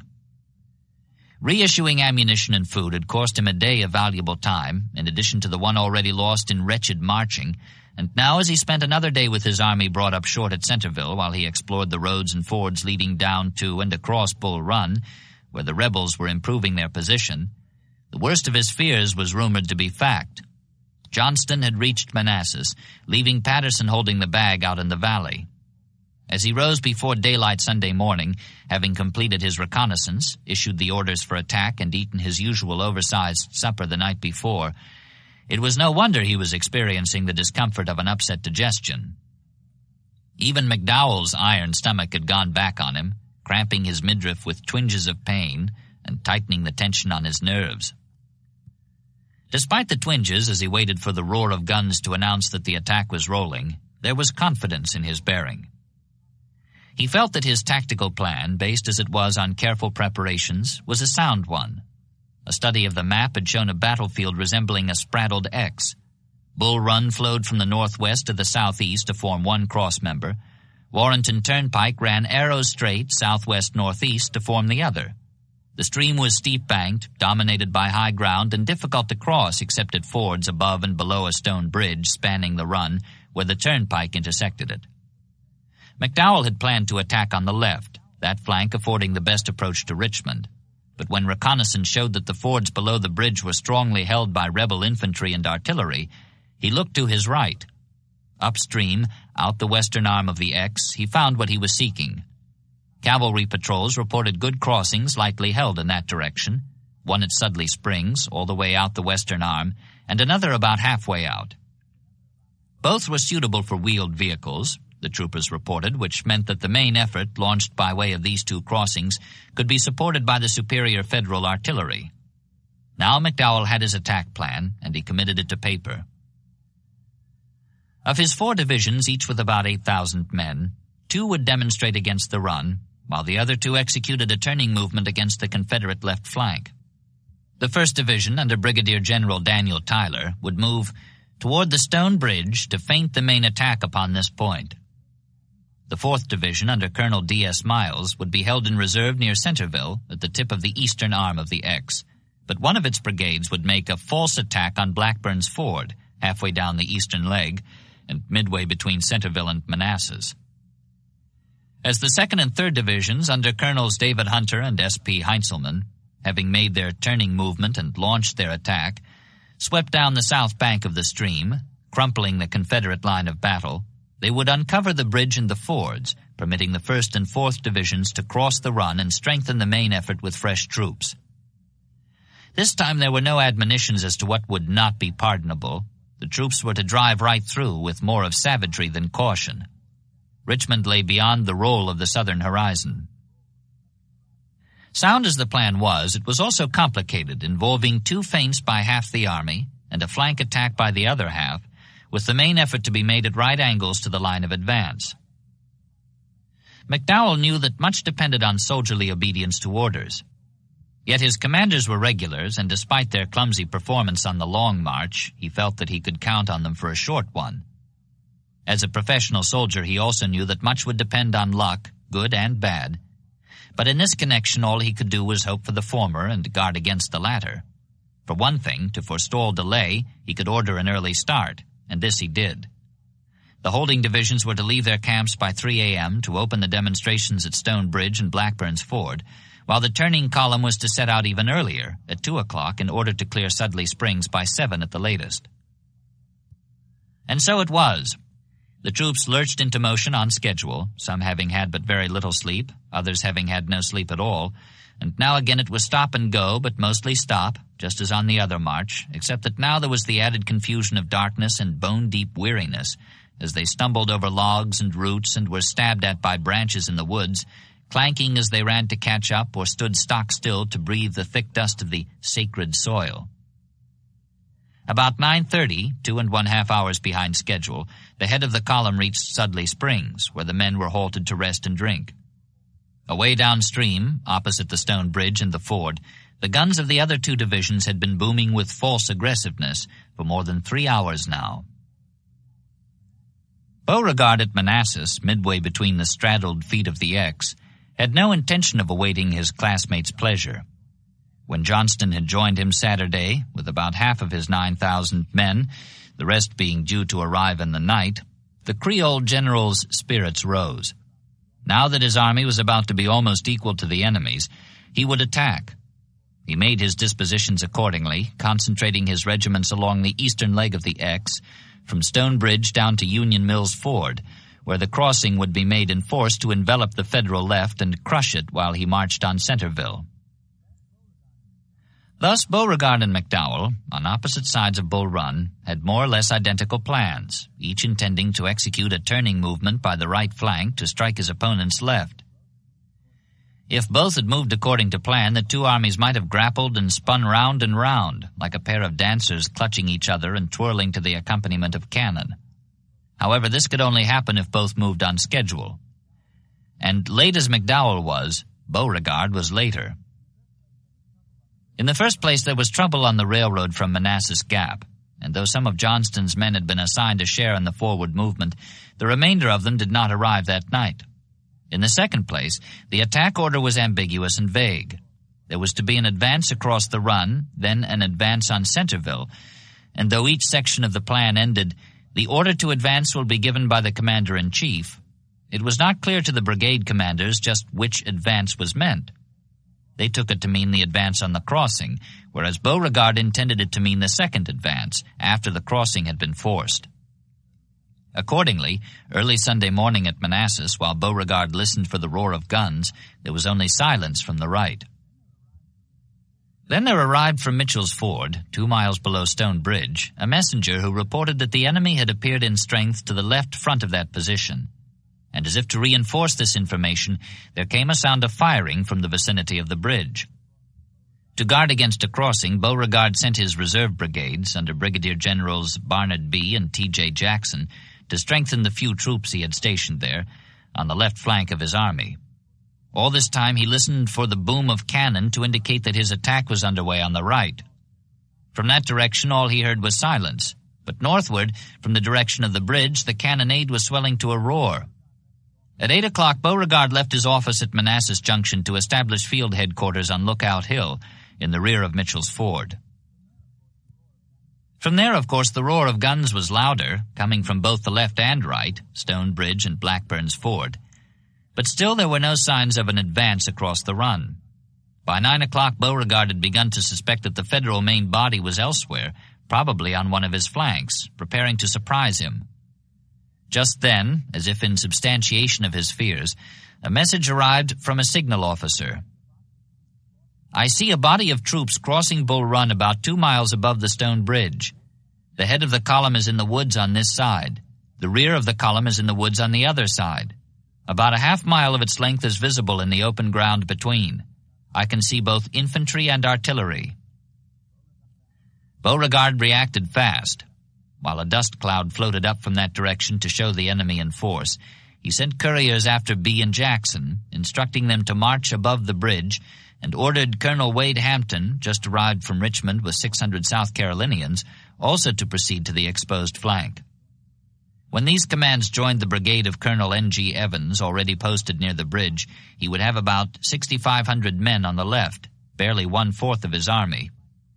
Still, in spite of a rumor that the mystery column raising its ominous dust cloud might be Patterson, arrived from the valley with 30,000 men, Beauregard was hoping that somehow the long overdue attack on the enemy left might have smashed through for a counterstroke. Then a message arrived from Brigadier General R.S. Ewell at Union Mills Ford. He had waited all this time for orders. Now he was going forward without them. Beauregard despaired. This late, the attack could do no good. It would serve only to make those troops unavailable to help stem whatever success the enemy might achieve on the left. With his army so scattered, it hardly seemed possible to organize any sort of effective resistance. "My heart for a moment failed me," he said later. Johnston was also there on Lookout Hill, the ranking Confederate, though so far he had left the dispositions in Beauregard's hands, being himself unfamiliar with the terrain. He watched with increasing concern as things went from bad to worse, the dust cloud spreading on the left while Beauregard did what he could to meet the challenge, recalling from across the run the brigades of Ewell, D.R. Jones, and James Longstreet. By 11 o'clock, the fury beyond Stone Bridge was approaching crescendo. The tearing clatter of musketry swelled the uproar of the guns, and powder smoke boiled up dead white out of the dust. Johnston, chafing under his self-imposed inaction, at last could bear it no longer. "The battle is there," he told Beauregard. "I am going." And he went. Beauregard was not far behind him, remaining only long enough to order Brigadier General T.H. Holmes and Colonel Jubal Early to march their brigades to the left. He overtook Johnston soon after noon, the Virginian having paused to send a couple of unemployed batteries into action, and the two went on together, accompanied by their staffs. They rode past wounded and frightened men, dazed and blood-stained stragglers from the fight, which they could hear but could not see, until, climbing a wooded hill, they reached the crest at about 12:30 to find the battle raging below them, a panorama of jetting smoke and furious movement. A few gray regiments were in action, their muskets flashing pink in the swirl of smoke. Others, shattered by the blue onslaught, were streaming for the rear. Across the line of their retreat, a fresh Confederate brigade stood just behind the crest of a ridge adjoining the hill the generals watched from. Their ranks aligned steadily on both sides of a battery whose 6 guns were firing rapidly into the advancing mass of Federals. These troops had the determined, steadfast appearance of veterans. Otherwise, the field had a look of impending disaster.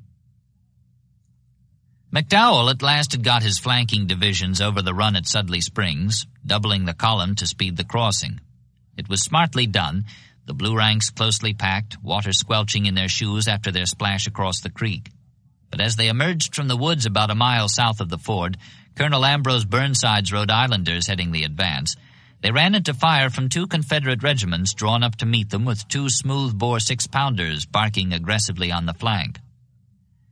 These were South Carolinians and Louisianans. Their commander, Colonel Evans, charged with defending the Stone Bridge and soon determined that the cannonade there was no more than a feint. Evans, called Shanks because of the thinness of his legs, was an old line soldier, resentful at having been stationed far to the left of where the main effort was intended. When he observed the dust cloud to the northwest, beyond the flank of the army, he saw his opportunity and acted on his own initiative. Leaving a handful to guard the bridge, he marched his 1,000 men upstream to block the path of 13,000 Federals. The meeting engagement was sudden and furious, the gray troops having the advantage of firing the first volley. As they were beginning to come apart under pressure, they were joined by the Mississippians, Alabamians, and Georgians in the brigade of General B., who, like Evans, had marched without orders toward the point of danger. All the Cotton States were represented, presently reinforced by Hampton's Legion, which also came onto the field at a critical time. Then, as the tide turned again, the Federals exerting the pressure of their numbers, in war as in peace, the fire-eaters looked to Virginia. On a ridge to their rear, as Johnston and Beauregard had observed, arriving at this moment, Jackson's Virginians were staunchly aligned on their guns. "There is Jackson, standing like a stone wall," B shouted. "Let us determine to die here, and we will conquer." Jackson, too, had arrived at a critical moment, but instead of rushing into the melee on the plain, he had formed his troops on the reverse slope of the ridge, protected from artillery and ready for whatever moved against them. When an officer came crying, "General, the day is going against us," the stern-lipped Jackson calmly replied, "If you think so, sir, you had better not say anything about it." Another reported, "General, they are beating us back." "Sir, we'll give them the bayonet," Jackson said. Over the crest and down the hill, high on the western leg of the X, the battle raged around a small frame house where the 80-year-old widow Judith Henry lay dying. When the Union troops came pounding south from Sudley Springs, her invalid sons carried her on a mattress to the shelter of a ravine, but she begged so piteously to be allowed to die in her own bed that they brought her back, and there she had her wish. A shell killed her the instant they laid her down, and her body was riddled with bullets as the house began to flame. In a dense blue mass, avenging the months of rebel boasting and insults to the flag, the Federal infantry roared to the attack. The advance had cleared the stone bridge now. Tyler's division poured across, adding its weight to the charge. B fell, shot as he rallied his men, who, leaderless, gave back before the cheering ranks of Federal attackers. On they came, their battle flags slanting forward in the sunlight, up the hill and over the crest, where Jackson's men stood sighting down their muskets. For a moment the blue soldiers were outlined black against the sky, and then it was as if the earth exploded in their faces. One volley struck them, then another, and the survivors stumbled back down the slope, where their officers were shouting for them to reform. By now there were 18,000 Union troops on this quarter of the field. Supported by well-served rifled guns, the men who had been repulsed closed ranks, and presently they charged again, up the slope and over the crest where the Virginians were waiting. But it was too late. The crisis had passed. Johnston and Beauregard had come down off the adjoining hill, Beauregard to ride along the battle line, replacing fallen commanders with members of his staff, and making at intervals a speech in which he said, "He sought to infuse into the hearts of my officers and men the confidence and determined spirit of resistance to this wicked invasion of the homes of a free people," while Johnston established a command post to the rear at a road intersection where troops from the right and reinforcements from the valley could be rushed to where the issue was in doubt. As fast as they came within reach, he spurred them toward the fight on Henry Hill. There, while the battle raged on the forward slope, disintegrated by now into a strung-out, seemingly disconnected series of hand-to-hand skirmishes by knots of men clustered about their shot-ripped flags, each man fighting as if the outcome of the whole battle depended on himself alone, Beauregard used them to strengthen the line along the crest and to extend the left, where McDowell was attempting to envelop the Confederate defense. The Union commander advanced 2 batteries of rifled guns, intending to support them with a regiment of New York Fire Zouaves. As these men in baggy trousers were forming off to the right, Colonel J.E.B. Stewart mistook them for an Alabama outfit, similarly clad, which he thought was facing rear, about to retreat. "Don't run, boys, we're here," he cried, riding toward them at the head of his cavalry regiment. By the time he saw his mistake, it was too late to turn back. So he charged, his troops slashing at the white turbans of the men in blue and scarlet, who panicked and scattered in gaudy confusion, leaving the 11 guns unsupported, and a Virginia infantry regiment ran forward to deliver at 70 yards a volley that toppled every cannoneer. The guns were out of action. Back on the crest, having watched all this, the Confederates were cheering. Jackson rode up and down his line. "Steady, men, all's well," he kept saying. Then, as the Federal infantry pushed forward again, he gave his troops instructions. "Hold your fire until they're on you, then fire and give them the bayonet. And when you charge, yell like furies." By now, Beauregard had what he had been building toward. Johnston had been feeding him men, including Brigadier General Kirby Smith's brigade from the Valley Army, just off the cars from Manassas Gap, and Beauregard had built a solid line along both flanks of Jackson, extending the left westward until it not only met the threat from that direction, but overlapped the Federal right. The general was ready, and so were his men, heartened by their recent success and the arrival of reinforcements. About 3:30, as if by signal, the gray line surged forward. "Yell like furies," Jackson had told his soldiers, and now they did. From flank to flank, for the first time in the war, the weird halloo of the rebel yell went up, as if 20,000 fox hunters were closing on a quarry. The Federals had watched the rebel line as it thickened and lengthened to their front and on their flank. Now the opposing forces were roughly equal. But the blue troops did not know this. They only knew that the enemy was receiving reinforcements while they themselves got none. "Where are our reserves?" they asked in consternation after the scattering of the Zouaves and the loss of their 2 most effective batteries near the center of the field.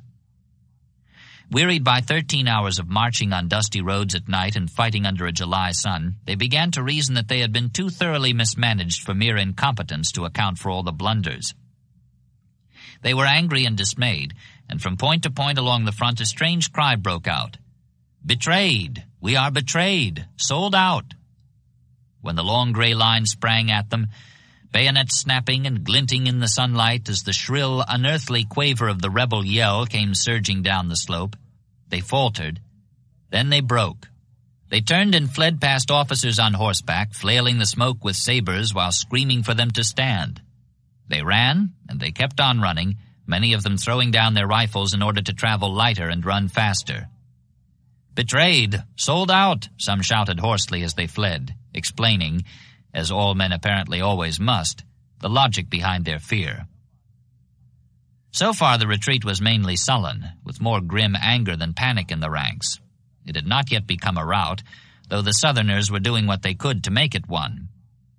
Kirby Smith had ridden down the line as his troops came off the cars to form for battle within the sound of guns and the sight of smoke boiling over the northward ridge. "This is the signal, men," he cried, the back of his hand to the bill of his cap. "The watchword is Sumter." It didn't make much sense, but it sounded fine, and the Valley soldiers cheered him riding past. He was wounded as soon as he reached the field. Colonel Arnold Elzey took command.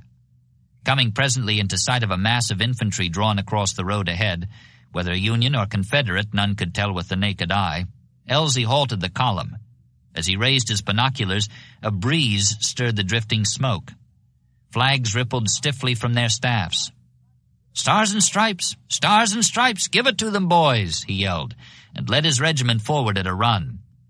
Early's brigade had come up too, their cheers swelling the din on the left as the whole gray line, curving away northeastward along the crest of Henry Hill, came whooping down upon the startled men in blue. While his flanking column fell back over the run, McDowell did what he could to save the day. 2 brigades, withdrawn from the fords below Stone Bridge, along with the 1 reserve brigade and some regiments just arrived from Alexandria, were combined to form a rally line near Centerville in hopes that the retreaters from the crushed right flank would fall in here to challenge the Confederate counterattack. But it was no use. Anger was fast giving way to panic as the retreat gathered momentum. These men were bound for the Potomac, along a road that had been traveled prophetically that morning by a regiment of infantry and a battery of field artillery. Their enlistments expiring today, they had declined any share in the battle, and deaf alike to pleas and jeers had returned to Washington for discharge. Panic was contagious. Troops from the proposed rally line fell in with the skulkers going past, and now the more or less sullen retreat became a rout, the column once more harried by the carriages and victorias of the junketing politicians who had driven out to see the Union reestablished. Now, somehow, across the run and down the western leg of that spraddled X, in a roiling cauldron of dust and smoke, with fitful pinkish-yellow stabs of fire mixed in, the carefree lark had been transmuted into something out of a nightmare. "Turn back! Turn back! We are whipped!" the civilians heard the soldiers shout as they came surging up the pike. Darkness spread and the moon came out, a full moon like the one that had flooded the landscape 2 months ago, when the Grand Army crossed the Potomac to take potshots at an occasional scampering rebel. Disorderly as the column was, it made good time. In that one night, returning north, McDowell's army covered more distance than it had managed to cover in 3 days of southward marching the week before. On the Confederate side, there was disorganization, too. It was of a different kind, however, proceeding from the elation of victory rather than from the depression of defeat. The two were strangely alike. Belief that the battle was won produced very much the same effect, as far as concerted action went, as belief that the battle was lost. In either case it was over, and Southern leaders could accomplish no more toward organizing pursuit along the turnpike than their Northern counterparts could accomplish toward organizing a rally line across it. On the left, above Stone Bridge, the regiments were halted for realignment, all possibility of control being gone. While on the right, where the brigades had forced their way across the fords below the bridge, pursuit was abandoned and the men recalled to the south bank of the run to meet a false alarm of an attack at Union Mills. One brigadier, Longstreet, who had already crossed and recrossed the stream 5 times that day, was commanded to fall back just as he gave the order for his batteries to open fire on the retreating Federal column. Stuart's cavalry, swinging wide around Sudley Springs, should have been free to accomplish most, but the troopers soon were burdened with so many prisoners picked up along the way that they lost all mobility, and presently they dwindled to a squad. It was the same all along the line. Little could be done to gather the potential fruits of victory. Even Jefferson Davis, braced for disaster as he rode from Manassas Junction through the backwash of the Army, lost some measure of his self-control in the sudden release from anxiety when he emerged to find the Union soldiers fleeing from the charging men in gray. Meeting Colonel Elzey, he conferred the first battlefield promotion of the war. "General Elzey, you are the Blucher of the day." He joined the horseback chase toward Sudley Springs, and everywhere he encountered rejoicing and elation. In the gathering dusk, coming upon a body of men he thought were stragglers, he began a speech to rally them, only to learn that they were Jackson's Virginians who had done so much to win the battle. Their commander was in a nearby dressing station having a wounded finger bandaged. "Give me 10,000 men," he was saying, "and I would be in Washington tomorrow." Davis rather thought so, too. He rode back to see Johnston and Beauregard at the latter's Manassas headquarters. The generals were as elated as their men, but when the president asked what forces were pushing the beaten enemy, they replied that the troops were confused and hungry and needed rest. Pursuit had ended for the night. Davis was unwilling to reconcile himself to this, but presently a slow rain came on, turning the dust to mud all over eastern Virginia, and there was no longer even a question of the possibility of pursuit. Out on the field, along the turnpike and the run and in the angles of the X they formed, the drizzle soaked the dead and fell upon the wounded of both armies. Among them was Major Robert O. Wheat, commander of the Louisiana Tigers, who had opened the fight alongside Evans above Stone Bridge. He was a lawyer and had been a soldier of fortune, fighting with Carvajal in Mexico, Walker in Nicaragua, and Garibaldi in Sicily. But now a Union bullet had gone through both of his lungs, and a surgeon told him he must die. "I don't feel like dying yet," Wheat said. The doctor insisted. "There is no instance on record of recovery from such a wound." "Well then," the lawyer-soldier replied, "I will put my case on record." Next morning at breakfast, Davis rode out for Beauregard, subject to the approval of Congress, a promotion to full general. Then he returned to Richmond, where the bodies of General B and other leaders killed on yesterday's field were to lie in state, with honor guards and fitting obsequies. In spite of such causes for individual grief, the people in the capital were as elated as the soldiers around Manassas. Here as there, the feeling was that the Yankees had been shown for once and for all. The war was won. Independence was a fact beyond all doubt. Even the casualty lists, the source of their sorrow, reinforced their conviction of superiority to anything the North could bring against them. The Confederates had lost almost 2,000, but the Union Army had lost more than 3,000. 387 were dead in gray, 481 in blue. Only among the wounded were the Northerners outnumbered, 1,582 to 1,124, and this in itself was interpreted as a credit to the South. What, they asked, could be nobler than for a soldier to bleed for his country? However, they found the principal support for their opinion in the amount of captured equipment and the number of prisoners taken. 1,500 Yankees had thrown down their arms and submitted to being marched away to prison, while in the Confederate ranks only 8 were listed as missing, and no one believed that even these had surrendered. Equipment captured during the battle or garnered from the field when the fighting was over included 28 artillery pieces, 17 of them rifled, as well as 37 caissons, 500,000 rounds of small arms ammunition, 500 muskets, and 9 flags. Later in the week, while Southern outpost riders once more gazed across the Potomac at the spires of Washington, the wounded were brought to Richmond to be cared for, including Rob Wheat, who had put his case on record. The ladies turned out with an enthusiasm which sometimes tried the patience of the men. Asked if he wanted his face washed, one replied, "Well, ma'am, it's been washed 20 times already, but go ahead if you want to."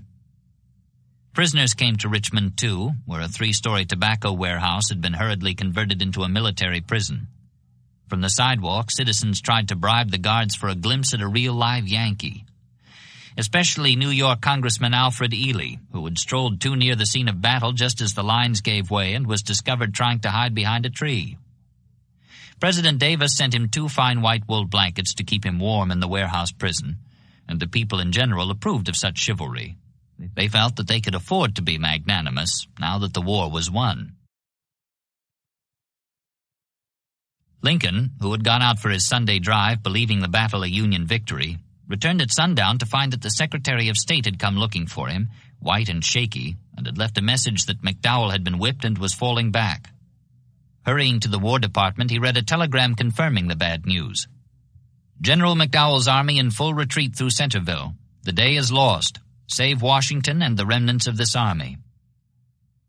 He returned to the White House and spent the night on a sofa in the cabinet room while bedraggled politicians, with the startled expressions of men emerging from nightmares, brought him eyewitness accounts of the disaster. Next morning, through windows lashed by rain, he watched his soldiers stagger up the streets, many of them so exhausted that they stumbled and slept in yards and on the steps of houses, oblivious to the pelting rain and the women who moved among them offering coffee. General Scott and others with long faces soon arrived. "Sir, I am the greatest coward in America," Scott told one of them. "I deserve removal because I did not stand up when my army was not in condition for fighting and resisted to the last." Lincoln broke in. "Your conversation seems to imply that I forced you to fight this battle." The old general hesitated. He believed this was quite literally true, but he would not be rude.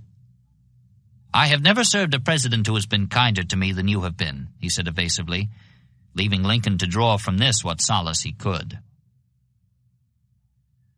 While Davis was soaring from anxiety to elation and Lincoln was moving in the opposite direction, downhill from elation to anxiety, others around the country and the world were reacting according to their natures. Horace Greeley, who had clamored for invasion, removed the banner "Forward to Richmond" from the masthead of his New York Tribune, and after what he called "my 7th sleepless night, yours too, doubtless," wrote to Lincoln, "On every brow sits sullen, scorching, black despair. If it is best for the country and for mankind that we make peace with the rebels at once and on their own terms, do not shrink even from that." Tecumseh Sherman, reassembling his scattered brigade, wrote privately, "Nobody, no man can save the country. Our men are not good soldiers. They brag but don't perform, complain sadly if they don't get everything they want, and a march of a few miles uses them up. It will take a long time to overcome these things, and what is in store for us in the future, I know not." One English journalist at least believed he could guess what was in store. "So short-lived has been the American Union," the London Times observed, "that men who saw its rise may live to see its fall." Allowing for journalistic license, sullen, scorching, black despair was scarcely an overstatement. All along the troubled line, from Missouri to the Atlantic, the gloom was lighted at only one point. In Western Virginia, scene of the Philippi races and the rout at Carrick's Ford, there was a commander with a Napoleonic flair who lifted men's hearts and brought cheers. Lincoln looked in that direction, the long, sad face grown longer and sadder in the past few hours, and there he believed he found his man of destiny. On that same Monday, while fugitives from Sunday's battle still limped across Long Bridge and slept in the rain, he summoned him by telegraph. General George B. McClellan, Beverly, Virginia. Circumstances make your presence here necessary. Charge Rosecrans or some other general with your present department, and come hither without delay. 2. Lincoln was already dealing with two men of destiny, Robert Anderson, the hero of Sumter, and John Charles Fremont, the California pathfinder. They were to save Kentucky and Missouri for the Union, both having ties in the states to which they had been sent. Anderson was a bluegrass native, and Fremont, though Georgia-born, had made important Missouri connections by eloping with the daughter of old Thomas Hart Benton, who lived long enough to be reconciled to the match. In Kentucky, the contest was political, swinging around the problem of the state's declared neutrality. Her sympathies were Southern, but her interests lay northward beyond the Ohio, Lincoln having guaranteed the inviolability of her property and slaves. What was more, her desire for peace was reinforced by the knowledge that her dark and bloody ground, as it was called, would be the scene of bitterest fighting if war came. Therefore, after the furor of Sumter and the departure into Confederate ranks of the eastern border states and Tennessee, the governor and both houses of the legislature announced that Kentucky would defend her borders, north and south, against invaders from either direction. And the people signified their approval in the special congressional election of late June, where 9 out of the 10 men sent to Washington were Unionists, and again in the August legislature races, which also were overwhelming Union victories. Meanwhile, Kentucky had become a recruiting ground for agents of both armies. The state militia, under Simon Bolivar Buckner, a West Pointer and a wealthy Kentucky aristocrat, was the largest and probably the best-drilled body of non-regular troops in the country.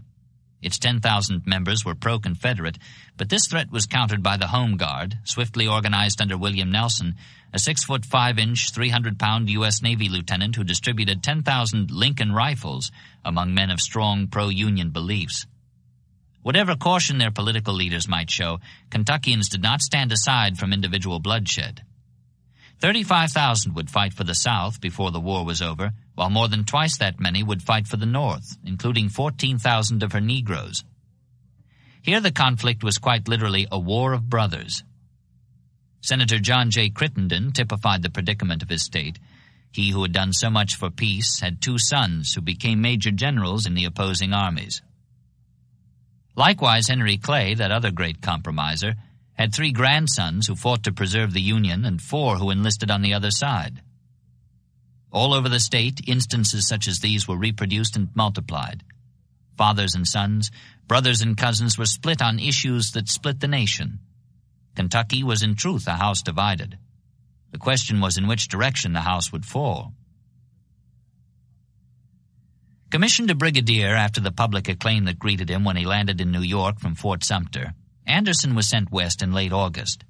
He had said that his heart was not in the struggle, that if Kentucky seceded he would go to Europe and wait the war out. But now that his native state expressed intentions of holding firm, he determined to take the field. Frail and aged beyond his 56 years, he was warned by his physicians that he might break under the stress of active duty, to which, according to a Washington newspaper interview, he replied that the Union men of Kentucky were calling on him to lead them, and that he must and would fall in a most glorious cause. Out of respect for his state's declared neutrality, and despite his official designation as commander of the military department of Kentucky, he established headquarters in Cincinnati, just across the Ohio, and attempted to direct operations from there. He did little, for there was little he could do, which gave the impression that he was biding his time, waiting for the bluegrass leaders to evolve their own decisions unmolested. Considering their touchy sensibilities, so violently in favor of peace that they were willing to fight for it, this was the best he could possibly have done. It was more, at any rate, than his opponent Leonidas Polk could do. Polk was a West Pointer who had gone into the ministry and done well. Aged 55 at the outbreak of the war, he was Episcopal Bishop of Louisiana. Visiting Richmond in June, he dropped by to see his academy schoolmate Jefferson Davis. And when he emerged from the president's office, he held, to his surprise, the commission of a Confederate major general and appointment to the command of troops in the Mississippi Valley. Northerners expressed horror at such sacrilege, but Southerners were delighted with this transfer from the army of the Lord. Polk himself, considering his new duty temporary, did not resign his bishopric. He felt, he said, like a man who has dropped his business when his house is on fire to put it out, for as soon as the war is over I will return to my proper calling. Just now, however, the Bishop General was alarmed at the development of events in Kentucky, which had gone from bad to worse from the Confederate point of view. Not only was the legislature pro-Unionist, but in mid-July, feeling that his position was somehow dishonorable, or anyhow equivocal, Buckner resigned as head of the militia, which then disbanded, its guns and equipment passing into the hands of the Home Guard. At this rate, Kentucky would soon be irretrievably gone. One of the first things Polk did when he arrived at his Memphis headquarters was to order a concentration of Confederate troops at Union City in northwest Tennessee, prepared to cross the border and occupy Columbus, Kentucky, which Polk saw as the key to the upper Mississippi, whenever some federal act of aggression made such a movement plausible. Anderson, marking time in Cincinnati, would give him no such provocation, but Fremont across the way was more precipitate. On August 28th, he instructed Brigadier General Ulysses S. Grant to take command of a combined forward movement and to occupy Columbus, Kentucky as soon as possible. That city's pro-Southern citizens had already petitioned the Confederates to march to their defense, and now that he had an excuse, Polk moved quickly. Not waiting to deal with an accomplished act of aggression, but hastening to forestall one, he ordered his troops to cross the border. They occupied Columbus on September 4th, the day before the Federals were scheduled to arrive. Grant, thus checked, countered by crossing the border and occupying Paducah, strategically located at the junction of the Ohio and the Tennessee. Now both Confederate and Union soldiers, in rapid sequence, had violated Kentucky's declared neutrality. The reaction, which was immediate, was directed mainly against the Southerners, since they had entered first and could make a less effective show of moral indignation. Anderson left Cincinnati at last, transferring his headquarters to Frankfort, where he appeared before the legislature on September 7th and was given an ovation. 4 days later, though it sent no such angry communication to Grant or Fremont, this body issued a formal demand that the Confederacy withdraw its troops. When this injunction was not obeyed, it passed on the 18th an act creating a military force to expel them. Neutrality was over. Politically, Kentucky had chosen the Union. She had a star in the Confederate flag and a secessionist legislature at Russellville, but these represented hardly anything more than the Kentuckians in the Southern Army. If she was to be reclaimed, if the northern boundary of the new nation was to reach the natural barrier of the Ohio, it would have to be accomplished by force of arms. Much of the credit was due Anderson, who had waited. He had spoken of glory on setting out, but there had been little of that for him in his native Kentucky. He had said goodbye to glory in Charleston Harbor. And now his physician's prediction came true. His health broke and he was given indefinite sick leave, Sherman replacing him in mid-October. Thus the Union's first man of destiny left the scene. Afterwards, brevetted a major general and retired, he spent the war years in New York City, pointed out on the avenue as he took his daily constitutional, still the hero of Sumter, wearing a long military cloak across his shoulders to hide his stars. He read the war news in the papers and took a particular pride in the career of Sherman, who had served under him as a junior lieutenant in the peacetime army. "One of my boys," he called him. Lincoln's second man of destiny was quite different from the first, as indeed he had need to be. In Missouri, the secession question had long since passed the political stage. Here there was bloodshed from the outset, and all through the last half of the opening year it was touch and go, a series of furious skirmishes, marches and countermarches by confused commanders, occupations, evacuations, and several full-scale battles. Jesse James studied tactics here, and Mark Twain skedaddled.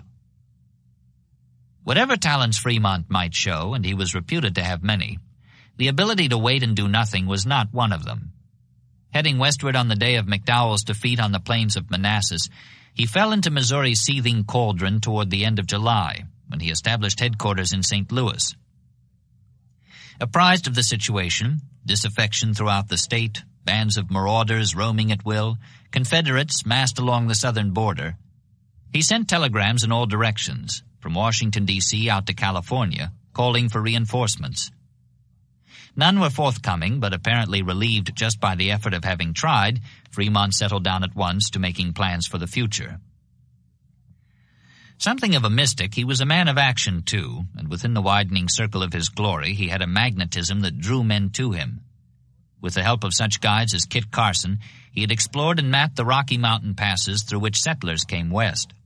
Under his leadership, the Pathfinder, they called him, they broke California loose from Mexico and joined her to the Union, rewarding Fremont by making him one of her first 2 senators as well as one of her first millionaires, and subsequently the Republican Party's first presidential nominee.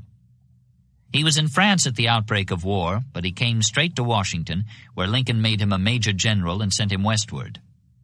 His slender yet muscular body evidenced a youthfulness which the touches of gray in his hair and beard only served to emphasize by contrast, as if they represented not so much his 48 years, but rather the width of experience and adventure he had packed into them. His features were regular, his glance piercing. There was drama in his gestures, and his voice had overtones of music. "I have given you carte blanche. You must use your own judgment and do the best you can," Lincoln had told him, saying goodbye on the portico of the White House. And now in Missouri, Fremont took him at his word. While the news from Manassas dampened Unionist spirits, he continued to exorcise dismay with works and projects. After ordering entrenchments thrown around St. Louis to secure it from attack, he occupied and fortified Cape Girardeau, above Cairo, as well as the railheads at Ironton and Rolla and the state capitol at Jefferson City. Such actions were mainly defensive, but Fremont had offensive conceptions as well, and of these, such occupations were a part. Poring over strategic maps in his headquarters, which he saw as the storm center of events, he looked beyond the present crisis and evolved a master plan for federal efforts in the West. Whoever controlled the trunk controlled the tree. Whoever held the Mississippi Valley, he discerned from his coign of vantage, would hold the country by the heart. Missouri was only a starting point, elemental but essential to the plan, of which the great object was the descent of the Mississippi River. With Memphis and Vicksburg lopped off, and finally New Orleans, the Confederacy would wither like a tree with a severed taproot. Cairo was the key, and having secured it, he went ahead.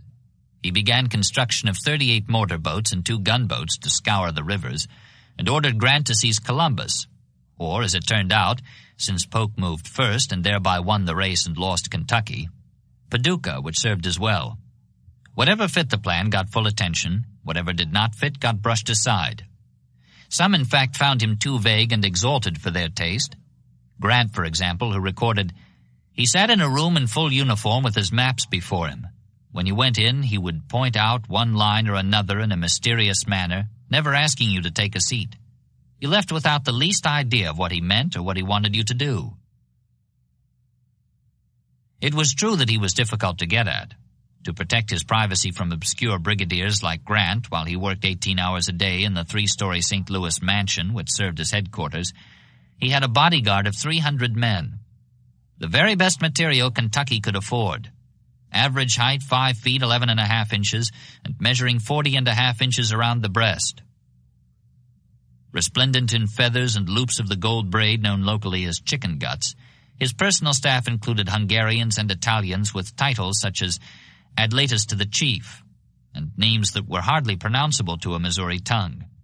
Emavitz, Mezaris, Kalamanutze were 3 among many.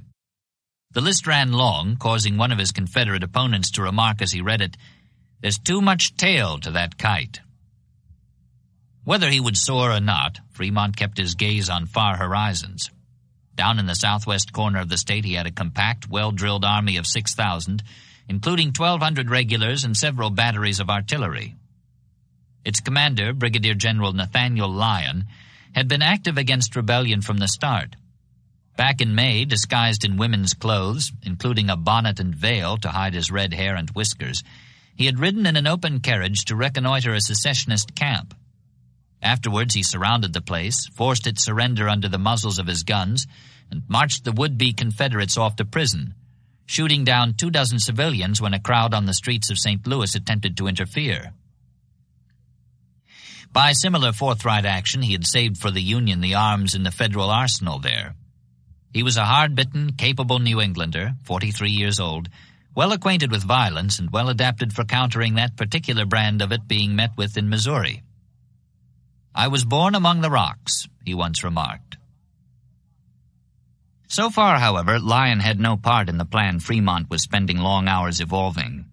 In June, he had led his troops southwest, intending to secure that section of the state and then move into Arkansas, with Little Rock as his goal.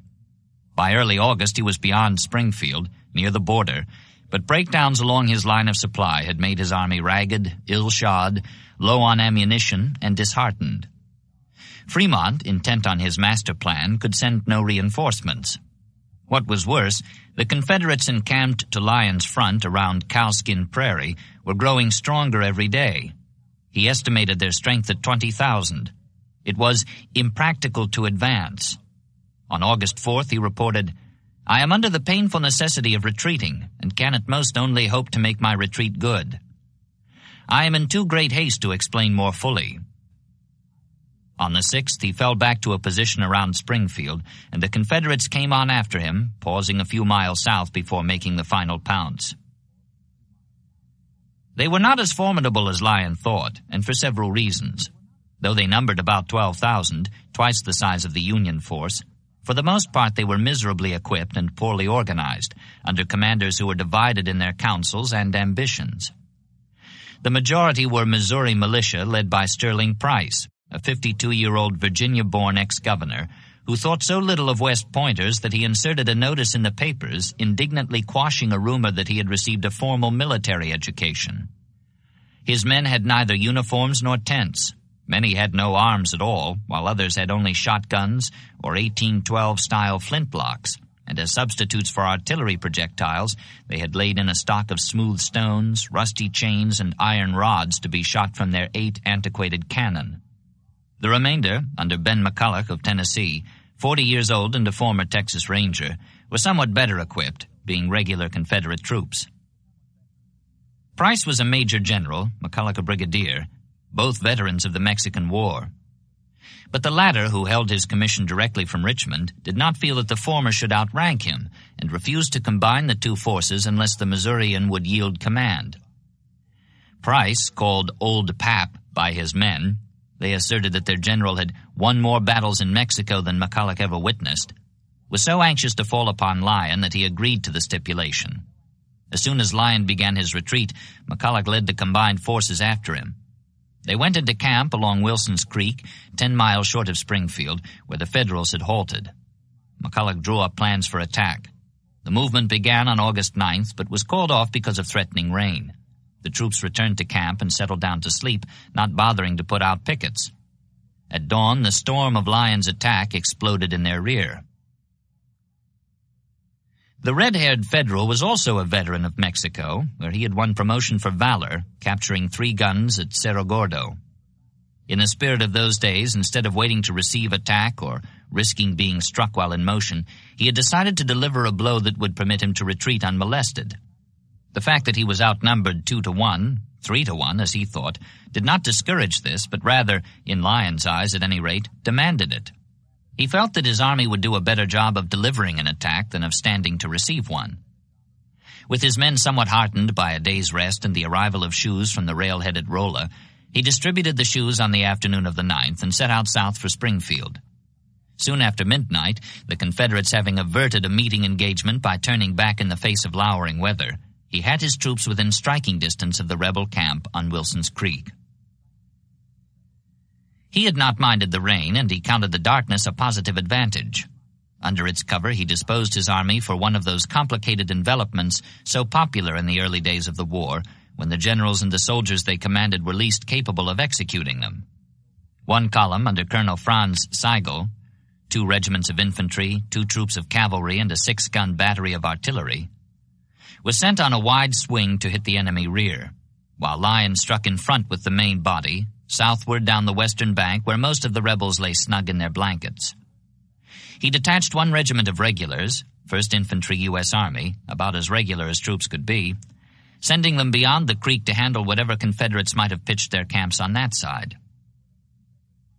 Sigel set out. Lyon waited in the darkness. Nothing stirred in the rebel camp.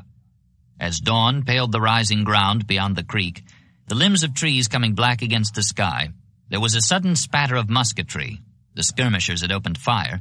Then the roar and flash of guns like summer lightning on the far horizon. Sigel had come up from the south and was in action, on time and in place.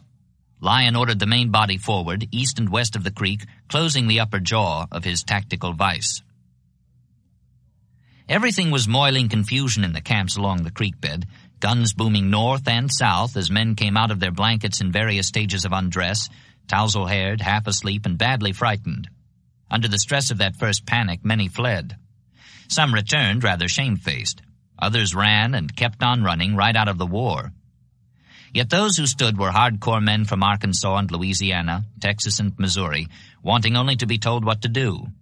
McCulloch and his aides soon established a line of resistance, and these men fell in eagerly. Price had yielded the command, but he was there too, his white hair streaming in the wind as he rode up and down the line of his rallied Missourians, shouting encouragement. Under such leadership, the Southerners assembled in time to meet the attack from both directions. The battle that followed set the pattern for all such encounters in the West. Few of the romantic preconceptions as to brilliant maneuver and individual gallantry were realized. Fighting at close quarters because of the short-range Confederate flintlocks and muzzle-loading fowling pieces, a regiment would walk up to the firing line, deliver a volley, then reload and deliver another, continuing this until it dissolved and was replaced by another regiment, which repeated the process, melting away in the heat of that furnace and being in turn replaced. No fighting anywhere ever required greater courage, yet individual gallantry seemed strangely out of place. A plume in a man's hat, for example, accomplished nothing except to make him a more conspicuous target. Nor did the rebel yell ring out on the banks of Wilson's Creek. There was little cheering on either side, for a cheer seemed as oddly out of place as a plume. The men went about their deadly business of firing and reloading and melting away, in a grim silence broken only by the rattling crash of musketry and the deeper roar of guns, with the screams of the injured sometimes piercing the din. Far from resembling panoplied war, it was more like reciprocal murder.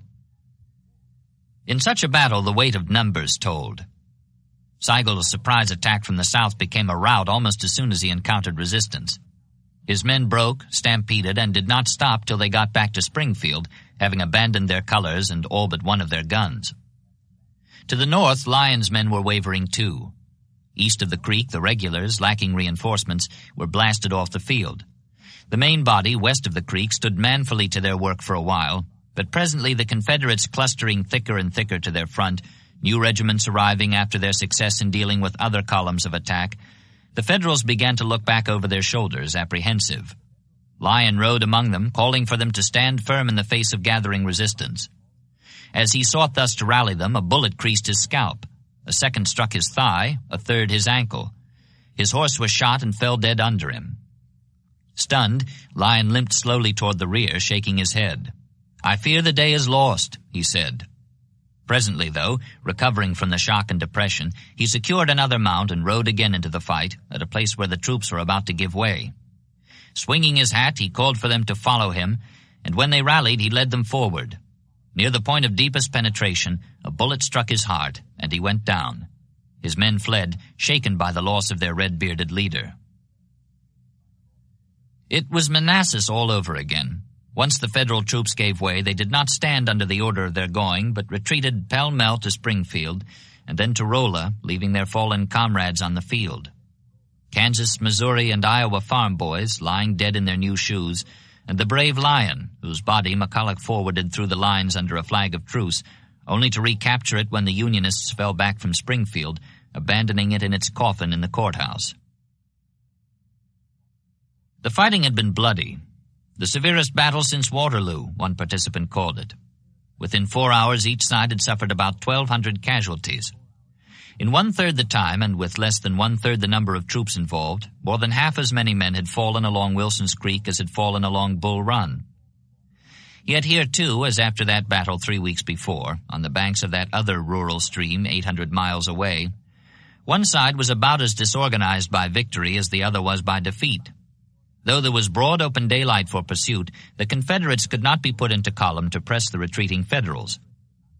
All the same, the battle was taken as further proof, if such was needed, of the obvious superiority of the Southern fighting man, and in Missouri as in Virginia there was the feeling that now that the Yankees had been shown what they were up against, there was no real need for giving chase. In Richmond, President Davis announced the victory in much the same tone of quiet exultation he had used for the announcement in July. Then, out of respect for Missouri's neutrality, he ordered McCulloch to return to Arkansas with his Confederate troops, awaiting an invitation from the secessionist legislature soon to assemble in Neosho, Lyon having scattered them from Jefferson City in July. Price and his native militiamen followed slowly as the Federals fell back. The battle was therefore inconclusive in results, since Lyon had been retreating anyhow. One thing it did, at any rate. It removed Fremont's transfixed gaze from far horizons. The lopping descent of the Mississippi could never be accomplished without Missouri under control. Galvanized by reports of the battle, which indicated that he was in danger of losing his starting point, he reacted first according to pattern, wiring the Secretary of War for reinforcements. "Let the governor of Ohio be ordered forthwith to send me what disposable force he has. Also governors of Illinois, Indiana, and Wisconsin. Order the utmost promptitude." This done, though nothing came of it, he sent 5 regiments to strengthen the defeated men at Rolla, and declared martial law in St. Louis. Other rebel columns were reported to be advancing, however, and all over the northern portion of the state, guerrillas were coming out of hiding, emboldened by Confederate successes. As the month wore on, Fremont realized that something had to be done to stem the tide. The week before the battle, Congress had passed a confiscation act prescribing certain penalties against persons in rebellion. Now Fremont issued a proclamation of his own, with real teeth in it, written in one night and printed for distribution the following morning. Drawing a line from Fort Leavenworth to Cape Girardeau, he directed that any unauthorized person found under arms north of this line would be tried by court-martial, the sentence being death before a firing squad. In addition, he announced as confiscated the property, real and personal, of all Missourians who should be proved to have taken an active part with their enemies in the field. Nor was that all. And their slaves, if any they have, he added, are hereby declared freemen. Emancipation. Feared or hoped for, the word had been spoken at last. The reaction came from several directions. First, from down in the southeast corner of the state, where the Missouri Brigadier, M. Jeff Thompson, issued a proclamation of his own. For every member of the Missouri State Guard or soldier of our allies, the Confederate States, who shall be put to death in pursuance of said order of General Fremont, he avowed, I will hang, draw, and quarter a minion of said Abraham Lincoln. So help me God. Throughout the North, on the other hand, anti-slavery radicals were delighted. They had wanted a proclamation such as Fremont's all along, and now they had a champion who said plainly, war consists not only in battles, but in well-considered movements which bring the same results. In Kentucky, the reaction was otherwise. A Unionist volunteer company threw down its arms on receiving the news, and the legislature balked on the verge of landing the state officially in the federal camp. Lincoln was thus caught between two fires, having to offend either the abolitionist wing of his own party, which clamored for emancipation, or the loyal men of the border states who had been promised non-intervention on the slavery question. 3 of the latter wired from Louisville, "There is not a day to be lost in disavowing emancipation, or Kentucky is gone over the mill dam." Lincoln was circumspect, threading his way. He wrote to Fremont in a spirit of caution and not of censure, explaining the predicament and requesting that the Pathfinder modify the edict so as to conform to the recent act of Congress. As for the use of firing squads, he reminded the general that the Confederates would retaliate man for man indefinitely, and directed that no shootings were to take place without presidential approval. Fremont waited 6 days, then replied that he would not change or shade it. It was worth a victory in the field, he earnestly maintained. As Commander-in-Chief, Lincoln could order it modified. Otherwise, the proclamation stood. This letter was entrusted to no ordinary courier, but was taken to Washington by Jessie Benton Fremont, an illustrious father's ambitious daughter, who had been at her husband's elbow all the while. She arrived after 2 days and nights on the cars, and despite the late hour at which she checked into Willard's, sent a note to the White House asking when she might deliver the message. A card was brought. Now, at once, A. Lincoln. She had not had time to rest or change her clothes, but she went immediately. The president was waiting. "Well," he said. She found his manner hard, she later declared, and when she handed him the letter he smiled with an expression not agreeable. When she attempted to reinforce her husband's defense of the proclamation, enlarging upon his explanation that the war must be won by more than the force of arms, and that Europe would cheer a blow struck at slavery, Lincoln interrupted her lecture by remarking, "You are quite a female politician." At this she lost her temper and reminded Lincoln that the Pathfinder was beyond the ordinary run of soldiers. If the president wanted to try titles, he would find Fremont a worthy adversary. "He is a man and I am his wife," she added hotly. Lincoln had not doubted that Fremont was a man or that Jessie was his wife, but having stirred up this hornet's nest, he mustered what tact he could to try to calm her. It was not enough. "She left in anger," he said afterwards, "flaunting her handkerchief before my face." Returning westward, she traveled in the wake of a letter addressed to her husband in St. Louis. Signed, "Your obedient servant, A. Lincoln," it began, "Yours of the 8th, in answer to mine of the 2nd instant, is just received," and remarked that while the president perceived in general no objection to the proclamation, he would not allow an act of Congress to be overridden, Therefore, he would assume responsibility for revoking so much of Fremont's edict as failed to conform to that act. Your answer expresses the preference on your part that I should make an open order for the modification, which I very cheerfully do.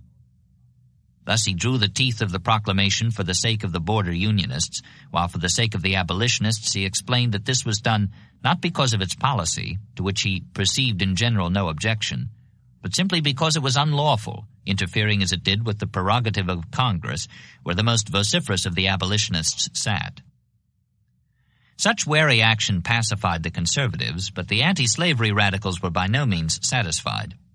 In this first open break within his party, Lincoln was assailed on the floor of the Senate, in the press, and from the pulpit. Protests were especially loud among the German emigrants in Missouri, the St. Louis Dutch, their enemies called them, whose devotion to the general was redoubled. Jessie Fremont's threat that her husband might set up for himself and try titles with the president began to seem quite possible.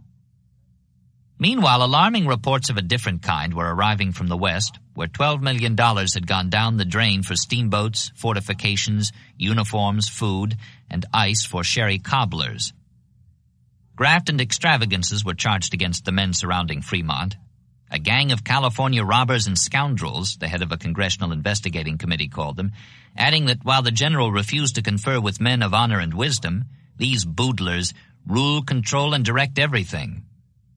Lincoln wrote to Major General David Hunter, who had commanded the flanking column at Manassas, saying of Fremont, "He needs to have by his side a man of large experience. Will you not for me take that place?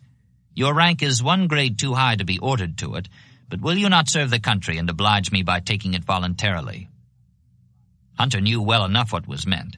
He also knew an opportunity when he saw one, and he set out at once for St. Louis. There was a need for military wisdom and alertness, for bushwhackers were plundering the state while Price moved northward with his 15,000 militia, their shortage of arms somewhat repaired by 3,000 Union rifles picked up after the fight at Wilson's Creek. At Lexington, they besieged Mulligan's Irish Guard, 2,800 men entrenched in the campus of the Masonic College.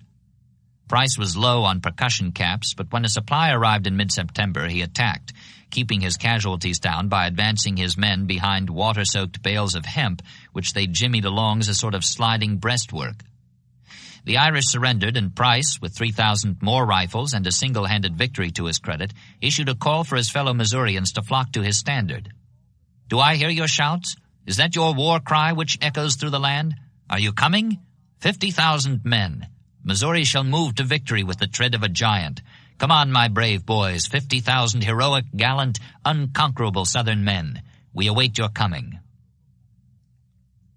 Once more, Fremont was galvanized. "I am taking the field myself," he telegraphed Washington. "Please notify the President immediately." He assembled 5 divisions, 38,000 men, and set out after Price. He had not lost sight of his goal, however. "My plan is New Orleans straight," he wrote his wife, October 7th from Tipton, adding, "I think it can be done gloriously." It might be done gloriously, but not by Fremont. Lincoln had marked him for destruction. Having found that the Pathfinder would not hesitate to embarrass him politically, the President sent observers to investigate his competence in other matters. In addition to the rumors of graft, the Adjutant General and the Secretary of War had both reported the general unfit for his post, an opinion shared by Brigadier General Samuel Curtis in St. Louis, who wrote that Fremont lacked the intelligence, the experience, and the sagacity necessary to his command.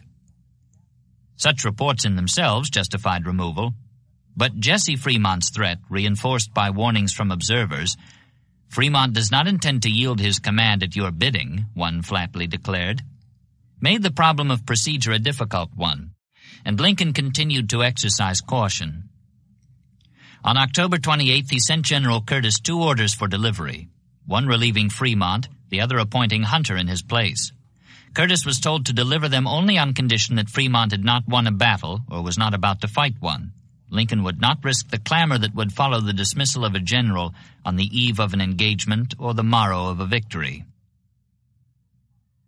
News of the order had leaked to the press, however, and Fremont, in camp southwest of Springfield, surrounded by his bodyguard and army, was forewarned.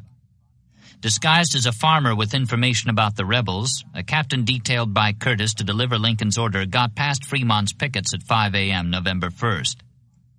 At headquarters, he was told that he could not see the general in person, but that his information would be passed on. The captain declined, saying he would wait. He waited hours on end, and then at last was ushered into the presence.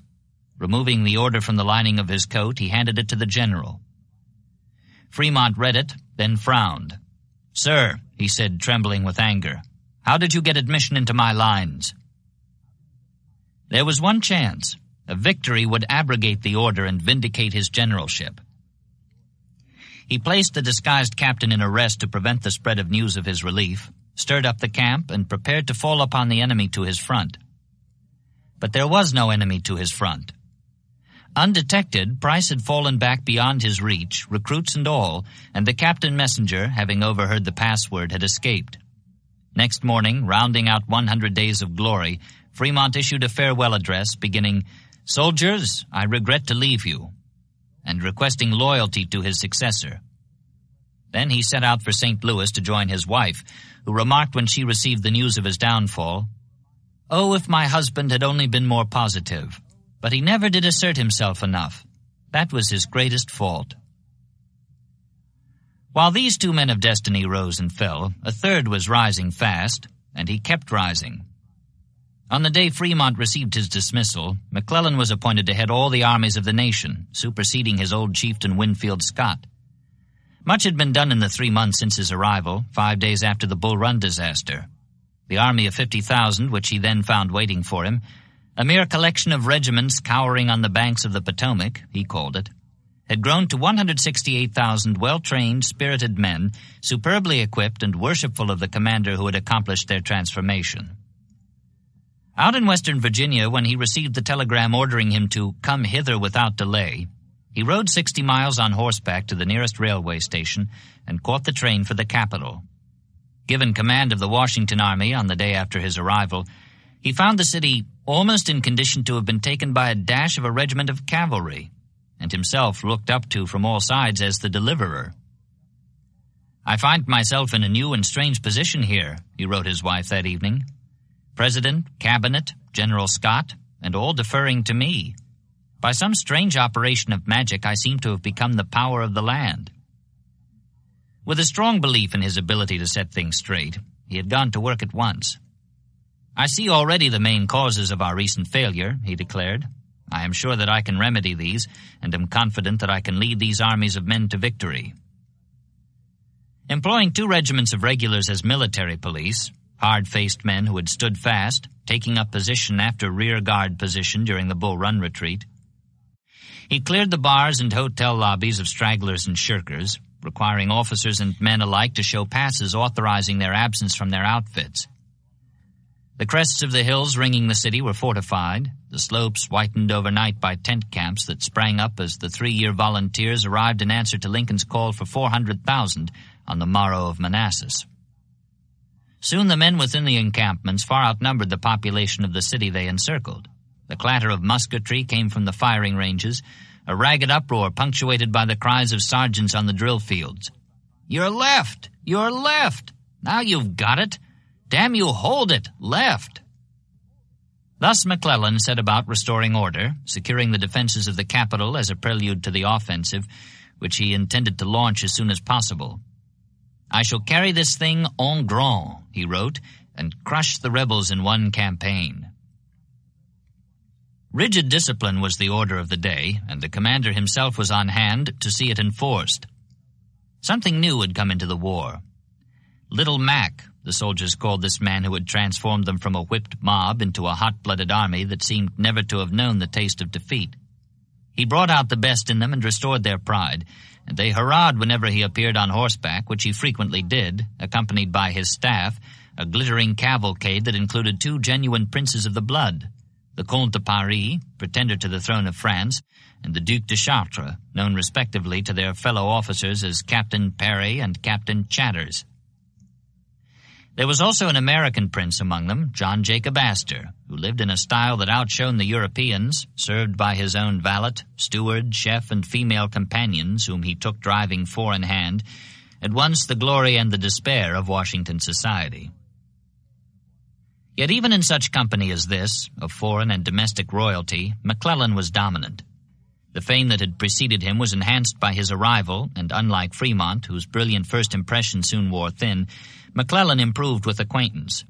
He did not seem young. He was young, with all the vigor and clear-eyed forcefulness that went with being 34.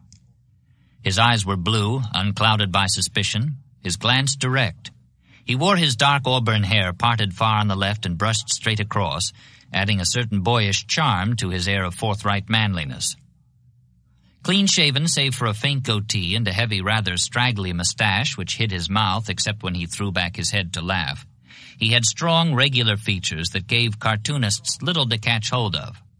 He was of average height, 5 feet 9 1/2 inches, yet was so robust and stockily built, his chest massive, his well-shaped head set firmly on a muscular neck, a neck such as not one man in 10,000 possesses, an admirer wrote, that he seemed short.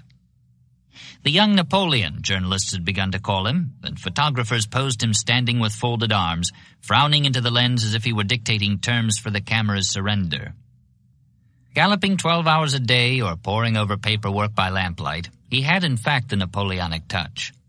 Men looking at him somehow saw themselves as they would have liked to be, and he could therefore draw on their best efforts.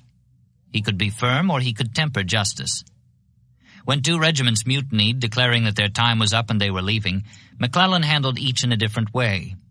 The ringleaders of one were sent to the dry Tortugas to serve out their enlistments at hard labor. In the other case, he merely took away the regimental colors and kept them in the hall of his headquarters until the mutineers should earn by good behavior the right to have them back, which they presently did.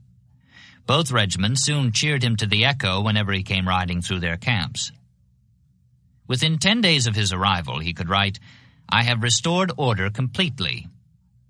Training now entered a new phase, with emphasis on the development of unit pride, as the men learned to polish equipment to new degrees of brightness and step to parade ground music. Reviews were staged, the massed columns swinging past reviewing stands, eyes right, guidance snapping, where the generals and distinguished civilians stood and ladies in hoop skirts watched from under parasols.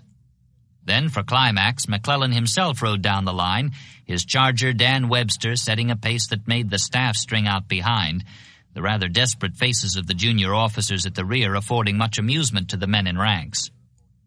Yet even they, who had sat up half the night scrubbing and polishing cloth and leather, could see the purpose behind the panoply and the results that purpose yielded. The young general had an eye for everything. A dingy cartridge box or a special gleam on a pair of shoes could bring a sudden frown or a smile of pride, and the men were disconsolate or happy, depending on which expression flickered across the youthful face. They cheered him riding past, and when he acknowledged the cheers with his jaunty salute, they cheered again. Even the salute was something special. He gave his cap a little twirl, one witness wrote, which with his bow and smile seemed to carry a little of personal good fellowship even to the humblest private soldier. If the cheer was repeated, he would turn in the saddle and repeat the salute. It was reciprocal. Between them, they felt that they were forging the finest army the world had ever seen. Yet all was not as confident in McClellan's mind as the soldiers judged from his manner on parade. In the small hours of the night, alone in his quarters, musing upon the example of McDowell, whose army had been wrecked on the very plains where the Confederates were still massing under the same victorious commanders, he took counsel of his fears. Soon after his arrival, in the flush of early confidence, he had written, "I flatter myself that Beauregard has gained his last victory." Now, he wrote, "I have scarcely slept one moment for the last 3 nights, knowing well that the enemy intends some movement and fully recognizing our own weakness. If Beauregard does not attack tonight, I shall look upon it as a dispensation of Providence. He ought to do it." The dispensation was granted, but that did not keep McClellan from complaining, "I am here in a terrible place. The enemy have from 3 to 4 times my force." Such figures were not guesswork. They came from his chief of intelligence, Allen Pinkerton, the railroad detective who had herded Lincoln through Baltimore on the eve of inauguration, and they were detailed and explicit, based on reports from agents planted behind the rebel lines. Earlier in August, Pinkerton had shown his chief that the forces around Manassas amounted to beyond 100,000 men. This estimate grew steadily as the agents grew more industrious, until by early October, as the days drew in and shadows lengthened, McClellan was reporting, The enemy have a force on the Potomac not less than 150,000 strong, well drilled and equipped, ably commanded, and strongly entrenched. What was worse, or what was at least more irritating, it seemed to him that he had not only to contend with the threat of overwhelming numbers across the river, but there was a Virginian here in Washington against whom he must also fight his way. Lieutenant General Winfield Scott, second only to the father of his country on the list of the nation's military heroes, and the first person McClellan had called on to pay his respects when he arrived. Scott had been a great man in his day, 6 feet 4 1/4 tall, resplendent in epaulets of solid gold and wearing an aura of victory through 2 wars.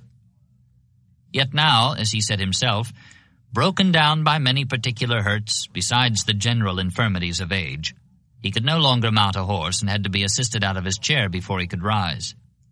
When he would indicate troop positions on a wall map, an aide stood by to wield the pointer. "I have become an encumbrance to the army as well as to myself," he confessed, with pain to his enormous pride. McClellan's original feelings of veneration and pity, "It made me feel a little strangely when I went into the President's last evening with the old general leaning on me. I could see that many marked the contrast," had turned to resentment and exasperation as Scott continued to get in the way of his plans. Regular Army officers commanding companies and battalions of regulars should not be transferred to lead brigades and divisions of volunteers. A hard corps of trained regulars, officered by regulars, was needed. Divisions should not even be created. The brigade had been the largest unit in the army he took to Mexico, where he had accomplished maneuvers that now were described in the history books and tactics manuals. Ensconced between McClellan and Lincoln, and between McClellan and the War Department, Scott advanced these views and delayed the reorganization. Worst of all, the old general put little stock in the Pinkerton reports. Regardless of what was set down in black and white, he would not believe the Union Army was outnumbered. When McClellan reported his fears for the safety of the capital, Scott protested, "Relying upon our numbers, our forts in the Potomac River, I am confident in the opposite direction." "He understands nothing, appreciates nothing," McClellan declared on August 8th, and on the 9th, "General Scott is the great obstacle. He will not comprehend the danger. I have to fight my way against him." 5 days later, he was saying outright, "General Scott is the most dangerous antagonist I have." Plainly, the old general had to go. As McClellan had already told his wife, "The people call upon me to save the country. I must save it, and I cannot respect anything that is in the way." It was not his doing, he wrote. "I was called to it. My previous life seems to have been unwittingly directed to this great end." With military acumen, he attacked where his adversary was weakest, in his pride. Snubbing him in public and differing with him abruptly in private councils, he goaded him into such trembling fury that the old man requested to be placed on the retired list as soon as possible, to seek the palliatives of physical pain and exertion. Lincoln felt he could not spare him yet, however, and asked him to stay on, which Scott reluctantly agreed to do. McClellan kept at him, and at last in early October at a War Department meeting, Scott turned heavily in his chair, addressing McClellan, who lounged in the doorway. "You were called here by my advice. The times require vigilance and activity. I am not active and never shall be again. When I proposed that you should come here to aid, not supersede me, you had my friendship and confidence. You still have my confidence." A week before, there had been an incident which seemed to support the old man's opinion that the force across the river might not be as powerful as McClellan claimed. About halfway between Washington and Fairfax Courthouse, less than 10 miles from the former, was Munson's Hill, the nearest enemy outpost, from which Confederate pickets could look out and see the unfinished dome of the Capitol itself. On the last day of August, on his own responsibility, partly because the rebels had been taking potshots, but mostly because he could no longer abide the impudence of their dominating an area where his men were learning to drill, a New Jersey colonel pushed his regiment forward against the height. This took courage, for the Graybacks had a gun up there, black against the skyline. After a few shots and the fall of a few New Jersey boys, though the cannon itself was providently silent, the colonel fell back, with at least the satisfaction of having protested. A month later, September 28th, Johnston apparently having decided that the outpost could be captured or destroyed by a more determined push, the Federals woke to find the hill unoccupied. They went up somewhat cautiously, for the gun was still in position, and it seemed unlikely that the rebels would abandon ordnance. Then the revelation came. The cannon was not iron but wood, a peeled log painted black, a Quaker gun. There was general indignation as the newspapers spread word of how McClellan had been tricked, held at bay by the frown of a wooden cannon. Sightseers, riding out to Munson's Hill to be amused and to exercise their wit, could not see what was clear to Army intelligence, that if Johnston hadn't wanted them to think he was equipped with wooden guns, he would never have left one in position when he drew back. With the swift, uncluttered logic of civilians, all they could see was the painted log itself, complete with a pair of rickety wagon wheels, and the fact that the Confederates had fallen back unpushed. Mutterings began to be heard against the young Napoleon, especially among senators and businessmen who wanted a short, quick fight no matter how bloody. The daily bulletin, All Quiet Along the Potomac, which had given the war its first indigenous popular song, and which had been so reassuring through the weeks of unease that followed defeat, was greeted now with derision. Then, suddenly, as if to reinforce the Army's caution, that quiet was shattered by proof that the rebels on the southern bank had something more than wooden ordnance. In late October, when the leaves were turning and a brisk promise of winter came down the wind, McClellan received word that Johnston was preparing to evacuate Leesburg, up the Potomac about 2/3 of the way to Harper's Ferry. This time he acted. If old Joe was ready to fall back, Little Mac at least would give him a nudge to hasten his going.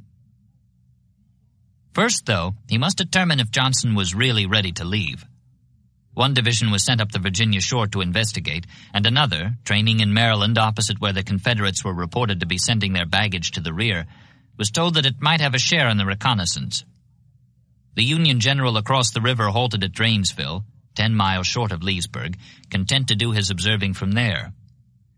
The commander on the Maryland side, however, Brigadier General Charles P. Stone, who read his instructions as permission to push things, believed that the best way to discover the enemy's strength was to provoke him into showing it.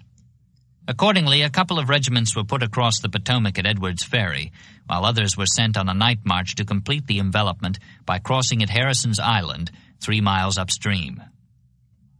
Here the operation was necessarily slow, being made in 3 small boats with a combined capacity of 25 men. By dawn, one regiment was on the island, looking out across the other half of the river at the wooded Virginia bank. It reared up tall there, over 100 feet, steep and mean-looking. Ball's Bluff it was called, and from beyond its rim they heard a nervous popping of musketry, each shot as flat and distinct as a hand clap, only more so. They were Massachusetts boys, and they looked at one another, wondering. No one had told them on the drill field or in bivouac that the war might be like this.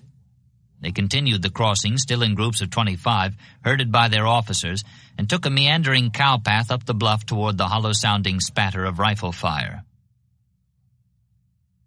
At the top, in explanation of the firing, it had a sharper sound up here, less mysterious but considerably more deadly, with the occasional twang of a ricochet mixed in.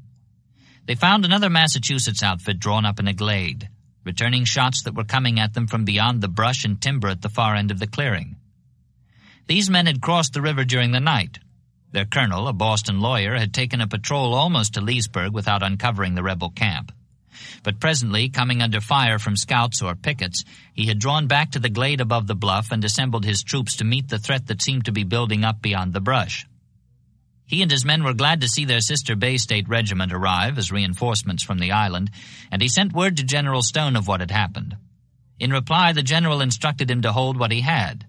Colonel Edward D. Baker was crossing with his Pennsylvania regiment and would take command when he arrived. Baker was someone special, not only a colonel but a full-fledged senator, a one-time Illinois lawyer and an intimate friend of Abraham Lincoln, whose second son had been named for him. Veteran of the Mexican War and the California Gold Rush, in 1860 he had moved to Oregon at the invitation of the people, who promptly elected him to the U.S. Senate. There he became the administration's chief Far Western spokesman, riding in the presidential carriage on Inauguration Day and introducing Lincoln for the inaugural address. He welcomed the nation's angry reaction to Sumter. "I want sudden, bold, forward, determined war," he told the Senate, and personally raised a Philadelphia regiment. He did not resign his Senate seat, however, and would not accept a major general's commission from his friend the commander-in-chief, since by law this would have required his resignation from Congress. From time to time he would return from the field, appearing in full uniform on the floor of the Senate, where he would unbuckle his sword, lay it across his desktop, and launch an oratorical attack upon those of his fellow lawmakers who appeared to favor any compromise with secession. At 50, he was clean-shaven and handsome, with a high forehead and a fondness for declaiming poetry. "Press where ye see my white plume shine amidst the ranks of war," he quoted as he took the field. Now, on this October 21st, coming up the bluff with his Pennsylvanians, he was happy to be where bullets were flying. "I congratulate you, sir, on the prospect of a battle," he told the Massachusetts colonel, shaking hands as he assumed command. In point of fact, it was more than a prospect. He had a battle on his hands already, as he soon found out. He had managed to get 2 guns across the river, and now he put them into action, shelling the brush from which the rebel sniping was getting more vicious all the time. Then he went back to the lip of the bluff and, peering down, saw a New York outfit known as the Tammany Regiment toiling up the cowpath. This would make a total of 4 Union regiments on the field. Baker felt confident and expansive. Spotting the colonel at the head of the climbing column, he waved gaily and greeted him with a quotation from the Lady of the Lake. "One blast upon your bugle horn is worth 1,000 men." Reaching the top of the bluff, the New York colonel, a West Pointer and the only professional soldier on a field in charge of lawyers and politicians, was amazed to find Baker so confident and buoyant over a situation in which, to the military eye at any rate, the danger in front was exceeded only by the confusion in the rear. The Confederates, holding high ground beyond the brush and timber where their snipers were picking off men in the glade almost at will, obviously were building up to launching an attack, whereas the Federals, backed up to the rim of a steep drop with an unfordable river 100 feet below, were doing little more than dodging bullets and listening to their senator colonel sing out quotations from Walter Scott. About this time, one of the 2 guns recoiled sharply and toppled backward off the bluff. The other was already silent, its cannoneers dropped or driven away by snipers. It seemed to the New Yorker that events were moving swiftly toward disaster. Suddenly, Baker seemed to realize it too. He hurried along the wavering line, calling for his soldiers to stand fast. Perhaps he had some counter-movement in mind. If so, no one ever learned it.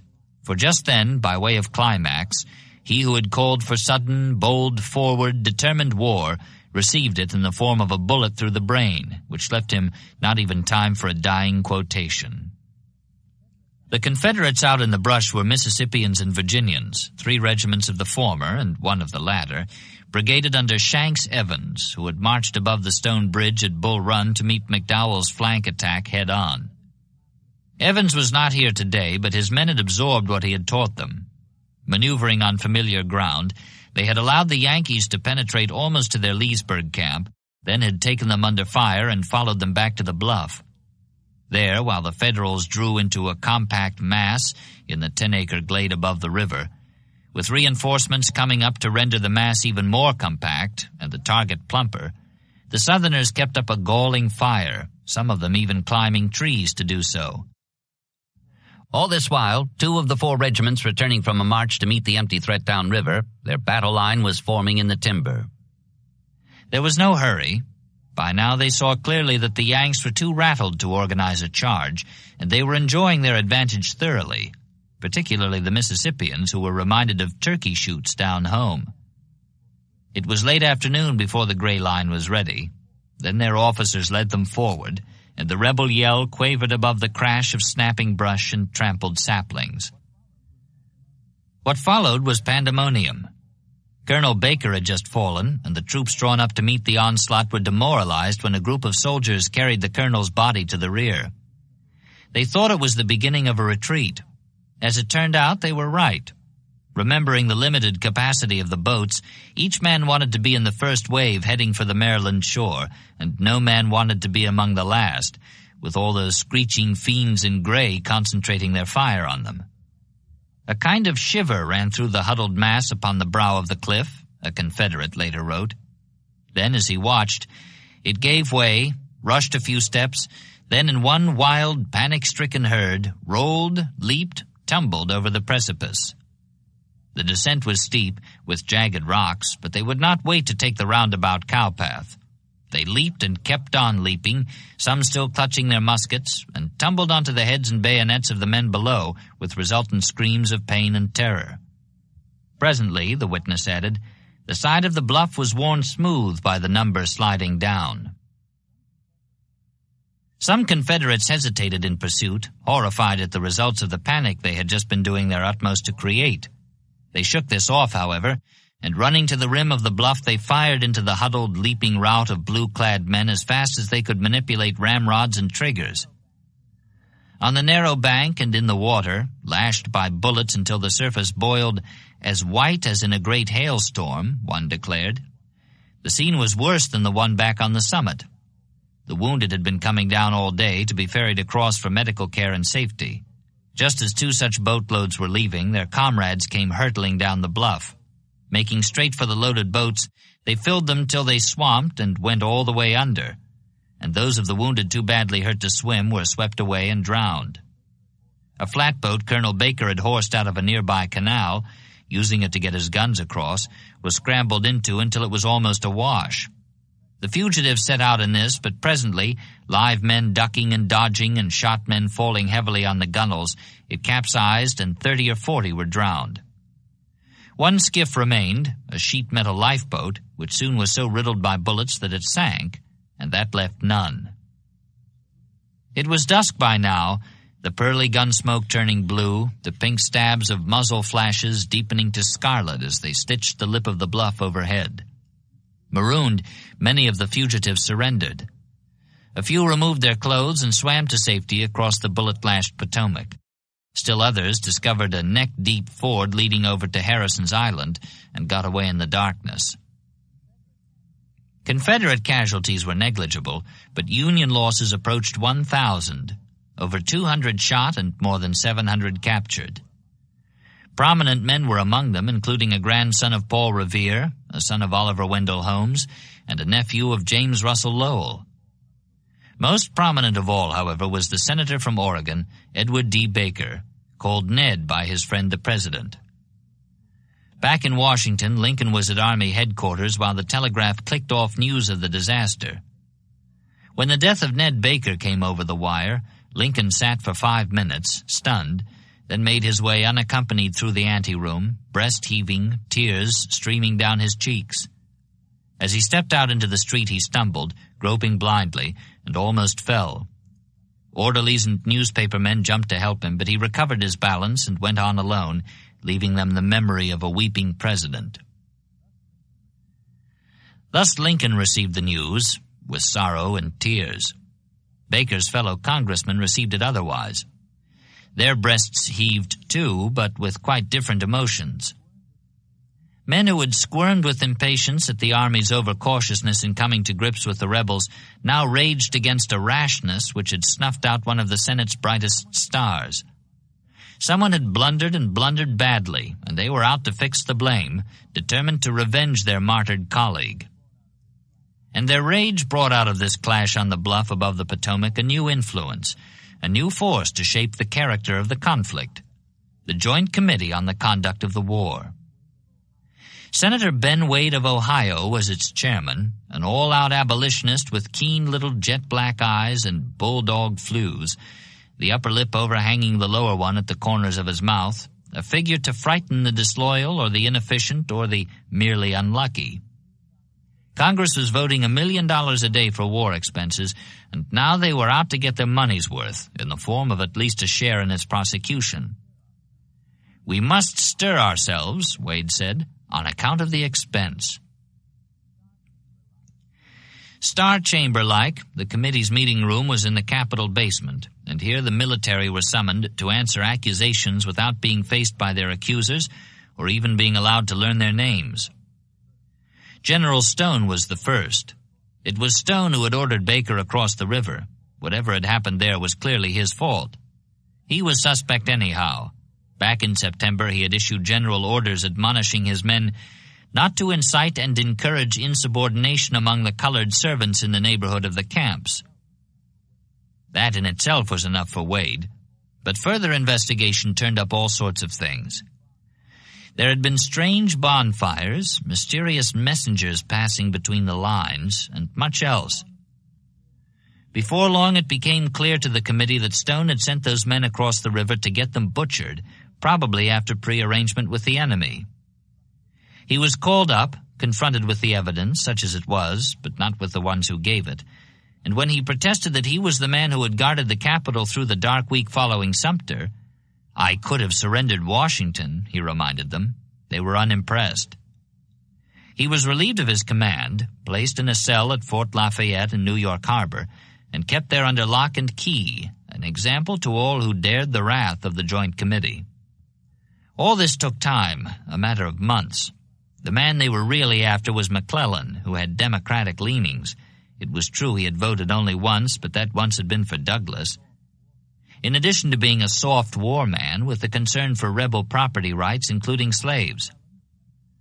Beyond McClellan was Lincoln, who had some of the same attributes, and if they were not precisely after Lincoln's scalp, he had too many votes behind him for that. They intended at least to put some iron in his backbone. Stone was merely an opportunity that popped up, a chance to install the machine and test it too, even as it was being installed. The trial run had worked out fine, with Stone lodged in a prison cell beyond the help of Lincoln or McClellan.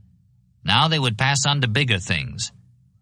Ben Wade and his colleagues were out to make this fight a war to the knife, and Stone was their warning to anyone who might think otherwise.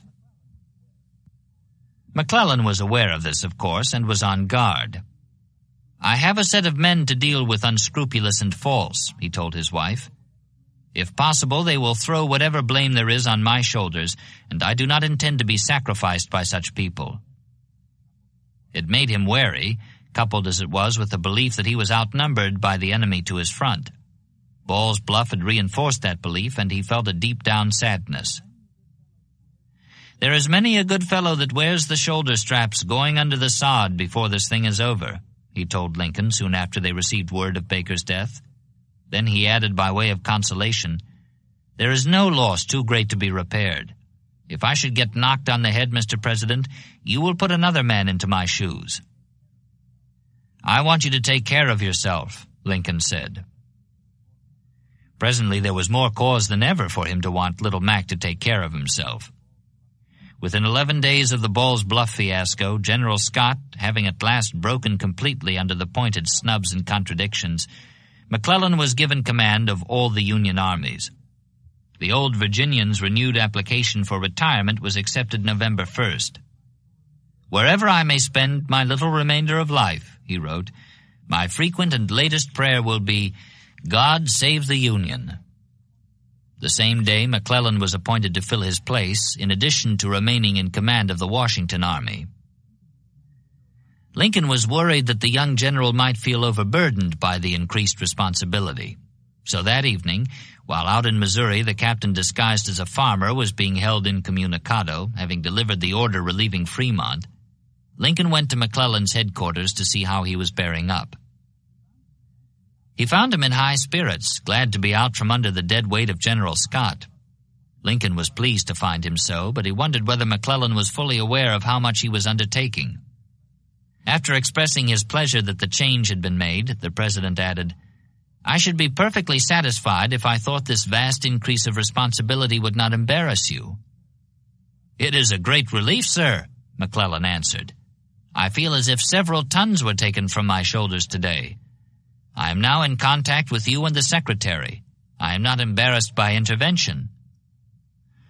"Well," Lincoln said, "draw on me for all the sense I have and all the information."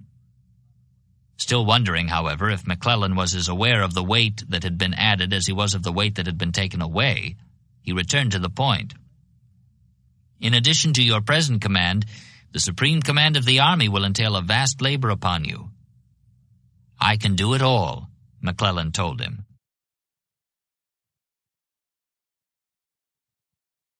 3. After a few hours' sleep the following night, McClellan and his staff got out of their beds at 4 o'clock in the morning, mounted their horses, and, accompanied by a squadron of cavalry, escorted General Scott to the railway station. It was rainy and pitch dark. On the depot platform the gaslight glittered blackly on the officers' rain suits, so that they seemed clad in lacquered armor. Touched by this show of respect, as well as by a general order McClellan had issued that day in his praise, "Let us do nothing that can cause him to blush for us," it ended. "Let no defeat of the army he has so long commanded embitter his last years, but let our victories illuminate the close of a life so grand." The old warrior was cordial to the man who had made his final weeks in Washington a torment. He sent his regards to the young general's wife and baby, and added that his sensations were very peculiar on leaving active duty. Then, the clank of sabers and chink of spur chains somewhat muffled under the rubberized suits, he received his goodbye salute and boarded the train, which then pulled out. McClellan returned to his quarters and his bed. Rising for the second time that morning, he found his mind so impressed by the farewell at the depot a few hours ago that he took time to describe it in a letter to his wife. After forwarding Scott's greetings to her and the new baby, he philosophized on what he had seen. "The sight of this morning was a lesson to me which I hope not soon to forget. I saw there the end of a long, active, and industrious life, the end of the career of the first soldier of his nation, and it was a feeble old man scarce able to walk, hardly anyone there to see him off but his successor. Should I ever become vainglorious and ambitious, remind me of that spectacle." The old soldier had faded away, had gone in fact to live for a time at Delmonico's in New York, where he could get his fill of terrapin. "The best food vouchsafed by Providence to man," he called it, admiring a steaming forkful held 6 inches above his plate. Yet he had left a great deal more behind him than the memory of that final scene from which his young successor drew a moral. In the 40s, commanding in Mexico, he had conducted, on a live ammunition training ground, a postgraduate course in the art of war for officers who, having fought against Mexicans, would find a broader scope for their talents when they fought against each other in the 60s. Landing at Veracruz, outflanking Cerro Gordo, cutting loose from his base in hostile country to reduce Chapultepec and occupy Mexico City, he had established models for operations that would be repeated time and again on a larger scale, so that to list the men who received their baptism of fire under his direction was practically to call the roll of army commanders and generals-in-chief, both North and South, in the war that was building toward a climax at the time of his retirement. All this was much, but he had done still more. He had provided a plan for total war, Scott's Anaconda. As a Virginian, older than the capital he was defending, he believed he knew the temper of the people across the Potomac and the Ohio. Their love for the Union was as deep as his own, he believed, and in time, provided they could be made to feel the dull reality of war against a more powerful opponent, without being pricked in their hot-blooded pride by the bayonets of a penetrating army, they would see the error of their angry choice and renounce the men who had led them into a wilderness, away from the direction in which their devotion and true interests lay. Out of this belief he evolved a plan, though what was called an anaconda might better have been described as a water serpent. All down the eastern seaboard, from Chesapeake Bay to the Florida Keys, thence along the shores of the Gulf, counterclockwise from the Keys to Matamoros, he would establish a deep-water naval blockade to wall the Confederacy off from Europe and whatever aid might come from that direction. Meanwhile, down the length of the Mississippi, from Cairo past New Orleans, he would send an army of 60,000 rough vigor fellows, backed by gunboats, thus cutting the Southerners off from the cattle and cereals of Texas, as well as from such foreign help as might be forwarded through the neutral ports of Mexico. Having seized all this, he would hold on tight, neither advancing nor yielding ground, and within those constricting coils the South would become in very fact a political and economic wilderness, the awful hug of the serpent producing results which bursting shells and prodding bayonets could never bring about. The flame of rebellion, so difficult to stamp out, as an experienced military leader, Scott was thoroughly aware of all the problems of subduing a hostile and determined people, would die from lack of fuel or be smothered by sheer boredom. Unionist sentiment, unprovoked, would reassert itself. The people would come to their senses and force their hot-headed, wrong-minded leaders to sue for peace and readmission to the Union, which they never should have left. Such was Scott's anaconda. From the outset, it came in for a considerable measure of ridicule, especially from cartoonists who confused the metaphor by sketching the old general in a turban, sitting cross-legged as he tried to charm the Southern cobra with a flute. As well as violent opposition from such spokesmen as Senator Colonel Baker, who demanded bold and forward war and would not see that either of these adjectives could be applied to the so-called Anaconda Plan. Also, it was believed to have overrated Unionist sentiment in the South, though whether this was so or not was presently removed to the realm of conjecture.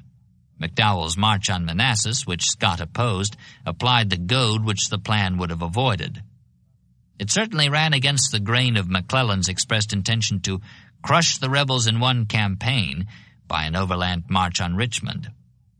Yet in other respects, of all the plans evolved by many men, right up to the end, it was the first to recognize and utilize the North's tremendous advantage of numbers and material, and it was the first to emphasize the importance of the Mississippi Valley in an overall view of the war.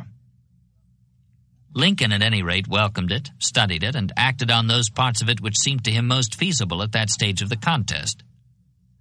On April 19th, the day the 6th Massachusetts was mobbed in Baltimore and the Friday after the Friday whose dawn saw Sumter under fire in Charleston Harbor, he proclaimed a blockade of the southern coast.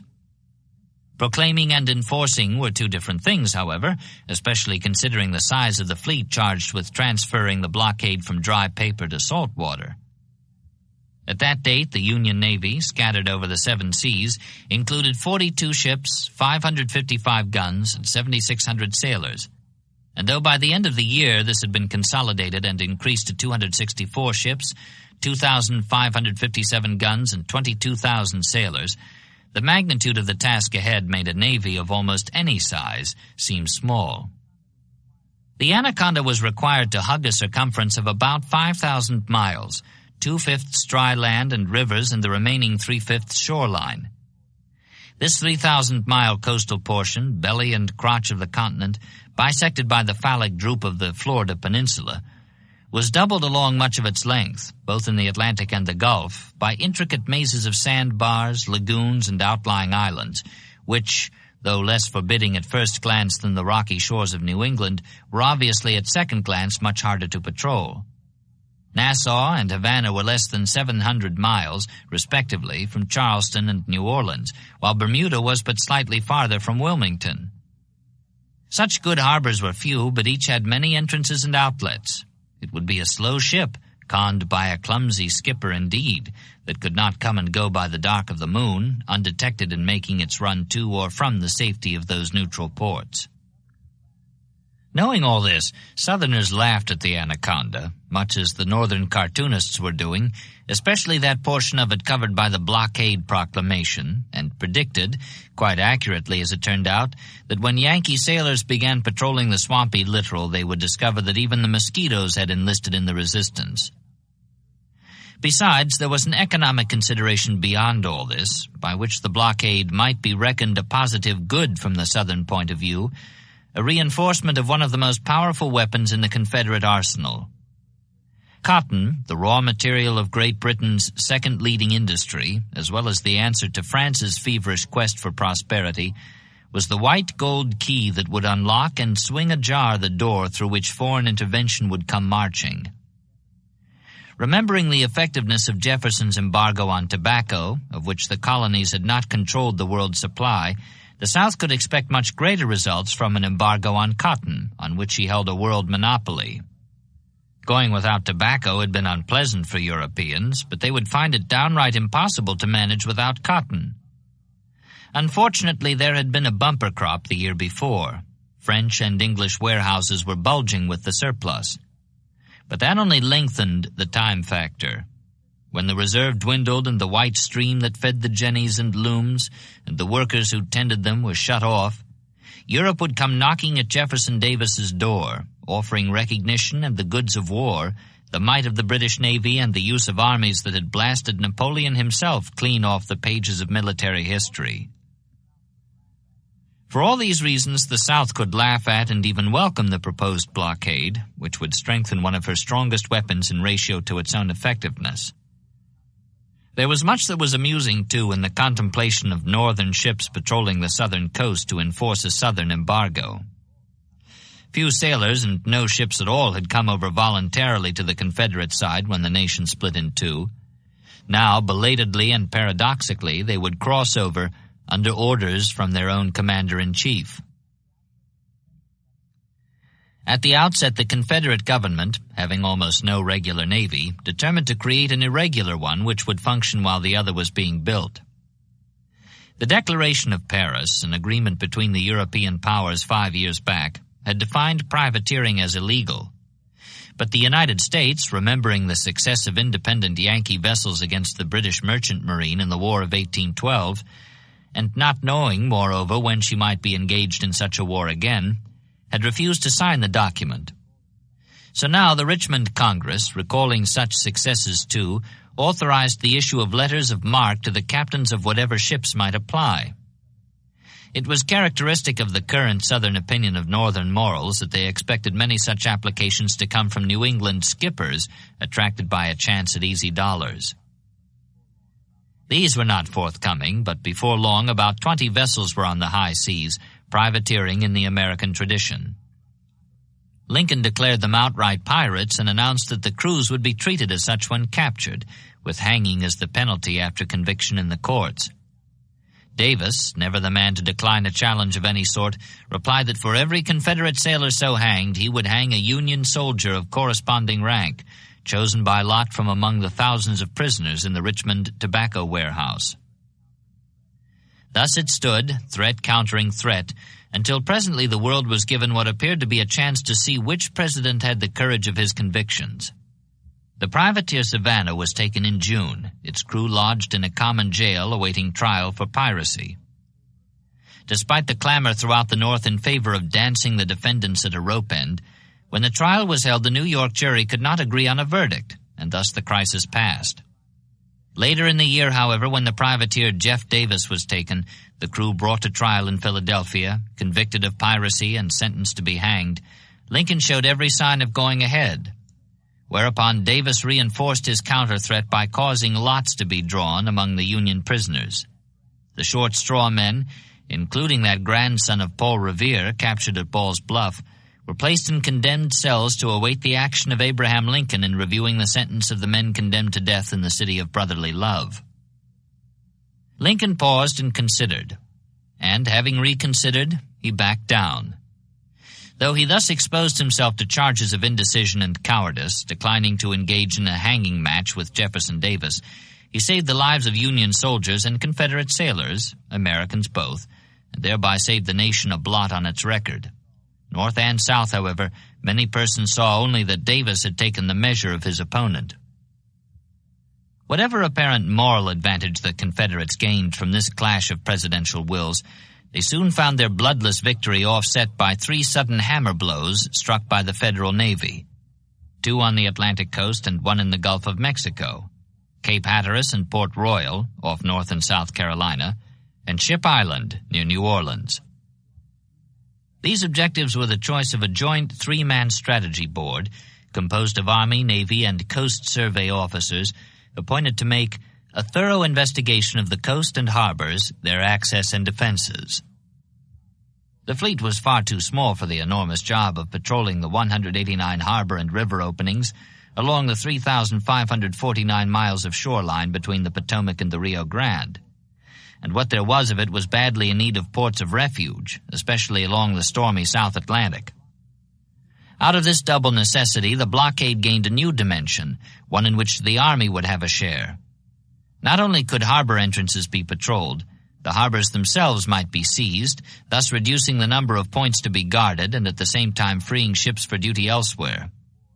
Now, as the summer of the opening year of the war merged into the drawn-out southern fall, it was the task of the Strategy Board, with its 3-headed knowledge of the coast and harbors, their access and defenses, to select likely targets for the proposed amphibious operations.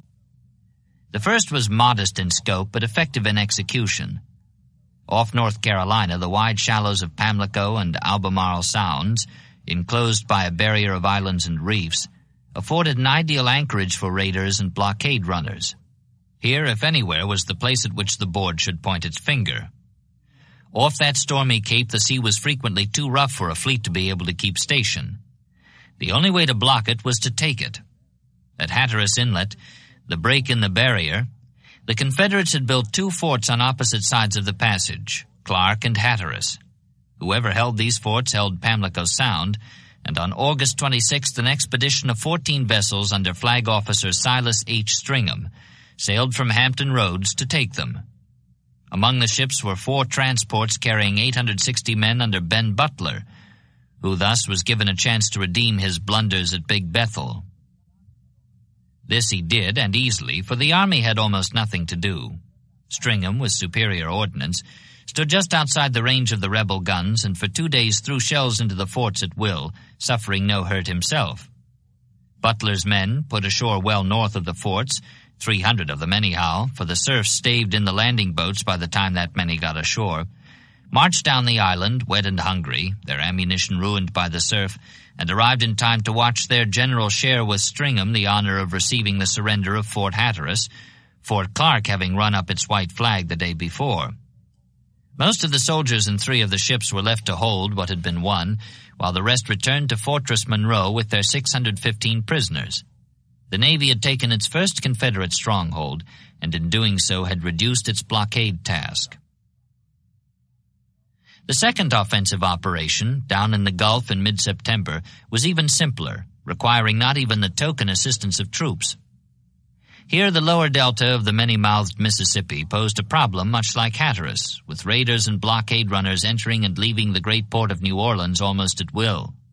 Though the threat of storms was not as constant, a tropical hurricane was something a man had to see to believe, and sandbars lurked as dangerous as reefs. All in all, the strategy board perceived that here, too, the only way to block the port effectively was to seize it. The Navy was by no means prepared to undertake such an assignment just yet, but the board believed it was ready to make a beginning. Ship Island, off the Mississippi coast, would provide an excellent station for patrolling the eastern delta outlets and the passes down out of Lake Pontchartrain, as well as an ideal base from which to launch the attack on New Orleans itself, if and when the opportunity came. So the board instructed the Navy, take it, and the Navy did, together with its uncompleted fortifications, before the Confederates were prepared to fire a shot in its defense. Thus the Union secured its second foothold along the secession coast. The third and final operation of the year was far more ambitious than the others, neither of which had given the fleet the large deep-water harbor it needed in order to maintain a year-round blockade of such busy ports as Wilmington, Charleston, and Savannah.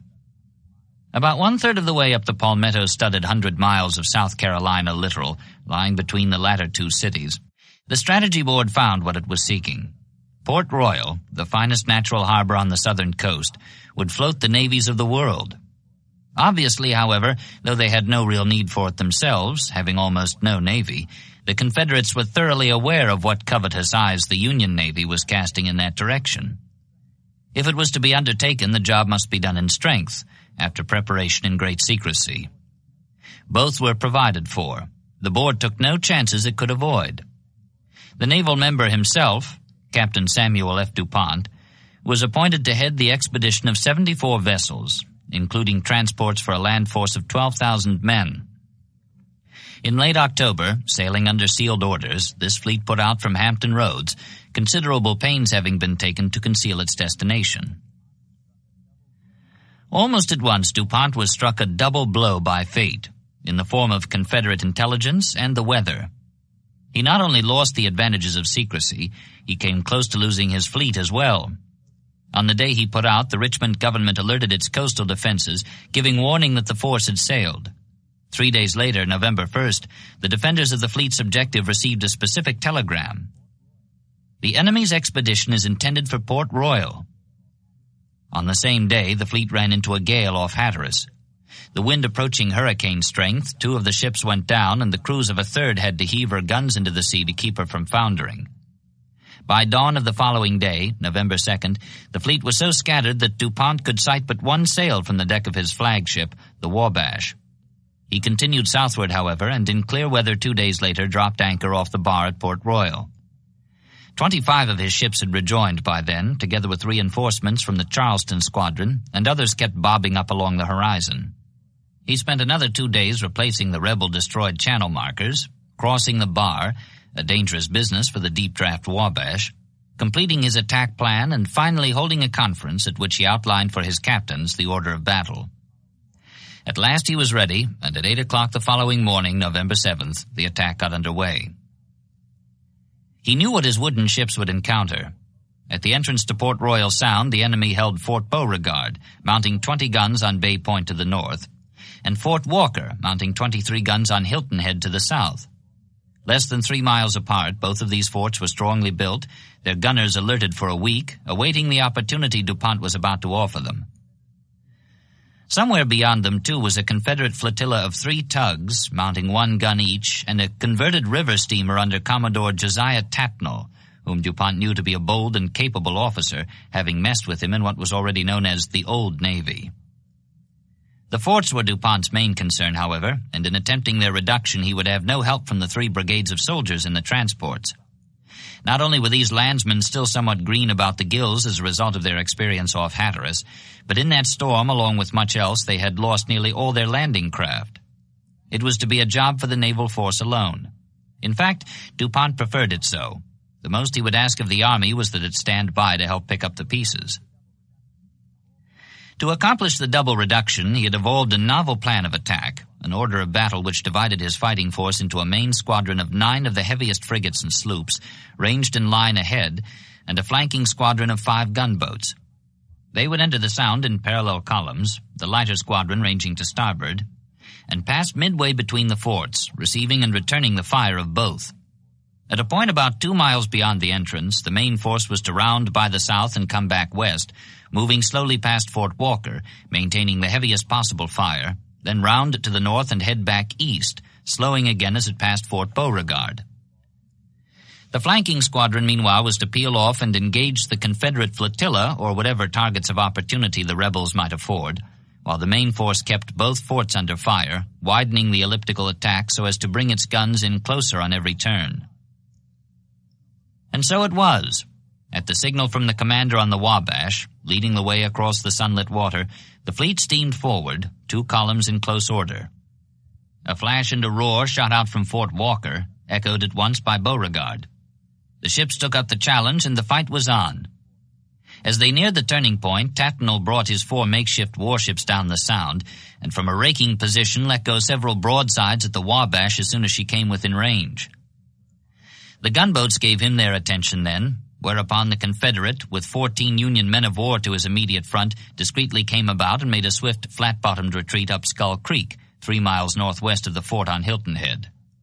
He was out of the fight for good, bottled up by the gunboats, which took station off the creek mouth. According to a Savannah newspaper published 5 days later, Tatnall dipped his pennant 3 times in jaunty salute to his old messmate, regretting his inability to return the high-flown compliments of Flag Officer DuPont in a more satisfactory manner. By then, the Federal captain was busy elsewhere, with little time for compliments, high-flown or otherwise. As the main column turned south, beginning its first eastward run, each ship opened with its forward pivot against Fort Walker's northern flank, which DuPont had learned from reconnaissance was its weakest. The cannon being lodged on the parapet, which, if it increased their range, also increased their vulnerability, several were violently dismounted, others lost their crews, and the gunners, taken thus by enfilade from a direction in which they had not expected to fight, were dismayed.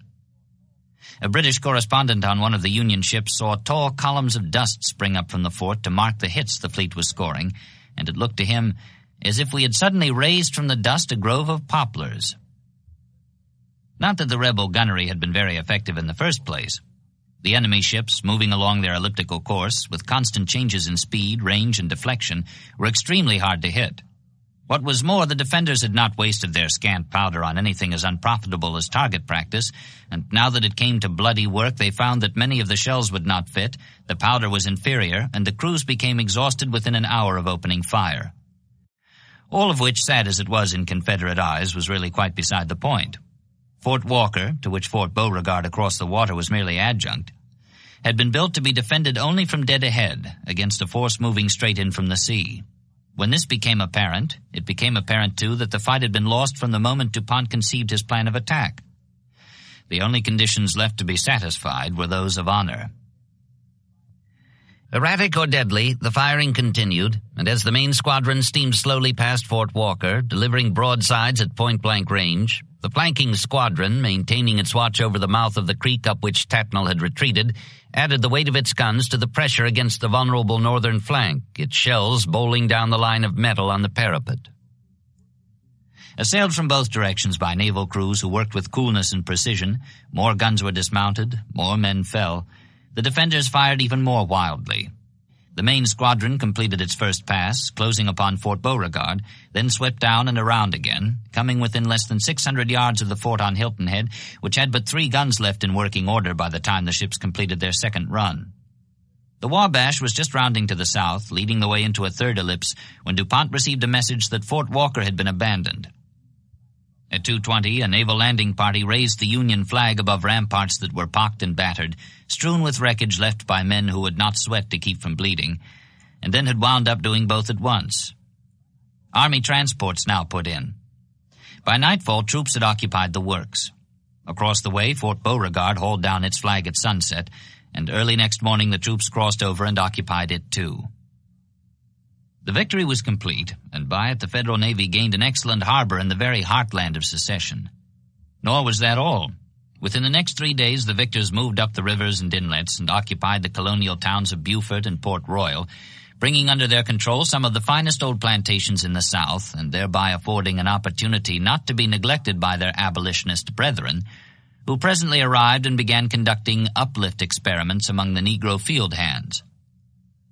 The battle itself had not been without its romantic aspect, for one of the defenders had been Brigadier General Thomas F. Drayton, CSA, whose brother, Captain Percival Drayton, USN, commanded one of the attacking frigates. The South Carolina island for which they fought had been their boyhood home. Satisfying as all this was to supporters of the Union, the loyal brother having won, Federal guns and Federal notions were now in operation within 50 airline miles of Charleston, where secession had had its birth 11 months before.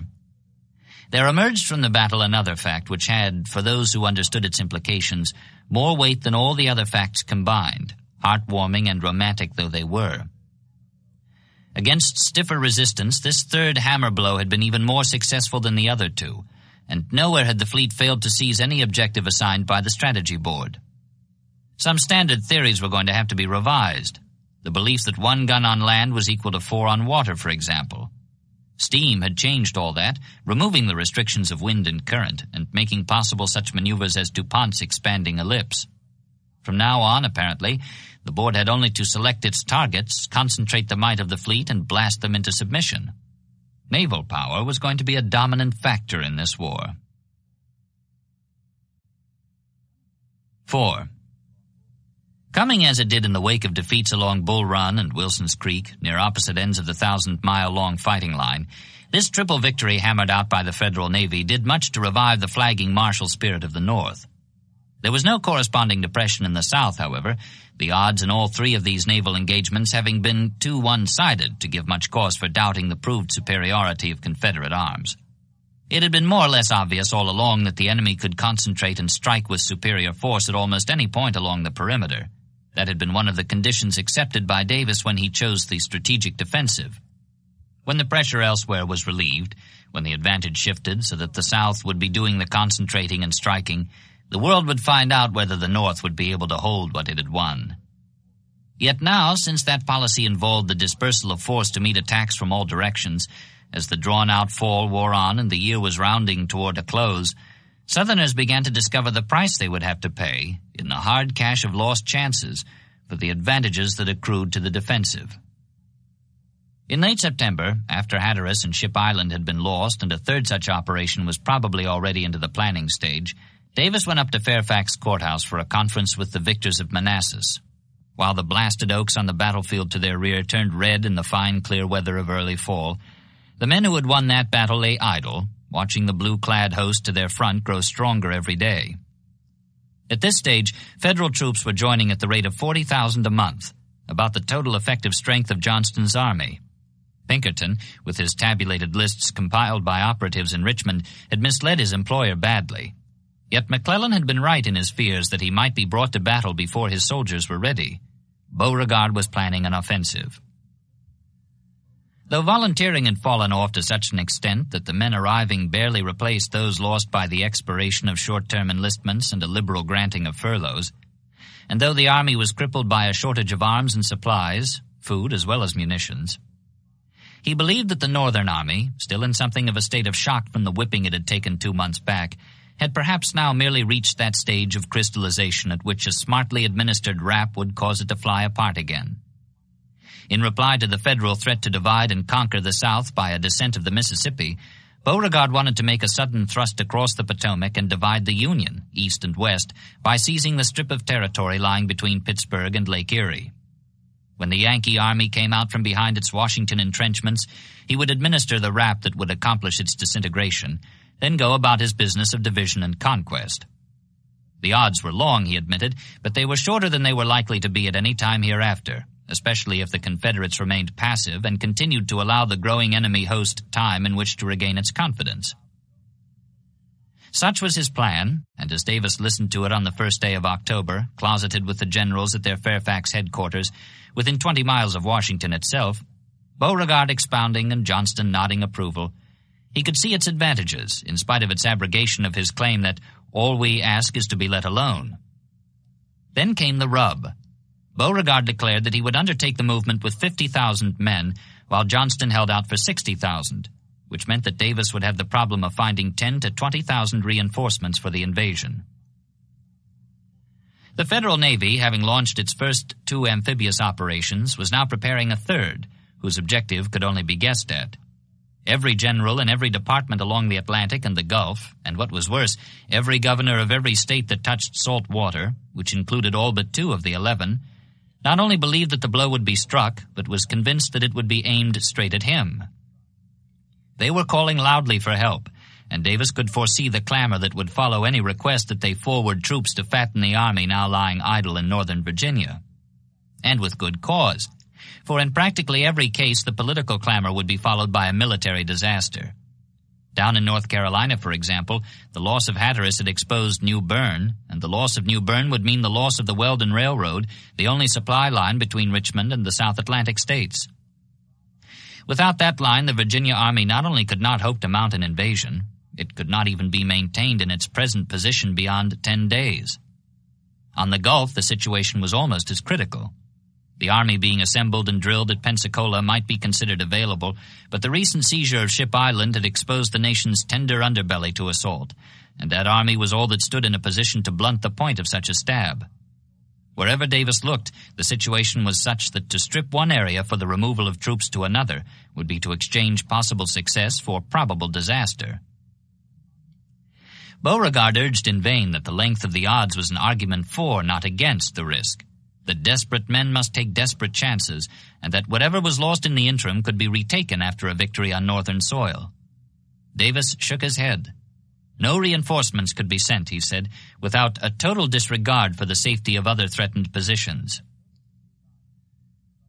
The Creole could only shrug, while Johnston sat resigned, not being exactly a forward cut-and-slash sort of commander in the first place. That ended all talk of a fall offensive, either along the Virginia line or elsewhere. For this year at least, the nation was committed to the dispersed defensive, and Davis took the cars back to Richmond. He had troubles enough to vex him there, what with the day-to-day frets of office, the long nights rendered sleepless by neuralgia, and the fire-eaters shouting angrily that he had no policy that could even hinder, let alone halt, the southward crunch of the gigantic war machine the North was building unmolested.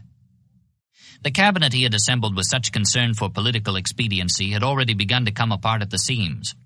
The brilliant and unpredictable Toombs, after hesitating to recommend the firing of the opening shot at Sumter, had bridled, once the shot had been fired, at being desk-bound while other men were learning the glad companionship of service in the field.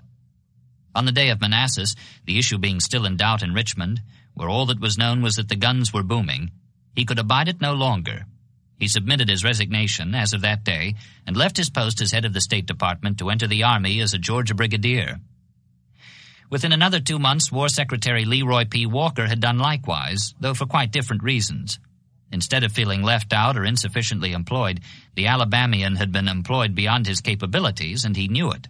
Swamped with work, trussed up in yards of red tape, he too departed for the field, where a man had only the comparatively simple threats of being killed or mangled. They would be missed, especially Toombs, but their going gave Davis a double, or in fact, as he worked it out, a triple opportunity. As Attorney General, Judah P. Benjamin was largely wasting his talents, since the Justice Department no more had courts than the Postal Department, in the early months, had stamps. The War Office, which Walker had left in such a snarl, seemed the perfect field for Benjamin's administrative abilities. Accordingly, Davis shifted him there. This still left 2 vacancies, and in filling them the President corrected another shortcoming. The all-important border states had come into the Confederacy in April, and all this time had been without representation in the cabinet, there having been no vacancy. Now that there were 2 such, Davis filled them with men of distinction from Virginia and North Carolina. Robert M.T. Hunter of the former, and Thomas Bragg of the latter. The Virginian went in as head of the State Department, and the North Carolinian was given Benjamin's post as Attorney General. How Davis would get along with them remained to be seen. Like most of the old cabinet members, neither of the new ones had been intimate friends of his in private life before the war, nor were they now. At any rate, he had his family with him, established at last in what was called the White House of the Confederacy, not because it was white, it wasn't, it was gray, but because the President's residence had been called that under the old flag. A handsome, high-ceilinged mansion on the brow of a hill at the eastern end of Clay Street, with a garden to the rear, downhill, shaded by poplars and sycamores and the horse chestnuts his wife loved. Though the Virginia ladies looked askance and called her a Western belle behind their fans, Mrs. Davis, already heavy with the child she had conceived in Montgomery and would bear in Richmond in December, assumed her social duties with grace and charm. She was a credit to her position and a comfort to her husband. Yet even with her there to minister to his mental and bodily ills, the long hours and the constant strain were telling on his health and on his temper, both highly frangible in the first place. 20 years of public life had not thickened his skin against the pricks of criticism, and the past 7 months had even thinned it. At times he was like a flayed man in a sandstorm. His wife could overlook the sidelong glances of the FFVs, but to Davis any facial tick of disagreement became at once a frown of disapproval. He had lost none of the gracious manner by which he could charm an opponent into glad agreement, yet now he scorned to employ it, and turned snappishly upon any man who crossed him. Smarting under the goads of office, he fell out with whoever did not yield to him in all things, and any difference was immediately made personal. It had been thus even in the case of the 2 generals he had counseled with at Fairfax. Though nothing in their words or manner had shown this at the conference itself, all 3 being gentlemen and patriots who, in any given situation for which they had had time to steel their tempers, could place the national good above personal bias, Davis had shared a sort of running quarrel by courier with both of the ranking heroes of Manassas.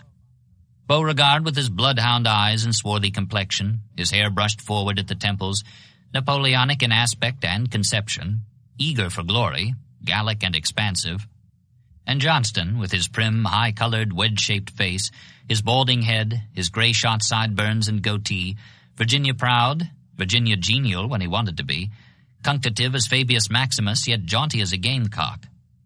These 2 had known the quick wrath and the withering scorn of the intellectual Davis in dispatches that were alternately hot or icy, but which in either case, when designed to sting, performed that function all too well. Gone was the glad comradeship they had shared on the field of Manassas, born of relief and exultation in that July twilight while the Union flood ran backward up the roads to Washington. Since then, both men had fallen from presidential favor. Beauregard fell first. The man who had shown much modesty on his arrival at Richmond, with the laurels of Sumter still green on his brow, became a different man entirely when he took up his pen in the seclusion of his tent. After Manassas, talk had grown rife that the president had prevented any pursuit of the routed enemy. So rife, indeed, that Davis took the unusual step of asking his generals to deny the rumor officially. This Beauregard was glad to do, and promptly.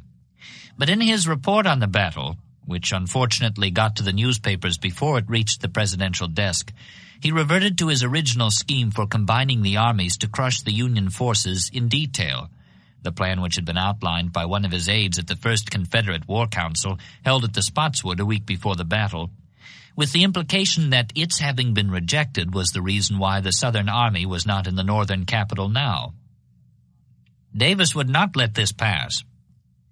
"With much surprise, I found that the newspaper statements were sustained by the text of your report," he wrote, and took the general to task. His last letter to the Louisianian had begun, "My dear General," and ended, "Very truly your friend." This one opened with a frigid "Sir," and closed with an ambiguous, "Very respectfully yours, etc." The breach widened as the general's friends took up the cudgel. At last, in early November, Beauregard himself aired the grievance in a letter to the Richmond Whig. Headed, "Within hearing of the enemy's guns," it referred to the unfortunate controversy now going on, and said in part, "I entreat my friends not to trouble themselves about refuting the slanders and calumnies aimed at me. If certain minds cannot understand the difference between patriotism, the highest civic virtue, and office-seeking, the lowest civic occupation, I pity them from the bottom of my heart." However, the reaction was quite different from what he had anticipated. In reference to the unique heading, for example, a rival paper asked, "Are we expected to give special credit to the general's lucubrations by reason of a fact certainly not very unusual in military operations?" The public, too, was disenchanted. A star had lost its luster. If Davis himself had chosen the words and directed the actions, the general could not have played more neatly into his hands. The Creole was unhappy anyhow. He felt cramped, no more than a supernumerary, now that his army was merely a corps in Johnston's command. Practically overnight his dark hair was shot with gray, a phenomenon for which the different factions offered different explanations. Friends said that this was the result of overwork and heavy responsibility. Others attributed it to the blockade, which had cut him off from accustomed shipments of French hair dye. Whatever caused his graying, before the end of the year it was plain that he would have to go. Davis was considering sending him west, where he would find problems of such complexity that even his active mind would be kept busy, and there would be ample opportunity for him to exercise his talents, both with the sword and the pen. Trouble with Johnston had begun even sooner. All the way back in their West Point days, some said, when he and Davis were alleged to have had a fist fight over the favors of Benny Haven's daughter. Johnston won both the fight and the girl, rumor added, which might or might not have been true. At any rate, whatever had gone before, anger flared in considerable heat soon after the last day of August, when Davis forwarded to the Senate the names of 5 men to be given the rank of full general, lately provided for by law. The Senate confirmed them promptly, and in the order proposed. Adjutant General Samuel Cooper headed the list, a 66-year-old New Yorker who had married South and crossed over from the old army, in which he had held the same position. Next came Albert Sidney Johnston, still on the way from California after resigning his U.S. commission, a Kentucky-born Texan whom Davis and many others considered the first soldier of the Confederacy. Third was Robert E. Lee, mobilizer and former commander of all the Virginia forces, now campaigning in the Alleghenies, charged with regaining what had been lost out there. Near the bottom of the list came Joseph E. Johnston himself, followed only by P.G.T. Beauregard, who came 5th. When notice of these promotions reached Johnston, he was outraged in his sense of equity and wounded in his pride. In the old army, he had outranked them all, having been appointed quartermaster general with a staff commission as a brigadier, while they were only colonels. He saw no justice in Davis's assumption that seniority for line command must be based exclusively on line service, in which both Lee and the other Johnston had held their commissions. All he saw was that he had been passed over. Accordingly, while his wrath still smoked, he sat down and wrote a 6-page letter of protest addressed to Jefferson Davis as the author of his woes. After expressing his surprise and mortification, he wrote, "I now and here declare my claims that notwithstanding these nominations by the President and their confirmation by Congress, I still rightfully hold the rank of First General of the armies of the Southern Confederacy." The order of names on the list, he added, seeks to tarnish my fair fame as a soldier and a man, earned by more than 30 years of laborious and perilous service. I had but this, the scars of many wounds, all honorably taken in my front and in the front of battle, and my father's revolutionary sword. It was delivered to me from his venerated hand without a stain of dishonor. Its blade is still unblemished as when it passed from his hand to mine. And much else in much the same vein of outraged virtue. He waited 2 days before sending it. Then, finding his anger still uncooled, and remaining convinced of the trenchancy of his arguments and the fitness of the words he had used to advance them, he forwarded the letter unrevised. Davis read it with a wrath that quickly rose to match the sender's. This Virginian, rattling his father's sword between lines that spoke of his fair fame and his wounded front, outdid even Beauregard. In composing his reply, however, Davis employed not a foil but a cutlass. Rejecting the nimble parry and riposte of rhetoric and logic, at both of which he was a master, he delivered instead one quick slash of scorn. "Sir, I have just received and read your letter of the 12th instant. Its language is, as you say, unusual, its arguments and statements utterly one-sided, and its insinuations as unfounded as they are unbecoming. I am, etc., Jefferson Davis." Knowing Johnston, he knew the effect this letter would have. He knew that it would never be forgotten or forgiven, and that it must necessarily underlie a relationship involving the fortune, if not the very being, of their new nation. In writing and sending this reply, it was therefore as if he deliberately threw off center a vital gear in a machine which had been delivered into his care and was his whole concern.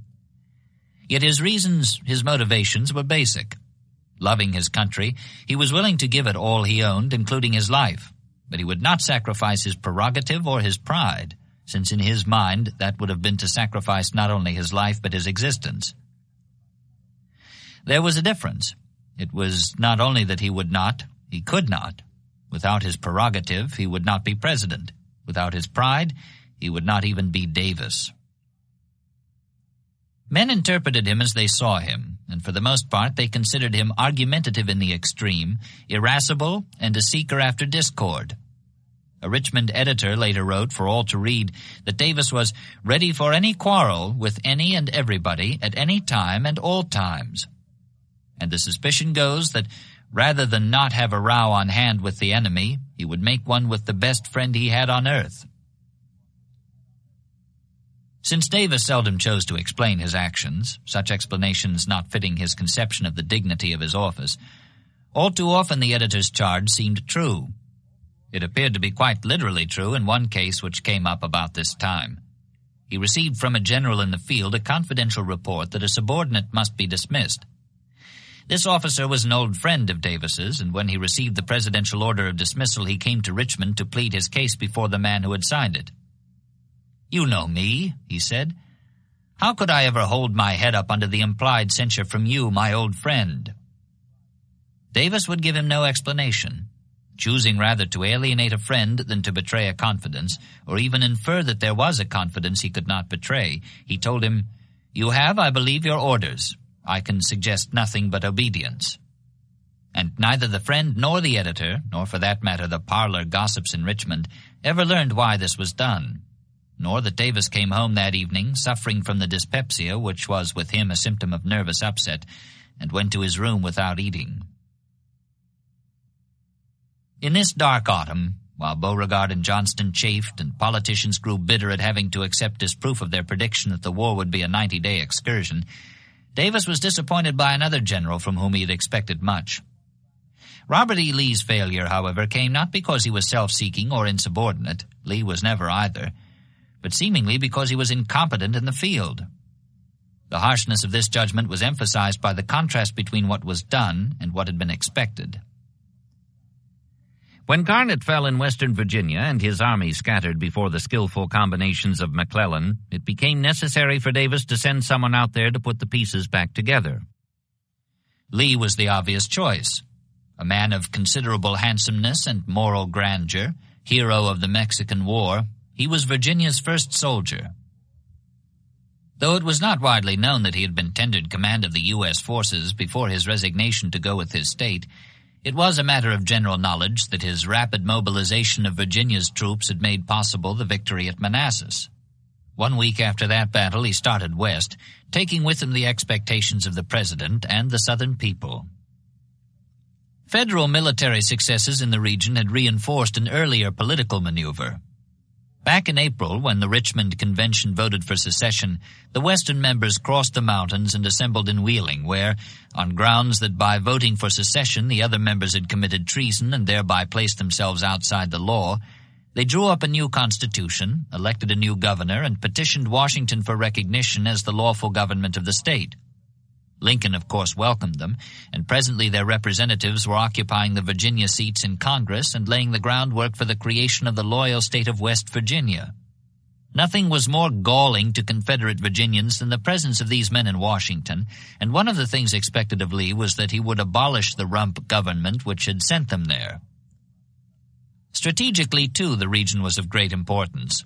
Along its far edge ran the Ohio River, which not only was the traditional natural barrier of the new nation, but also flowed down toward the heart of Kentucky. Through its northern counties ran two vital supply lines, the Baltimore and Ohio Railroad and the Chesapeake and Ohio Canal. These severed, Washington would have to find a roundabout route for drawing men and supplies from the west. Still more important, with only a 100-mile neck of land dividing the northward jut of its tiny panhandle from the shores of Lake Erie, it was the best location from which to launch an offensive such as the one proposed by Beauregard at Fairfax. That narrow isthmus also divided the Union, east and west. To seize it would be to split the North in two. When Lee left Richmond, all these opportunities lay before him in the western mountains, and no one went on record then as doubting that he would accomplish everything to which he put his hand. What the public did not know was that he did not go out there to command, but to advise, to coordinate the operations of 4 small independent armies, whose commanders included 1 professional soldier, 1 scholarly ex-diplomat, and 2 high-tempered politicians. The campaign was to be conducted 70 miles from the nearest railhead, in an area whose population was largely hostile and whose principal crop was mountain laurel, so that supplies had to be brought up over roads made bottomless by rain that seldom slacked. It rained 32 days in August, one veteran asserted. The troops were hungry and ragged, cowed by the defeats of the past month, half of them down with measles or mumps and the other half lacking confidence in their leaders. It was here in the mountains that Lee encountered for the first time a new type of animal, the disaffected Southern volunteer. "They are worse than children," he declared, "for the latter can be forced." Nevertheless, with such material and under such conditions, he now tried to work with the first pair in his highly diversified quartet of brigadiers.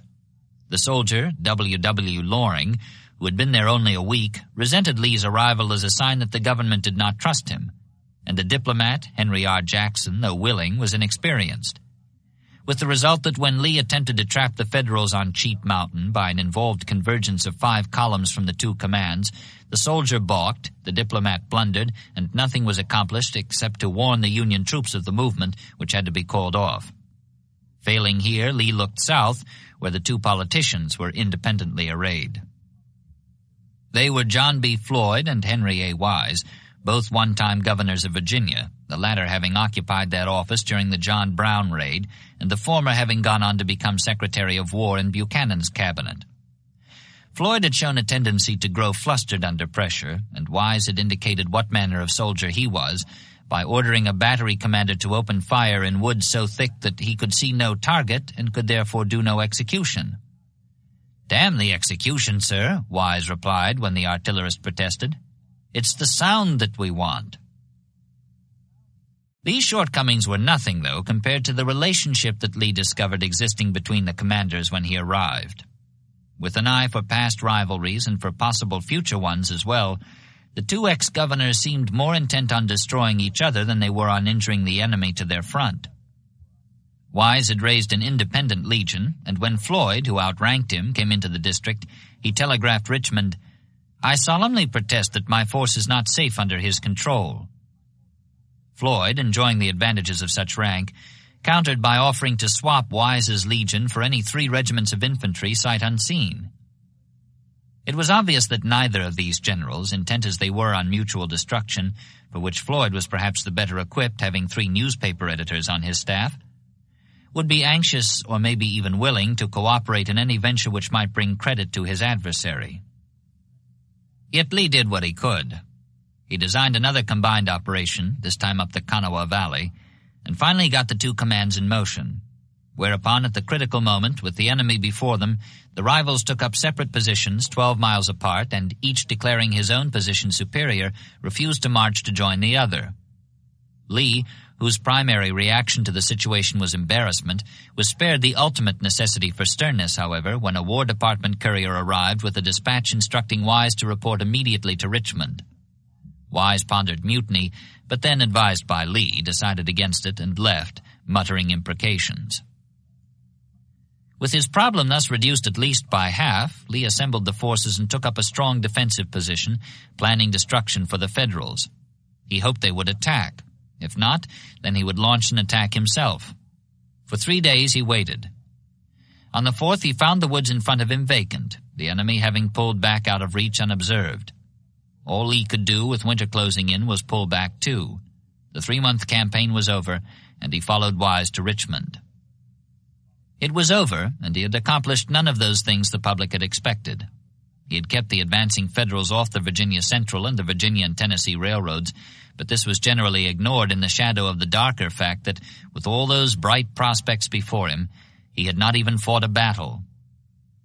A Richmond journalist reviewed the operation thus: "The most remarkable circumstance of this campaign was that it was conducted by a general who had never fought a battle, who had a pious horror of guerrillas, and whose extreme tenderness of blood induced him to depend exclusively upon the resources of strategy to essay the achievement without the cost of life." Lee had already written his wife, "I am sorry that the movements of our armies cannot keep pace with the expectations of the editors. I know they can arrange things satisfactory to themselves on paper. I wish they could do so in the field." And yet there was justice in the charge. Lee had been tender of bloodshed, designing complicated envelopments to avoid it, none of which had worked. Above all, he had shown himself incapable of jamming discipline down insubordinate throats. Besides, the journalist was reflecting general opinion.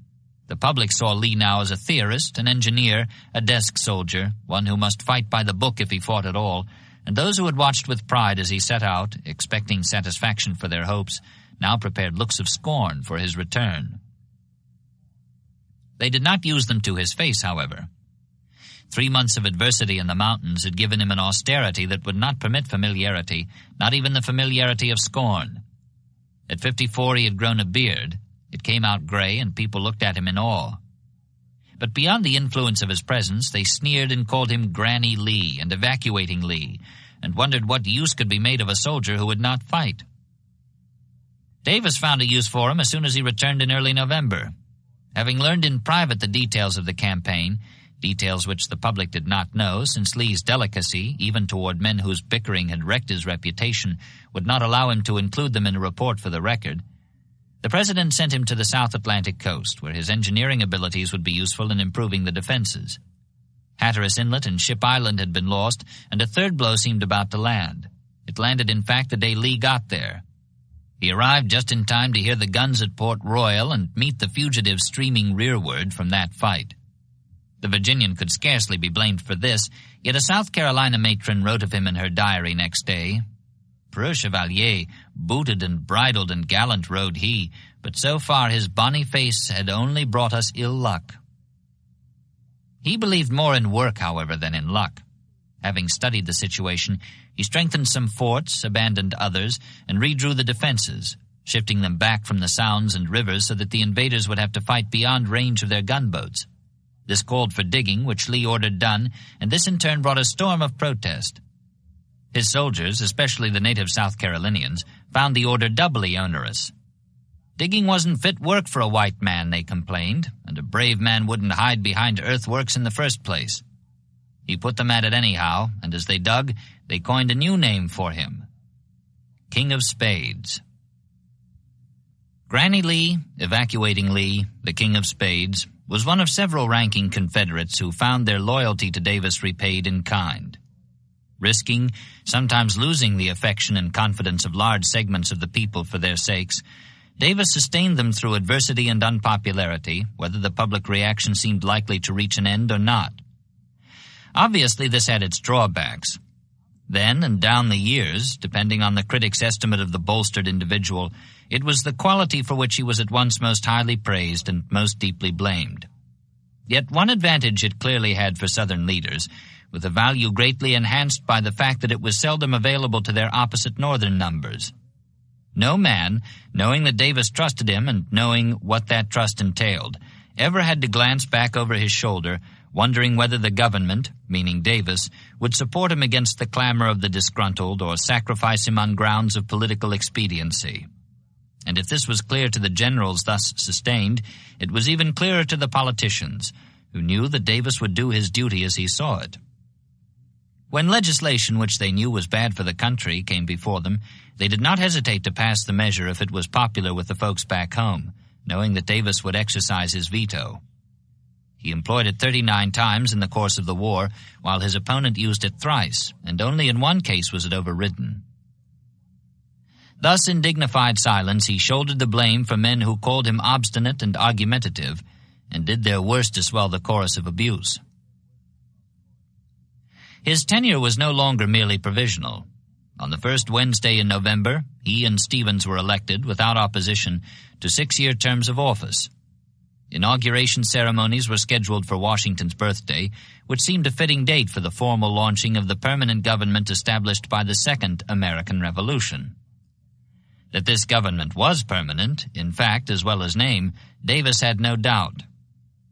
If we husband our means and make a judicious use of our resources, he assured the Provisional Congress at its final session, November 18th, it would be difficult to fix a limit to the period during which we could conduct a war against the adversary whom we now encounter. For that adversary, whose leader styled the Southern Revolution a rebellion, and whose people now were submitting meekly to indignities no American had ever encountered without fight, he expressed contempt. If, instead of being a dissolution of a league, it were indeed a rebellion in which we are engaged, we might find ample vindication for the course we have adopted in the scenes which are now being enacted in the United States. Our people now look with contemptuous astonishment on those with whom they had been so recently associated. They shrink with aversion from the bare idea of renewing such a connection. When they see a president making war without the assent of Congress, when they behold judges threatened because they maintain the writ of habeas corpus, so sacred to freedom, when they see justice and law trampled under the armed heel of military authority, and upright men and innocent women dragged to distant dungeons upon the mere edict of a despot, when they find all this tolerated and applauded by a people who have been in the full enjoyment of freedom but a few months ago, they believe that there must be some radical incompatibility between such a people and themselves. With such a people we may be content to live at peace, but the separation is final, and for the independence we have asserted we will accept no alternative. Yet even as he spoke, thus stigmatizing his opponent across the Potomac, Davis was faced with the necessity for emulating his tyrannous example. 2 days after the first Wednesday election, an insurrection exploded in the Loyalist mountain region of East Tennessee. Bridges were burned and armed men assembled to assist the expected advance of a Union army through Cumberland Gap. Though undeveloped industrially, the area was of considerable economic value as a grain and cattle country, offsetting the one-crop cotton agronomy farther south, and of even greater strategic importance because of the Virginia and Tennessee Railroad running through Knoxville and Chattanooga, westward to Memphis and the Trans-Mississippi. The insurrection confronted Davis with a problem much like the one that had confronted Lincoln in Maryland immediately after Sumter, and Davis met it with measures even sterner. Troops were sent at once from Memphis and Pensacola. Resistance was quashed, and a considerable number of Unionists arrested. Habeas corpus, so sacred to freedom, went by the board. When the Confederate commander in Knoxville asked what he should do with these men, Davis had the Secretary of War reply that those insurrectionists not actually known to be bridge burners were to be held as prisoners of war. As for the burners themselves, they were to be tried summarily by drumhead court-martial and, if found guilty, executed on the spot by hanging. It would be well, the Secretary added, to leave their bodies hanging in the vicinity of the burned bridges. 5 were so hanged, and others were held, including that William G. Brownlow, who earlier had said that he would fight secession on the ice in hell. Admittedly the leader of regional resistance, he was editor of the Knoxville Whig, and formerly had been a Methodist circuit rider, wherefore he was called Parson. An honest, fearless, vociferous man who neither smoked nor drank nor swore, he had courted only one girl in his life, and her I married. Though he was mysteriously absent from home on the night of the burnings, his actual complicity could not be established. He was held in arrest, for a time at least, until his presence proved embarrassing in the light of Davis's complaint about upright men dragged to distant dungeons in the North.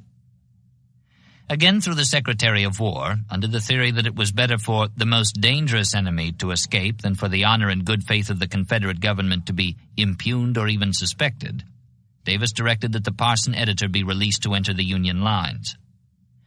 Though he was thus denied the chance to recite the speech he had memorized for delivery on the gallows, Brownlow went rejoicing. "Glory to God in the highest," he exclaimed as he crossed over, "and on earth peace, goodwill toward all men, except a few hell-born and hell-bound rebels in Knoxville." Under his reek of fire and brimstone, there was much that was amusing about Brownlow. But there was nothing laughable about what he represented. Least of all was there anything comical about the situation he and his followers had created in the mountains of Tennessee. Now it had come to this, that Americans danced at rope ends as a consequence of actions proceeding from their political convictions. The harshest irony of all was that they were hanged by the direction of Jefferson Davis, who loved liberty and justice above all things, and who as a grown man in a time of sickness halted a reading of the child's story Babes in the Woods. It was characteristic that he had never heard it, because he would not endure the horror of the tale. The operation on his high-strung nature of such incidents as these in Tennessee caused him to remark long afterward, concerning his northern opponent's fondness for anecdotes and frontier humor, that he could not conceive how a man so oppressed with care as Mr. Lincoln was could have any relish for such pleasantries.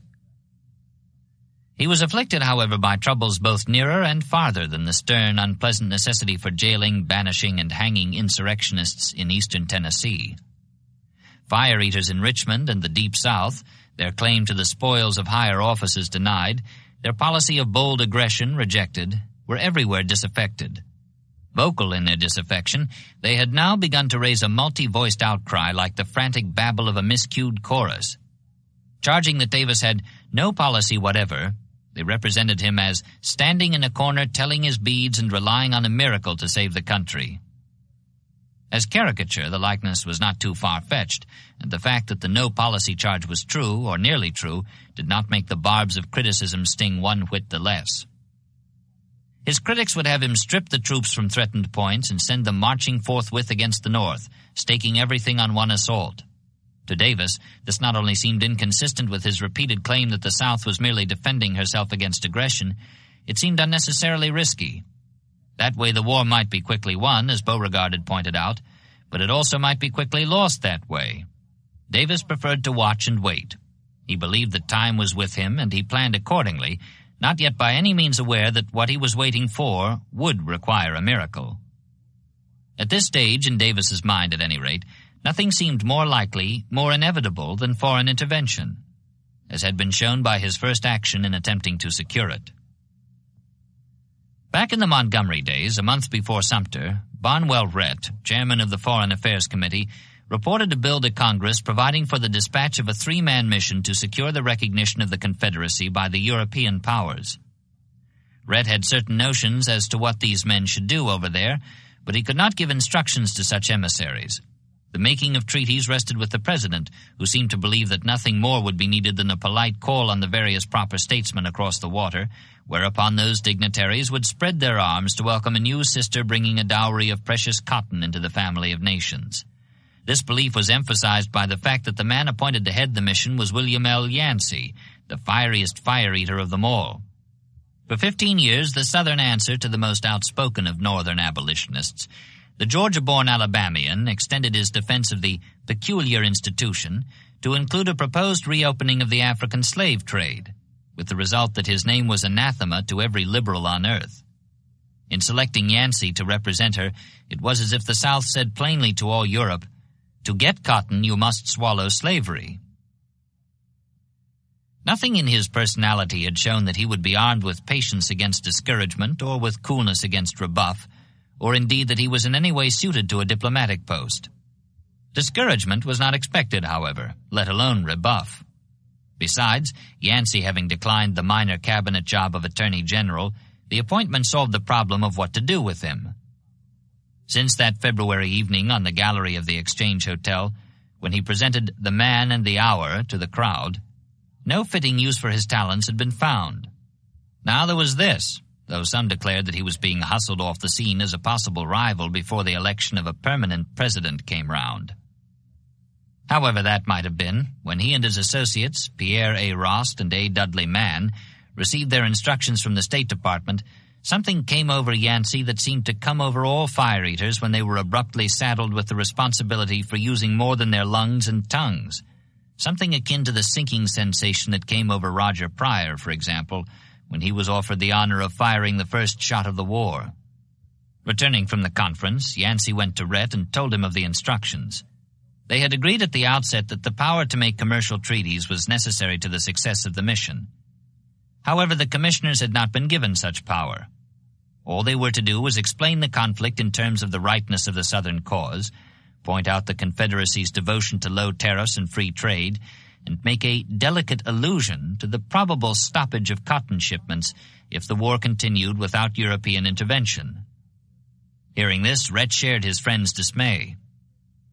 Then, he told Yancey, if you will take my advice as your friend, do not accept the appointment. For if you have nothing to propose and nothing to treat about, you must necessarily fail. Demand of the President the powers essential to your mission, or stay at home. Whatever his qualms and misgivings, Yancey did not take his friend's advice. Sailing on the eve of Sumter, the commissioners reached England in late April to discover that the nation they represented was in the process of being increased from 7 states to 11, doubled in size east of the Mississippi, and more than doubled in wealth and population. Soon afterwards, May 3rd, they secured an interview with Lord John Russell, Secretary of State for Foreign Affairs, who had replied to their request for an audience that he would be pleased to hear them, but that, under present circumstances, I shall have but little to say. The interview was as one-sided as his lordship predicted. Having heard the envoys out, he replied, without committing his government in the slightest, that the Confederacy's request for recognition would be placed before the cabinet at an early date. 6 days later there was a second briefer meeting, and that was all. In Paris, Napoleon III was more genial and less forthright, though he did make it clear in the end that, however much he wished to intervene, France could not act without England. So Yancey and Mann, leaving Rost to watch Napoleon, returned to London to try again. Their hopes were higher now, and with good cause. When Lincoln announced a blockade of the southern coast, Britain, in accordance with international law, since obviously no nation would blockade its own ports, issued in mid-May a proclamation of neutrality, granting the Confederacy the rights of a belligerent, and the other European powers followed suit. That was much, and when more followed, Manassas enhancing the dignity of Southern arms, Yancey thought the time was ripe for recognition. Accordingly, another note was sent to Russell requesting another interview. The reply came back, Earl Russell presents his compliments to Mr. W. L. Yancey, Mr. A. Dudley Mann, and would be obliged to them if they would put in writing any communications they wish to make to him. This was something of a shock. Yet they smothered their anger and complied, writing at length and basing their claims for recognition on recent Confederate triumphs. The reply to this was a bare acknowledgment of receipt, which in turn was another shock, for they knew that an English gentleman was never rude except on purpose. Again they swallowed their pride, however, and Rost, having recrossed the Channel to lend what weight he could, continued to send letters until early December, when the Foreign Secretary added the last straw. Lord Russell presents his compliments to Mr. Yancey, Mr. Rost, and Mr. Mann. He has had the honor to receive their letters of the 27th and 30th of November, but in the present state of affairs he must decline to enter into any official communication with them. That broke the camel's back, for Yancey anyhow, whose pride had been subjected to a good deal more than it could bear. He resigned and sailed for home. Arriving, he went straight to Rhett, whose advice he had not taken. "You are right, sir," he declared. "I went on a fool's errand." Davis might continue to comfort despair with hope. Yancey himself had none. "While the war which is waged to take from us the right of self-government can never attain that end," Davis asserted at the final session of the Provisional Congress, knowing the delicate allusion would be heard across the Atlantic, It remains to be seen how far it may work a revolution in the industrial system of the world, which may carry suffering to other lands as well as our own. It did not remain to be seen as far as Yancey was concerned. He had been there. He had seen already. He put no faith in anything that might happen in those nations whose statesmen had galled his pride. Speaking in New Orleans in the spring, soon after his return, he told the people outright what he had told Davis earlier in private. "You have no friends in Europe. The sentiment of Europe is anti-slavery, and that portion of public opinion which forms and is represented by the government of Great Britain is abolition.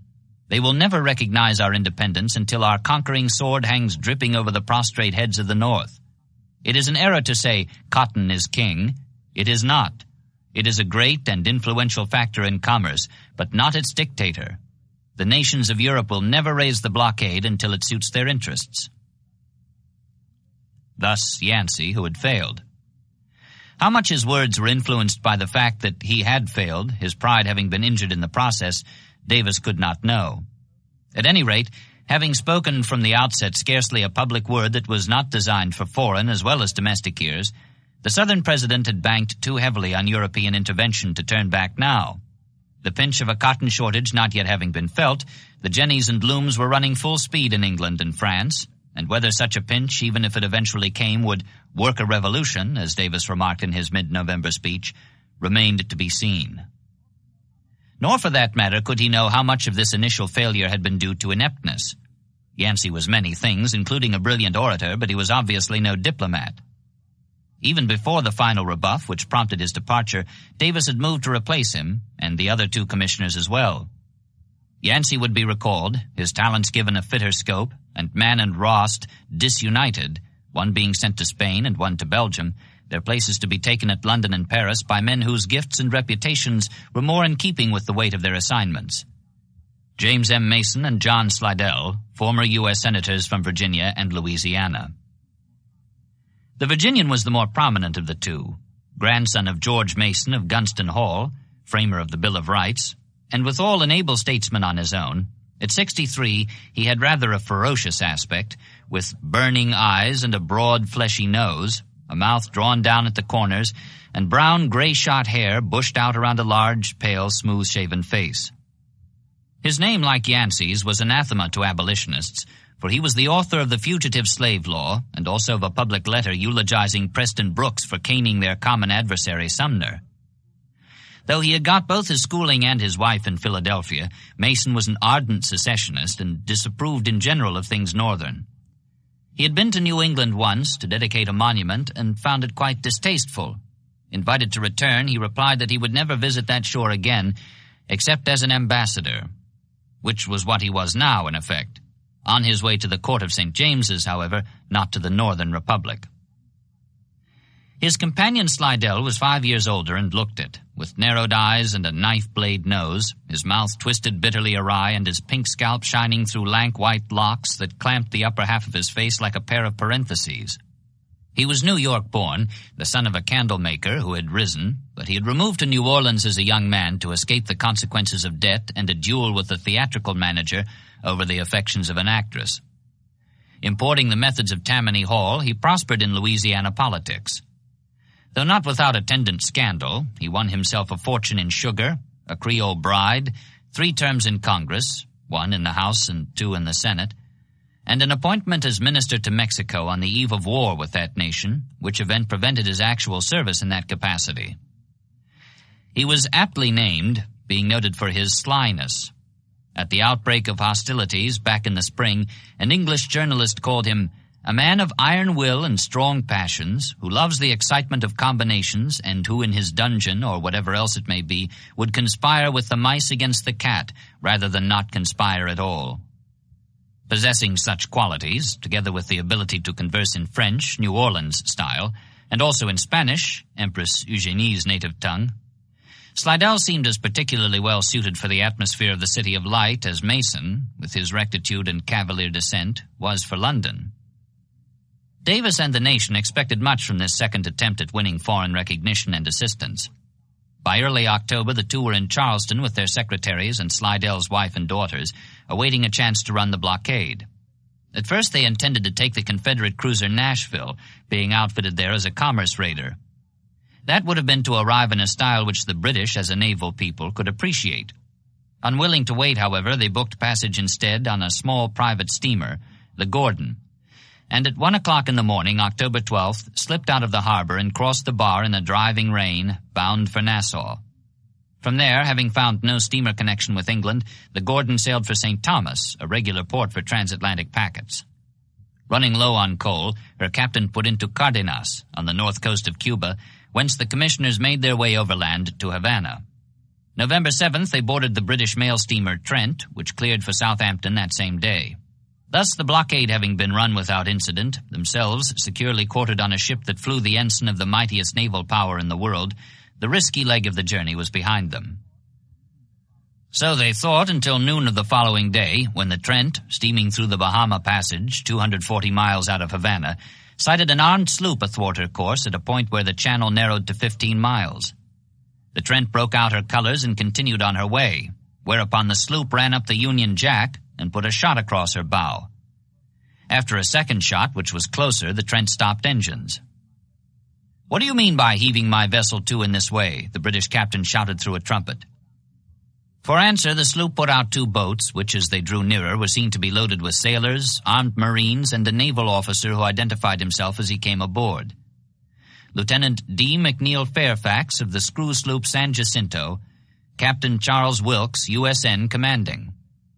Having information that Confederate Commissioners James M. Mason and John Slidell were aboard, he demanded the passenger list. At this, Slidell came forward. "I am Mr. Slidell. Do you want to see me?" Mason stepped up too, but no introduction was necessary, he and the lieutenant having met some years ago.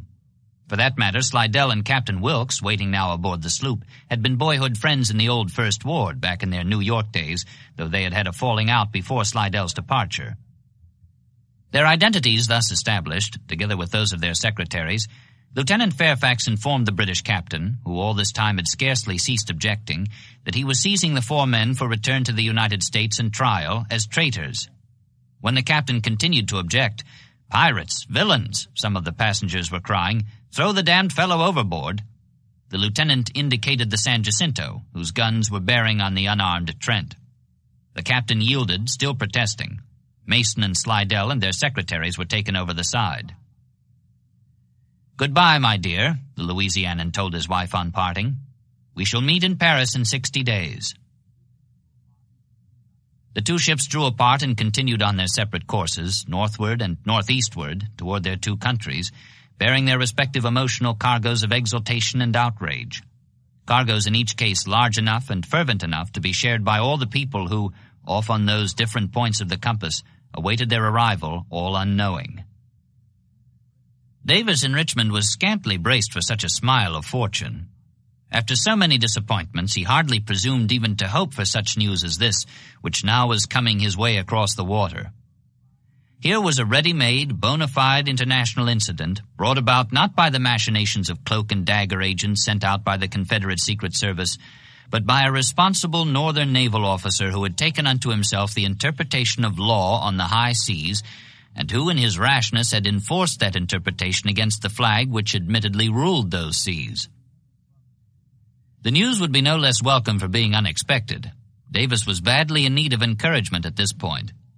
At the outset he had predicted a long war. Now he was showing the erosive effects of living with the fulfillment of his prediction.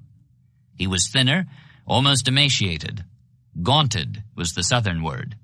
His features were sharper, the cheeks more hollow, the blind left eye with its stone-gray pupil in contrast to the lustrous gleam of the other. A wizard physiognomy indeed.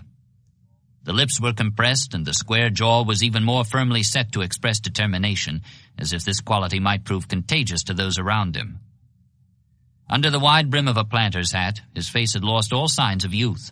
It had become austere, a symbol, so that a North Carolina soldier, seeing him thus on the street one day, walking unaccompanied as was his custom, stopped him and asked doubtfully, "Sir, Mr., be'n't you Jefferson Davis?" And when Davis, employing the careful courtesy which was habitual, admitted his identity, "Sir, that is my name." "I thought so," the soldier said. "You look so much like a Confederate postage stamp." Lincoln, too, was showing the strain, but unlike Davis, he found his worries concentrated mostly on one man, Major General George B. McClellan. Since saying that he could do it all, McClellan had found that all involved a great deal more than he had intended or suspected at the time. It included, for instance, the task of pacifying Ben Wade and Zachariah Chandler, members of the Joint Committee investigating the Bluff fiasco, men whom the youthful general considered unscrupulous and false, but who, regardless of what he thought of them, were determined to have a voice in how the war was fought before they would vote the money needed to fight it. They did not like the way it was being fought at present, or rather, the way it was not being fought at all.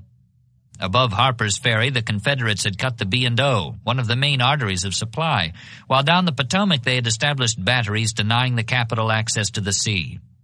"For God's sake," Wade cried, infuriated by such effrontery, "at least push back the defiant traitors." It did no good to explain that such outposts would crumble of their own accord once the main attack was launched, and that meanwhile, undeterred by incidentals, the proper course was to concentrate on building up the force with which to launch it. The congressmen saw only that the rebels were holding such positions unmolested. Or, if McClellan's thesis was true, as to what the rebel reaction would be, they wanted to see it demonstrated. They had had enough of delay. A Massachusetts Adams declared in August, "We have now gone through 3 stages of this great political disease. The first was the cold fit, when it seemed as if nothing would start the country. The second was the hot one, when it seemed almost in the highest continual delirium. The third is the process of waking to the awful reality before it. I do not venture to predict what the next will be." McClellan had already ventured a prediction. "I shall crush the rebels in one campaign." That was still his intention.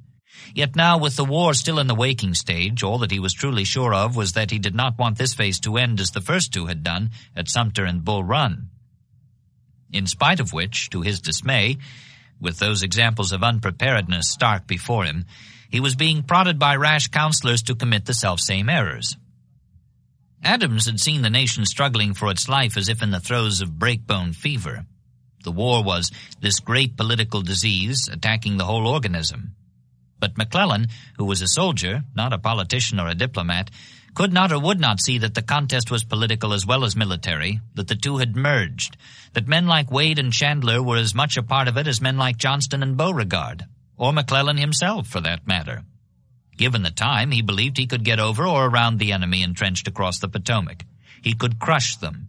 He could never get over or around men like Wade and Chandler, let alone crush them, and he knew it. And knowing it, he turned bitter. He turned peevish.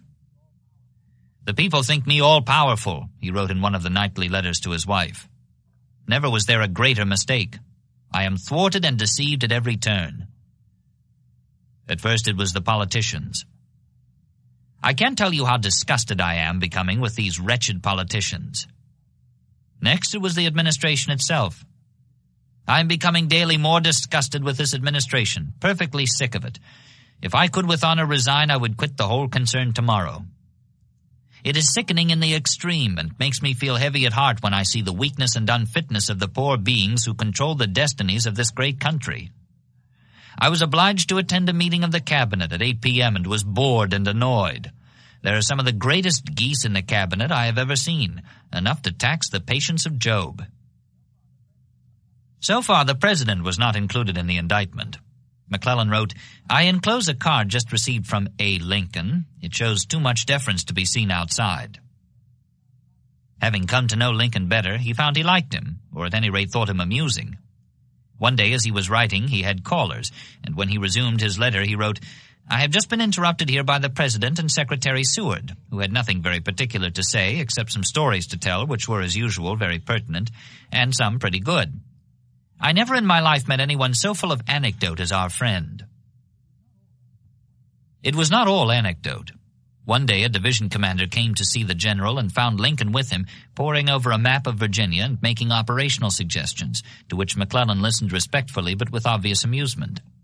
At last the amateur strategist left. Returning from seeing him to the door, McClellan looked back over his shoulder and smiled. "Isn't he a rare bird?" he said. Lincoln had been boning on the science of war, borrowing military treatises from the Library of Congress and reading them in the small hours of the night. He took a particular pleasure in discussing strategy with his young general-in-chief, who'd been so good at such studies himself. McClellan saw no harm in all this. He viewed Lincoln's efforts with that air of amused tolerance reserved by professionals for amateurs, and the visits afforded relaxation from the daily round. Besides, such studies and discussions were leading the president toward a better comprehension of the military problem, especially of the necessity for protecting the commanding general from the interference of politicians. "I intend to be careful and do as well as possible," McClellan said earnestly one night as they parted after such a conference. "Don't let them hurry me is all I ask." "You shall have your own way in the matter, I assure you," Lincoln told him. Whereupon, as if having gotten what he wanted in the way of assurance, he could move on now to other things, or perhaps because his tolerance or his capacity for amusement was exhausted, McClellan changed his tone.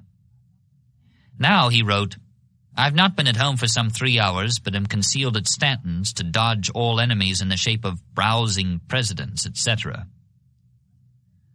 The friend affording sanctuary was Edwin M. Stanton, the attorney who had snubbed Lincoln 4 years ago when the gangling Springfield lawyer came to Chicago to assist in a patents case. Irascible and sharp-tongued, a leading Democrat, Stanton was even more important now. Having served as Attorney General during Buchanan's last 4 months, he had gone on to become chief legal advisor to the present Secretary of War. His first impression of that long-armed creature had not changed, but now at least he took the trouble to exercise his wit at his expense. Du Chaillu, for example, had not needed to go all the way to the Congo in search of the missing link. There was an excellent specimen here in Washington. "The original guerrilla," he called Lincoln, and McClellan took up the phrase in letters to his wife. They laughed together at a perspiration splotch on the back of Lincoln's shirt, Stanton remarking that it resembled a map of Africa. If he noticed this at all, Lincoln took it calmly. He was accustomed to being laughed at, and had even been known to encourage laughter at his own expense. Such friends as he cared about had a deep appreciation of humility, and he could afford to let the others go. Attracted, however, as so many were by McClellan's forthright air of youthful manliness, he did not want to lose him as a friend. Then, one mid-November night, he drew the rebuke humility must always draw from pride. He and Seward, accompanied by Lincoln's young secretary John Hay, went over to McClellan's house. When the servant told them the general was attending a wedding but would be back presently, they said they would wait. They had waited about an hour when McClellan returned. The servant told him the President and the Secretary of State were there, but he seemed bemused as he went past the door of the room where they were waiting. They waited another half hour, then once more sent the servant to inform the general that they were there. The answer came, coolly, Hay recorded, that McClellan had gone to bed. On the way home, when the secretary broke out angrily against what he called the insolence of epaulets, Lincoln, though he was saddened by this final indication that he had lost a friend, quietly remarked that this was no time for concern over points of etiquette and personal dignity. "I will hold McClellan's horse, if he will only bring us success," he said soon afterward. But Hay observed with satisfaction that from then on, when the president wanted to see McClellan, he summoned him to the White House. The young Napoleon had changed. "We shall strike them there," he used to say, gesturing toward the eastern end of the rebel lines at Centerville when he rode out on inspection. After inching some troops forward by way of getting elbow room, he gaily told his wife, "The more room I get, the more I want, until by and by I suppose I shall be so insatiable as to think I cannot do with less than the whole state of Virginia." He did not talk that way now, or write that way either. That was in the past. Bored, annoyed, disgusted, sick, thwarted, and deceived at every turn, he no longer gestured aggressively toward the Centerville Manassas lines. According to Pinkerton, 90,000 gray-clad soldiers, superbly equipped and thirsty for blood, with one Manassas victory already blazoned on their battle flags, were behind those earthworks praying for McClellan's army to advance and be wrecked, like McDowell's on those same plains. All that stood between the army and catastrophe was Little Mac, resisting the unscrupulous men who would hurl it into the furnace of combat before the mold had set. By now, though, more than the frock-coated congressmen were urging him forward against his will. While the clear, bright days of autumn declined and the hard roads leading southward were about to dissolve into mud, the public was getting restless too, wondering at the Army's inaction. The soldiers loved and trusted him as much as ever. Our George, they called him still. But to the public he seemed overcautious, like a finicky dandy hesitating to blood a bright new sword, either because he did not want to spoil its glitter, or else because he did not trust its temper. Horace Greeley, the journalistic barometer, had recovered from his fright and recommenced his "Forward to Richmond" chant. Other voices swelled the chorus, while shriller cries came through its pulse to accuse the young commander of vacillation. McClellan was reduced to finding consolation in the approval of his horse, Dan Webster, writing, "He at least had full confidence in his master." Affairs were progressing no better in the West. Politically, though the storm still raged from point to point and fugitive secessionist legislatures were assembling, Missouri and Kentucky had been secured to the Union. Militarily, however, little had been done since Wilson's Creek and Fremont's feverish southward march into the vacuum created by that explosion. Assuming the supreme command on the day the Pathfinder received Lincoln's order deposing him, McClellan promptly reorganized that vast, conglomerate area into two departments. The first, Fremont's old Department of the West, to which was added that part of Kentucky west of the Cumberland River, was under Henry W. Halleck, while the second, the Department of the Ohio, including the rest of Kentucky and Tennessee, had Don Carlos Buell for commander. Both were responsible to McClellan, but neither was accountable to the other. Each, in fact, saw the other as his rival for the future command of the whole. And therein lay the seeds of much mischief. Admittedly, ambition and rivalry were the stimuli that made the military organism tick. But in this case, with McClellan racked by problems of his own in Washington, the result was that there was not only little coordination of effort between theaters, east and west, there was also little cooperation between the armies resting flank to flank on opposite banks of the Cumberland. A major general at 46, 3 years older and one rank higher than his rival, Halleck had the advantage at the outset. Buell was generally considered one of the best officers in the service, particularly as an organizer and disciplinarian. Yet Halleck was not only senior in age and grade, he was by far the more distinguished in previous accomplishments. Author of Elements of Military Art and Science, a highly respected volume issued 15 years before, translator of Jomini's Napoleon, authority on international law, on which he had published a treatise just before the war began, he was called Old Brains by his fellow officers, not altogether jokingly. In the shadow of all this, even as a result of it, Buell had one not inconsiderable advantage. Halleck had been McClellan's rival for the post of General-in-Chief.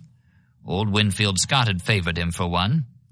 And Little Mac, perhaps somewhat influenced by this, considered Buell the superior in practical ability as a soldier in the field. That was arbitrary, though, or anyhow problematical, since the two West Pointers had been promoted equally for gallantry in the Mexican War, and had had no such opportunity for distinction since. In another direction, there was little room for doubt. Both were more impressive in the abstract than prepossessing in the flesh. But here the advantage clearly passed to the junior, if only by default. Of average height, inclined toward fat and flabbiness, Halleck had an unmilitary aspect. Balding, he wore gray mutton-chop side whiskers and looked considerably older than his years. The olive-tinted flesh of his face hung so loosely that it quivered when he moved, particularly his double chin, and he had a strangely repellent habit of crossing his arms on his lower chest to scratch his elbows when he was worried or plunged in thought. In manner he was irritable and sometimes harsh, not inclined to allow for the smaller brains of lesser men.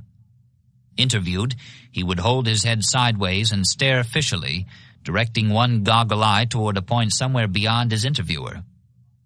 This caused one disconcerted officer to remark that conversing with Halleck was like talking to someone over your shoulder. No one ever said this about Buell. His glance was piercing and direct, too much so, perhaps, for he was even harsher in manner than Halleck. Dark-skinned, with a scraggly gray-shot beard, close-set eyes, and a hawk-beaked nose, Buell maintained an icy reserve, engaged in no small talk, and brooked no difference of opinion from subordinates. Despite his operatic name, Don Carlos, there was nothing flamboyant in his nature. Like McClellan, he was an excellent disciplinarian, robust of physique, and a hard, methodical worker round the clock. But he had scarcely a vestige of McClellan's charm, none of his glamour, and therefore none of his popularity either. He never expressed the least regret at this, however. Apparently he never believed that popularity could be a useful factor in turning farm boys into soldiers. Or if so, not by him. He never sought it. Instructions given the two commanders on setting out were similar as to policy. Both were told to hold firmly onto all that had been gained in Missouri and Kentucky, meanwhile impressing on the people of the area that the Army's purpose was the restoration of the Union, not the abolition of slavery, which was not even incidentally on the agenda. In addition, Halleck was to assemble his troops on or near the Mississippi, prepared for such ulterior operations as the public interests may demand, while Buell massed for an advance into the Loyalist mountain region of eastern Tennessee. The former plan had reference to Fremont's dream of a lopping descent of the Father of Waters. The latter was Lincoln's fondest project. He hoped that Buell would accomplish there what McClellan had accomplished in western Virginia under similar conditions, the people having voted 5-1 against secession back in June.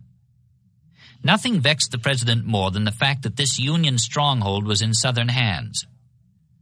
"My distress," he wrote, "is that our friends in East Tennessee are being hanged and driven to despair, and even more, I fear, are thinking of taking rebel arms for the sake of personal protection."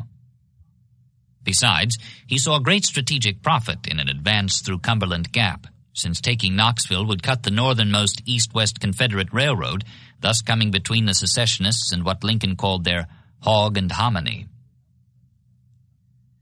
Buell, who had helped to frame his own instructions, saw it that way too on setting out. Soon after he reached Louisville, however, peering southeast across the barrens in the direction of the Gap, which he saw now as a natural fortress straddled athwart his path, he changed his mind. For him, as for McClellan, whom he addressed as "my dear friend" in official dispatches, obstacles loomed more starkly at close range. Features that seemed innocuous on a two-dimensional map could dominate a three-dimensional landscape.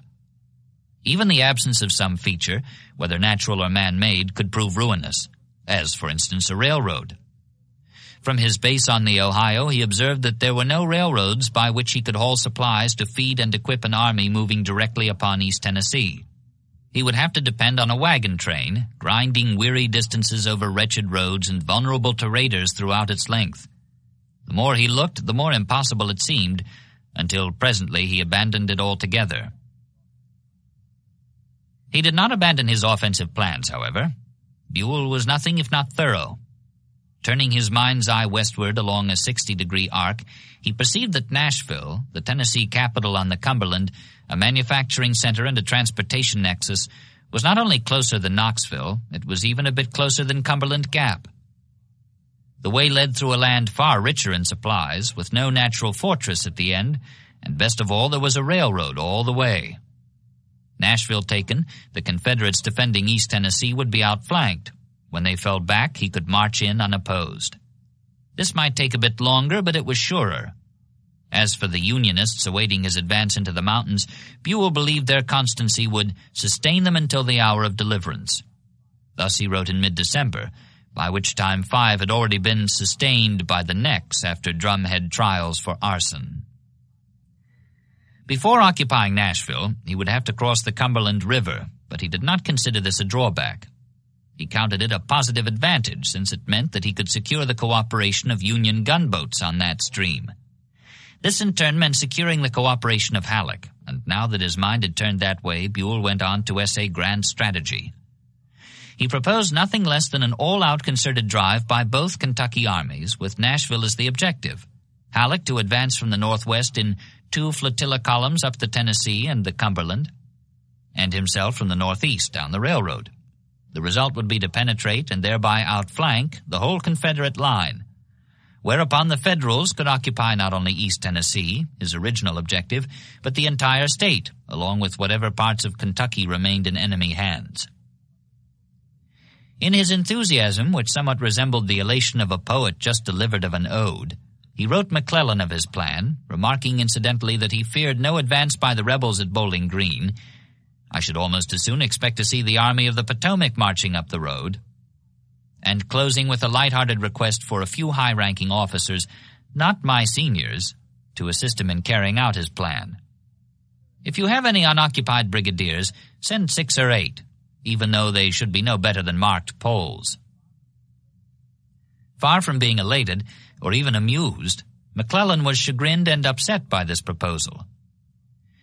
He saw the soundness of this substitute plan, which moreover had the sort of strategic brilliance he admired, yet he hated to lose the advantages of the first. Invading eastern Tennessee, Buell's army would not only sever one of the arteries supplying the Confederates in northern Virginia, it would also be poised on their flank and could then be angled forward to maneuver them out of their entrenched position and assist in the taking of Richmond. For this reason, as well as the political ones, McClellan replied that he still considered a prompt movement on eastern Tennessee imperative.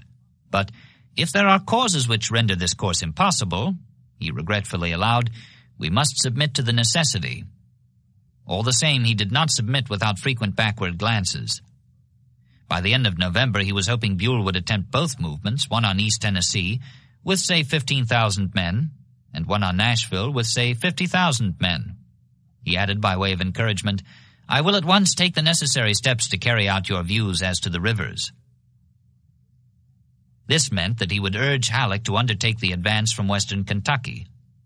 When he did so, in a telegram sent December 5th, Halleck replied from St. Louis the following day, I assure you, General, this cannot be done with safety at present. Some weeks hence I hope to have a large disposable force for other points, but now, destitute as we are of arms, organization, and discipline, it seems to me madness to remove any of our troops from this state. In all conscience, McClellan had to admit that Old Brains had his hands full already. Charged with restoring order to the chaos Fremont left, a system of reckless expenditure and fraud, perhaps unheard of before in the history of the world, his instructions warned him. He had to attend at once to the guerrilla bands marauding in his rear, to Price and McCulloch, reported marching against his front, as well as to the enormous task of preparing for the descent of the Mississippi. As if all this was not enough, he was having to deal at the same time with a mentally upset brigadier, red-haired Tecumseh Sherman, who was bombarding headquarters with reports of rebel advances from all directions. Look well to Jefferson City and the North Missouri Railroad, Sherman would wire. Price aims at both. Succeeding Anderson when the Sumter hero's health broke, Sherman earnestly told the Secretary of War that 200,000 troops would be needed to put down the rebellion in the Mississippi Valley alone. And when this evidence of insanity was reinforced by other alarming symptoms reported in the papers, a brooding melancholy broken only by intermittent fits of rage and fright, he was relieved of his command. Superseded by Buell, he was sent to serve under Halleck in Missouri, where his fidgety manner and tocsin-shrill dispatches presently served to verify the suspicions which had followed him from Kentucky. He appeared thoroughly demoralized, stampeded, Halleck called it, but McClellan put it simpler, saying, Sherman's gone in the head. In hopes that a few weeks' rest would restore his faculties, Halleck gave an indefinite leave of absence to the distraught Ohioan, whose wife then came down and took him home. Not all of Halleck's personnel problems could be handled so easily. As a sort of counterbalance to the highly nervous Sherman, he had another brigadier who seemed to have no nerves at all. The trouble with U.S. Grant was that, for all Halleck knew, he might have no brains either. There were indications of such a lack. Grant was a West Pointer and had been commended for bravery in Mexico, but since then his reputation had gone downhill. Stationed out in California, he had had to resign his captain's commission because of an over-fondness for the bottle, and in the 7 following years he had been signally unsuccessful as a civilian. Commissioned a colonel of Illinois Volunteers, he had won promotion to brigadier by a political fluke, his congressman claiming it for him as a due share of the spoils. Since then he had done well enough in a straightforward, soldierly way. He had not panicked under pressure, and best of all, he had worked with what he had instead of calling for help in each emergency. Aware of his unsavory past, however, Halleck could never be sure when a relapse might come, exposing the basic instability of Grant's character and leaving the army commander to take the blame for having reposed the nation's trust in such a man. Despite his seedy appearance, he was 5 feet 8 inches tall and weighed 135 pounds, One eye was set a trifle lower than the other, giving his face a somewhat out-of-balance look. He walked with a round-shouldered slouch, pitching forward on his toes, and paid as scant attention to the grooming of his beard as he did to the cut and condition of his clothes. Grant had proved himself a fighter, but that could have its drawbacks when it included, as it seemed to do in this case, a large element of rashness. Halleck did not want to be embarrassed by Grant, the way Fremont had been embarrassed by the ill-fated Lyon, with whom, for that matter, in spite of his lack of surface fire, the 39-year-old Illinois brigadier had shown a disturbing degree of kinship. Wilson's Creek had come within 3 weeks of Bull Run and had been fought to the same pattern. Then, on the eve of Halleck's arrival, within 3 weeks of Ball's Bluff, came Belmont. Even apart from the balanced chronology, east and west, the resemblance was much too close for comfort. Though Bishop Polk had won the race for Columbus, Grant had been by no means willing to admit that this gave the Confederates any permanent claim to the place. Within the week, having occupied Paducah, he had written Fremont, "If it were discretionary with me, with a little addition to my present force, I would take Columbus." The Pathfinder made no reply to this, but when he took the field at last, marching against the victors of Wilson's Creek, he had his adjutant order Grant to feint against Polk to prevent that general from reinforcing Price. In doing this, Grant was to make a show of aggression along both sides of the Mississippi, keeping his troops constantly moving back and forward, without, however, attacking the enemy.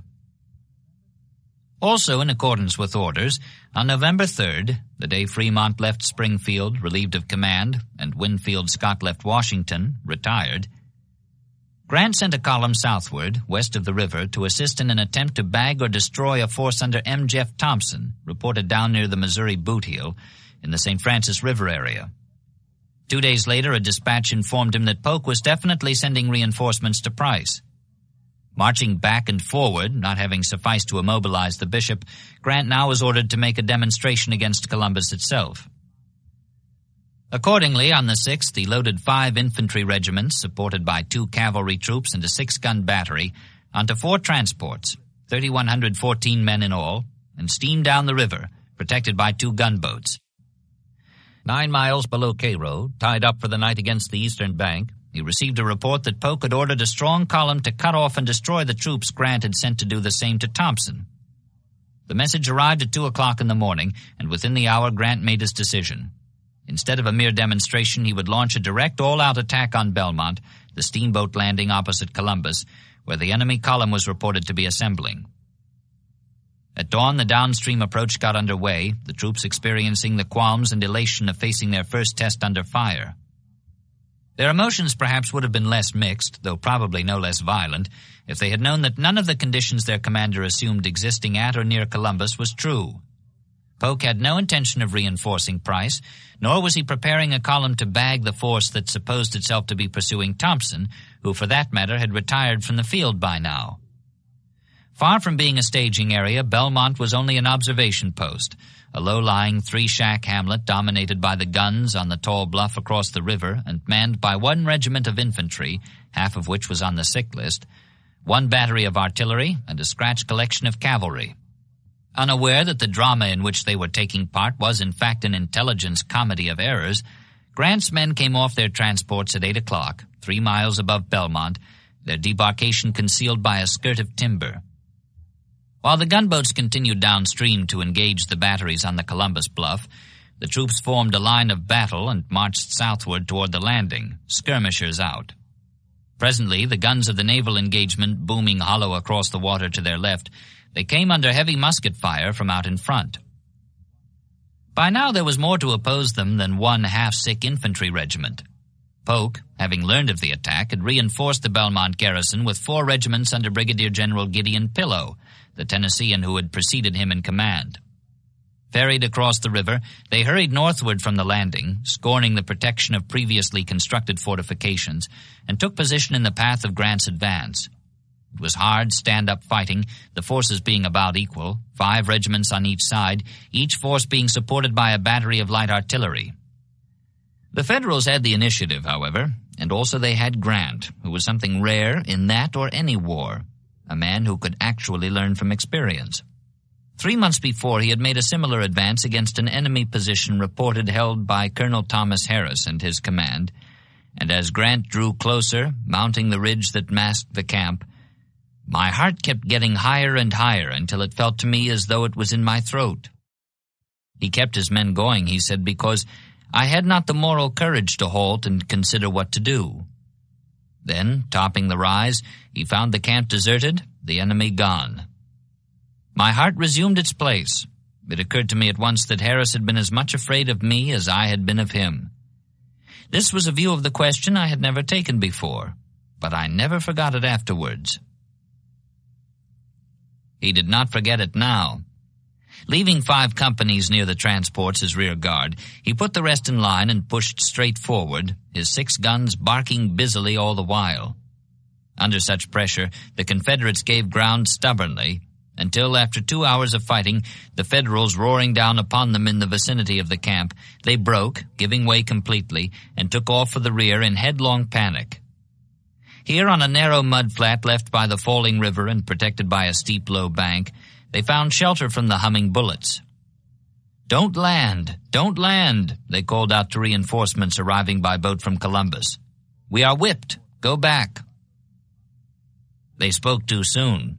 Grant's men, having overrun the camp, had stopped to loot, and their officers, elated by the rout, galloped about from one cluster of men to another, according to Grant, and at every halt delivered a short eulogy upon the Union cause and the achievements of the command.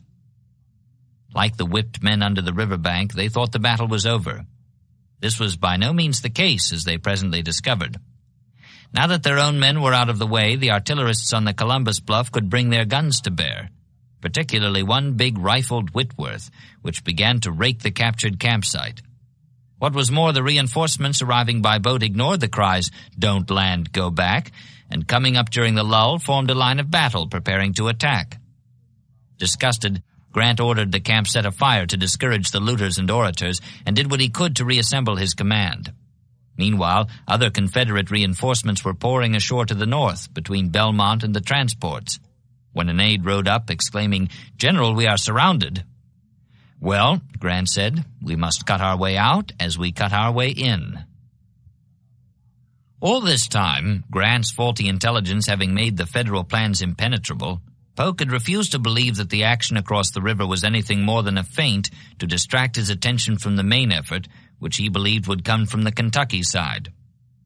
Columbus was a prize worth bleeding for, but it made no sense as far as he could see for the enemy to launch a serious attack against Belmont, a place not only worthless in its own right, but obviously untenable even if taken under the frown of the batteries on the bluff across the river.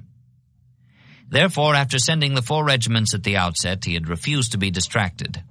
Now, though, the attack from the east not having developed and Pillow having been flung back to the landing, Polk sent Brigadier General B.F. Cheatham with 3 more regiments and crossed the river himself to see how they fared. With 5,000 angry, vengeful Confederates on the field, including those who had rallied after cowering under the bank, Grant's elated but disorganized 3,000 were going to find it considerably harder to cut our way out, no matter how bravely the words were spoken, than they had found it to cut our way in. In the end, however, that was what they did, though at the cost of abandoning most of their captured material, including 4 guns, as well as many of the non-walking wounded and 1,000 rifles, which the defenders afterwards garnered from the field. Grant had held back no reserves to throw into the battle at critical moments, but he performed more or less as a reserve himself, riding from point to point along his line to direct and animate his troops. Except for 1 regiment, which was cut off in the fighting and marched upstream to be picked up later, he was the last man aboard the final transport. The skipper had already pushed off, but looking back he recognized the general on horseback and ran a plank out for him. Polk saw him too, though without recognition. From the nearby skirt of timber which had screened the debarkation, the bishop, seeing the horseman, said to his staff, "There is a Yankee. You may try your marksmanship on him if you wish." But no one did. Grant had already had 1 mount shot from under him today, and when he chose another, he chose well. The horse, which, Grant said, seemed to take in the situation, put its 4 feet over the lip of the bank, tucked its hind legs under its rump, and, without hesitation or urging, slid down the incline and trotted up the gangplank. That ended the Battle of Belmont, and though the casualties were about equal, something over 600 on each side, killed, wounded, and captured, It followed in general the pattern of all the battles fought that year, the attackers achieving initial success, the defenders giving way to early panic, until suddenly the roles were reversed and the rebels were left in control of the field, crowing over Yankee cowardice. At Belmont, as at Bull Run, and especially as at Ball's Bluff, which it so much resembled, the repulsed troops having narrowly missed annihilation at the end, there were indications of blundering and ineptness. "The victory is complete," Grant asserted in dispatches, but 2 days after the battle, the Chicago Tribune editorialized, "The disastrous termination of the Cairo expedition to Columbus is another severe lesson in the management of this contest with the rebels. Our troops have suffered a bad defeat. The rebels have been elated and emboldened, while our troops have been depressed, if not discouraged." The following day, in printing the casualty lists, the editor added, "It may be said of these victims, they have fallen, and to what end?" To what end indeed? And now began the talk of Grant the Butcher. This was no victory. Not a single tactical advantage had been won. He just went out and came back, losing about as many as he killed. Yet certain facts were there for whoever would see them. He had moved instead of waiting for fair weather, had kept his head when things went all against him, and had brought his soldiers back to base with some real fighting experience under their belts. They were having none of the butcher talk. They had watched him alongside them where bullets flew the thickest and had cheered him riding his trick horse up the gangplank, the last man to leave the field. What was more, they knew the expedition had been designed in the first place to save the lives of their friends in the supposedly threatened column out after Thompson, and they knew now that if ever they were thought to be so trapped, Grant himself would come and get them out. Best of all, they had met the rebels in a stand-up fight, which proved, for one thing, that blue-bellied Yankees were not the only ones who would panic and scatter and take off for defilade, crying, "We are whipped, go back." Appointed to the Western Command 2 days after the battle, Halleck, who had been a civilian as well as a soldier, could see both points of view as to Belmont and the general who fought it. However, in spite of his qualms about Grant's rashness and the chances for being embarrassed by it, he was mainly glad to have him. Experienced leaders were all too few in the West. "It is said, General," he told McClellan, "that you have as many regular officers on your personal staff as I have in this whole department." He had, in fact, hardly an army at all, he protested, but rather a military rabble. And upon arriving, he wired Washington, "Affairs in complete chaos. Troops unpaid, without clothing or arms. Many never properly mustered into service and some utterly demoralized. Hospitals overflowing with sick."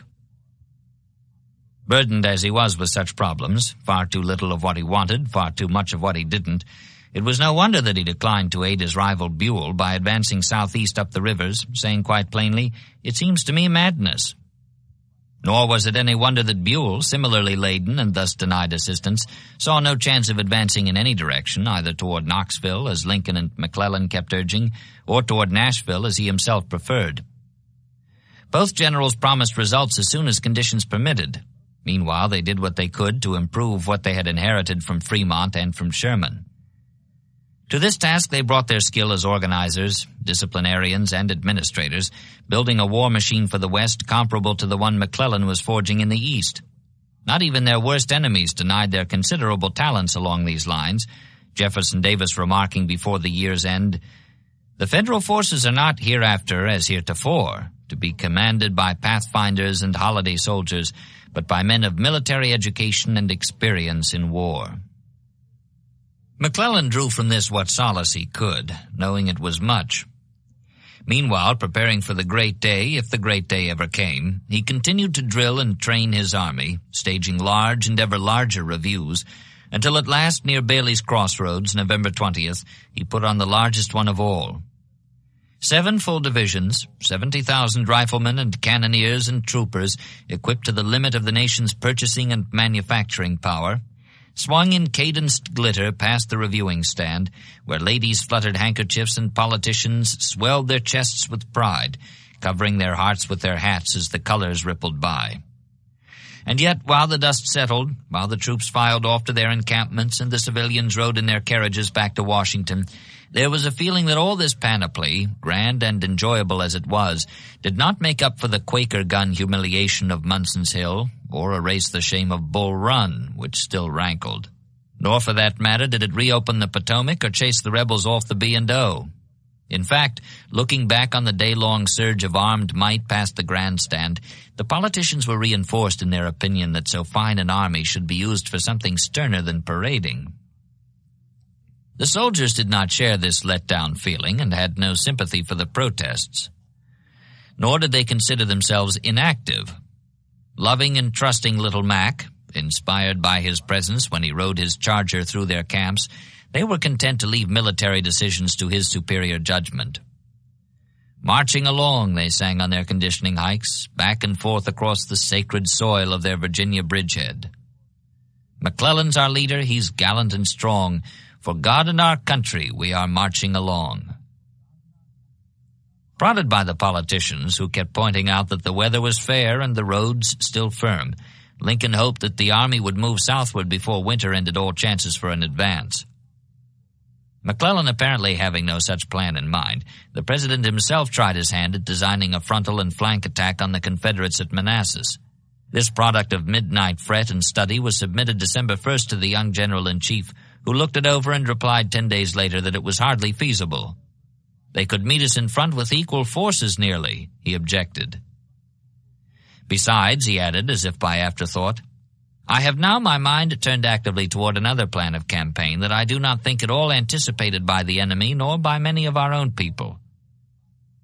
Thus Lincoln, who apparently was included under the general heading, Our Own People, received his first inkling of what came to be known as the Urbana Plan. McClellan had never enjoyed the notion of a head-on tangle with Johnston on those plains where McDowell had gone down. Someday, given the odds, he might chance it. That was what he was building toward. But to attempt it while outnumbered, as he believed his army was, seemed to him downright folly. Then, Buell's refusal to advance against and through Knoxville, which would have placed his army on Johnston's flank, in a position to cooperate with the Army of the Potomac, caused McClellan to abandon all intentions of a due south attack, present or future. Poring over headquarters maps, he had evolved another plan of campaign, one, moreover, enlisting the assistance of the Navy, flushed with its 3 recent victories. He would load his soldiers aboard transports, steam down the Potomac into Chesapeake Bay, then south along the coast to the mouth of the Rappahannock, and up that river a short distance to Urbana, a landing on the southern bank, less than 50 airline miles from Richmond, his objective. Without the loss of a man, he would have cut his marching distance in half, and he would be in the rear of Johnston, who then would be forced to retreat and fight on grounds of McClellan's choosing. The more he thought about it, the better he liked it. It was not only beautifully simple, it was beautifully bloodless. In the flush of first conception, he planned to set out immediately. I have no intention of putting the army into winter quarters, he declared. I mean the campaign will be short, sharp, and decisive. But there were numerous details, including the assembling of transports for the 150,000 men he would take along, all of which had to be accomplished in great secrecy if Johnston was to be left holding the bag in northern Virginia. It was enough to overtax the energies of even so expert an organizer as McClellan. Presently he realized that it would probably be spring before he could get the campaign underway. Regretfully, he wrote his wife, I am doing all I can to get ready to move before winter sets in, but it now begins to look as if we were condemned to a winter of inactivity. If it is so, he added, flinching from the protest he knew must follow, the fault will not be mine. There will be that consolation for my conscience, even if the world at large never knows it. As if in confirmation, the rains came.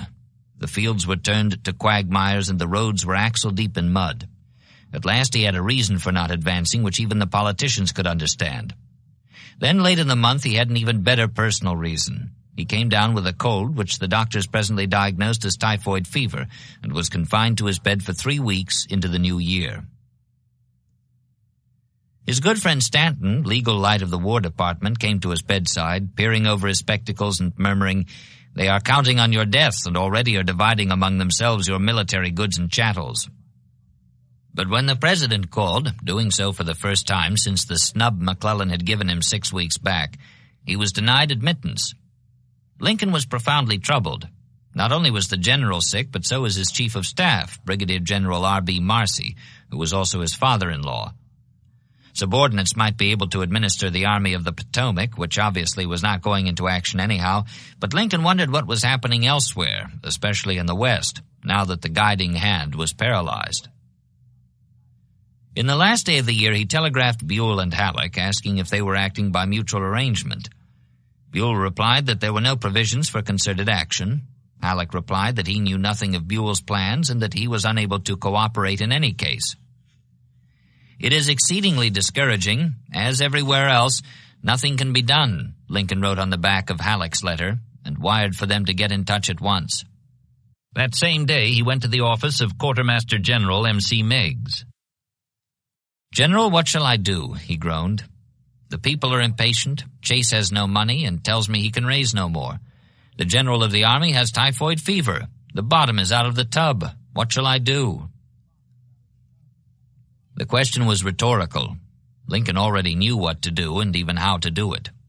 Midnight study of strategy texts, plus native common sense and conversation with professionals, had increased his understanding of the military problem. In language that was knotty and over-punctuated, showing thereby the extent to which he had labored to evolve it, he said in a letter to Buell at the time, "I state my general idea of this war to be that we have greater numbers, and the enemy has the greater facility of concentrating forces upon points of collision. That we must fail unless we can find some way of making our advantage an overmatch of his, and that this can be done by menacing him with superior forces at different points at the same time so that we can safely attack one or both if he makes no change, and if he weakens one to strengthen the other, forbear to attack the strengthened one, but seize and hold the weakened one, gaining so much."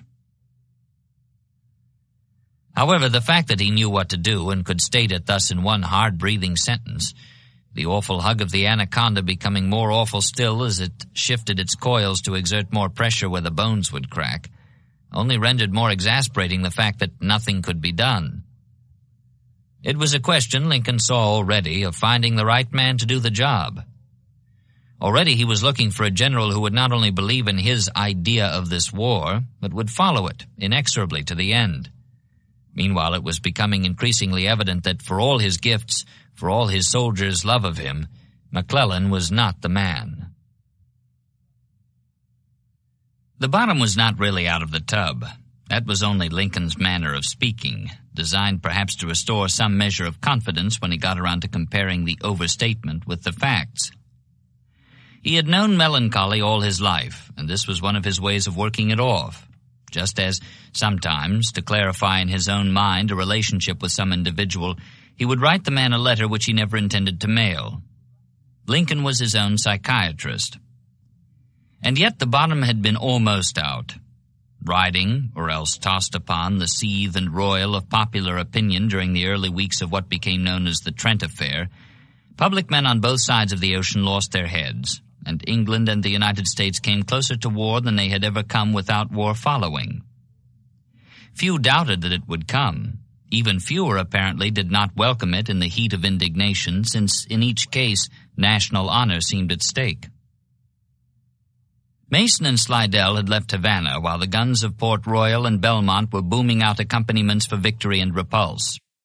Next day, November 8th, while DuPont's sailors occupied Fort Beauregard and Grant was counting noses back at Cairo, the Trent and the San Jacinto met in the Bahama Passage, then wore apart, northward and northeastward over a glassy sea, the former having exchanged 4 passengers for a cargo of outrage explosive enough to blow the bottom out of any tub.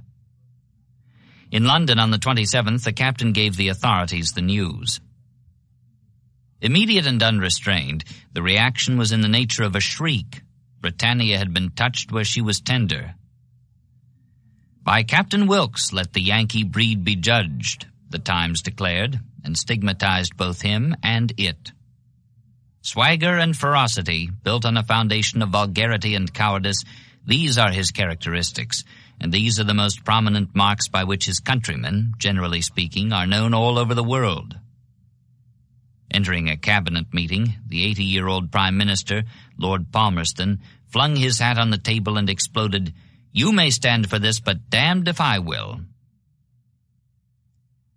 Accordingly, while the cry for war went up all over England, an army of 8,000 boarded transports bound for Canada, where fortifications were ordered erected at strategic points along the border, and Royal Navy shipyards were thrown into a bustle of preparation beyond anything since the days when the first Napoleon was mustering all Europe for invasion. Lord John Russell was put to work drafting an ultimatum for presentation to the United States. Its terms were simple: either an abject apology, including surrender of the seized Confederate emissaries, or war. The Republic across the Atlantic had never been one to bow to ultimatums, least of all from its archenemy England, and especially not now, with its citizens engaged in a delirium of praise for the latest hero to twist the lion's tail. A week after taking his prisoners aboard, Captain Wilkes had put into Hampton Roads for Cole, a tall, clean-shaven regular, romantic in appearance, with becoming streaks of gray in his wavy hair. From there, having informed his superiors of his action, he steamed north again, bound for Boston in accordance with instructions to deliver the rebel envoys at Fort Warren, where a congratulatory telegram awaited him from the Secretary of the Navy. Your conduct in seizing these public enemies was marked by intelligence, ability, decision, and firmness, and has the emphatic approval of this department. The Army Secretary was no less enthusiastic. When the news reached the War Department, that dignitary led in the giving of 3 cheers by a group which included the Governor of Massachusetts. From the press, from the pulpit, from the public at large, came praise for the captain's forthright action. Congress rushed through a resolution thanking him for his brave, adroit, and patriotic conduct in the arrest of the traitors, and voted a gold medal struck in his honor. He was wined and dined and paraded in Boston, and toasts to his boldness were drunk throughout the nation. For the administration to submit to an ultimatum and apologize for the captain's action would be to disavow that action and repudiate the hero before the eyes of his adoring public. With the nation already split in half and one tremendous conflict already building toward a climax, no one could say for certain what the result would be if the people were forced to choose between their captain hero and those who let him down. Thus, as in 1812, with the roles reversed, the two nations were poised for a war that would surely come unless one or both backed down, which was plainly impossible, believing as they did the worst of each other. On one side of the water, the British assumed that the impressment had been performed under government sanction, probably in accordance with instructions. On the other, the Americans, already provoked by the granting of belligerency status to the Confederacy, saw only another instance of England's avowing her intention to further the rebellion and assist in the dismemberment of a rival in the scramble for world trade. As if all this was not enough to make war seem inevitable, the British conception of what had fed the roots of the late outrage was reinforced by the aggressive diplomacy, the announced intention even, of the American Secretary of State, who was known to favor war with England as a means of reuniting his divided countrymen. He had said so repeatedly, in interviews, in correspondence, and in after-dinner talk. If the North became embroiled with a foreign power, Seward believed, the South would drop its states' rights quarrel and hasten to close ranks against invasion. Whereupon, with that war over, the two sections could sit down in a glow of mutual pride at having won it, and reconcile past differences without the need or desire for further bloodshed. In this he was most likely much mistaken, for the main goal of Confederate diplomacy was to draw England into the conflict on the southern side. And yet he was not entirely wrong, at least so far as regarded human nature. Now that the hope seemed about to be fact, the reaction below the Potomac and the Ohio was not unmixed. Exultation was sobered there by the thought of Americans, under whatever flag, submitting to an old-world ultimatum. "As I read the northern newspapers, the blood rushes to my head," one diarist wrote. "In the words of the fine fiction writers, my cheek is mantling with shame." Anyhow, she went on to predict, down they must go to Old England, knuckle on their marrow bones to keep her on their side, or barely neutral. Right or wrong, however, such was Seward's theory. A foreign war would still domestic strife. And now, as if by the bounty of fate, without the slightest effort on his part, Captain Wilkes's action and England's reaction presented him with an all-out chance to test it. Lincoln himself had his doubts about this theory, not only in general but in particular, as it applied to the case in point.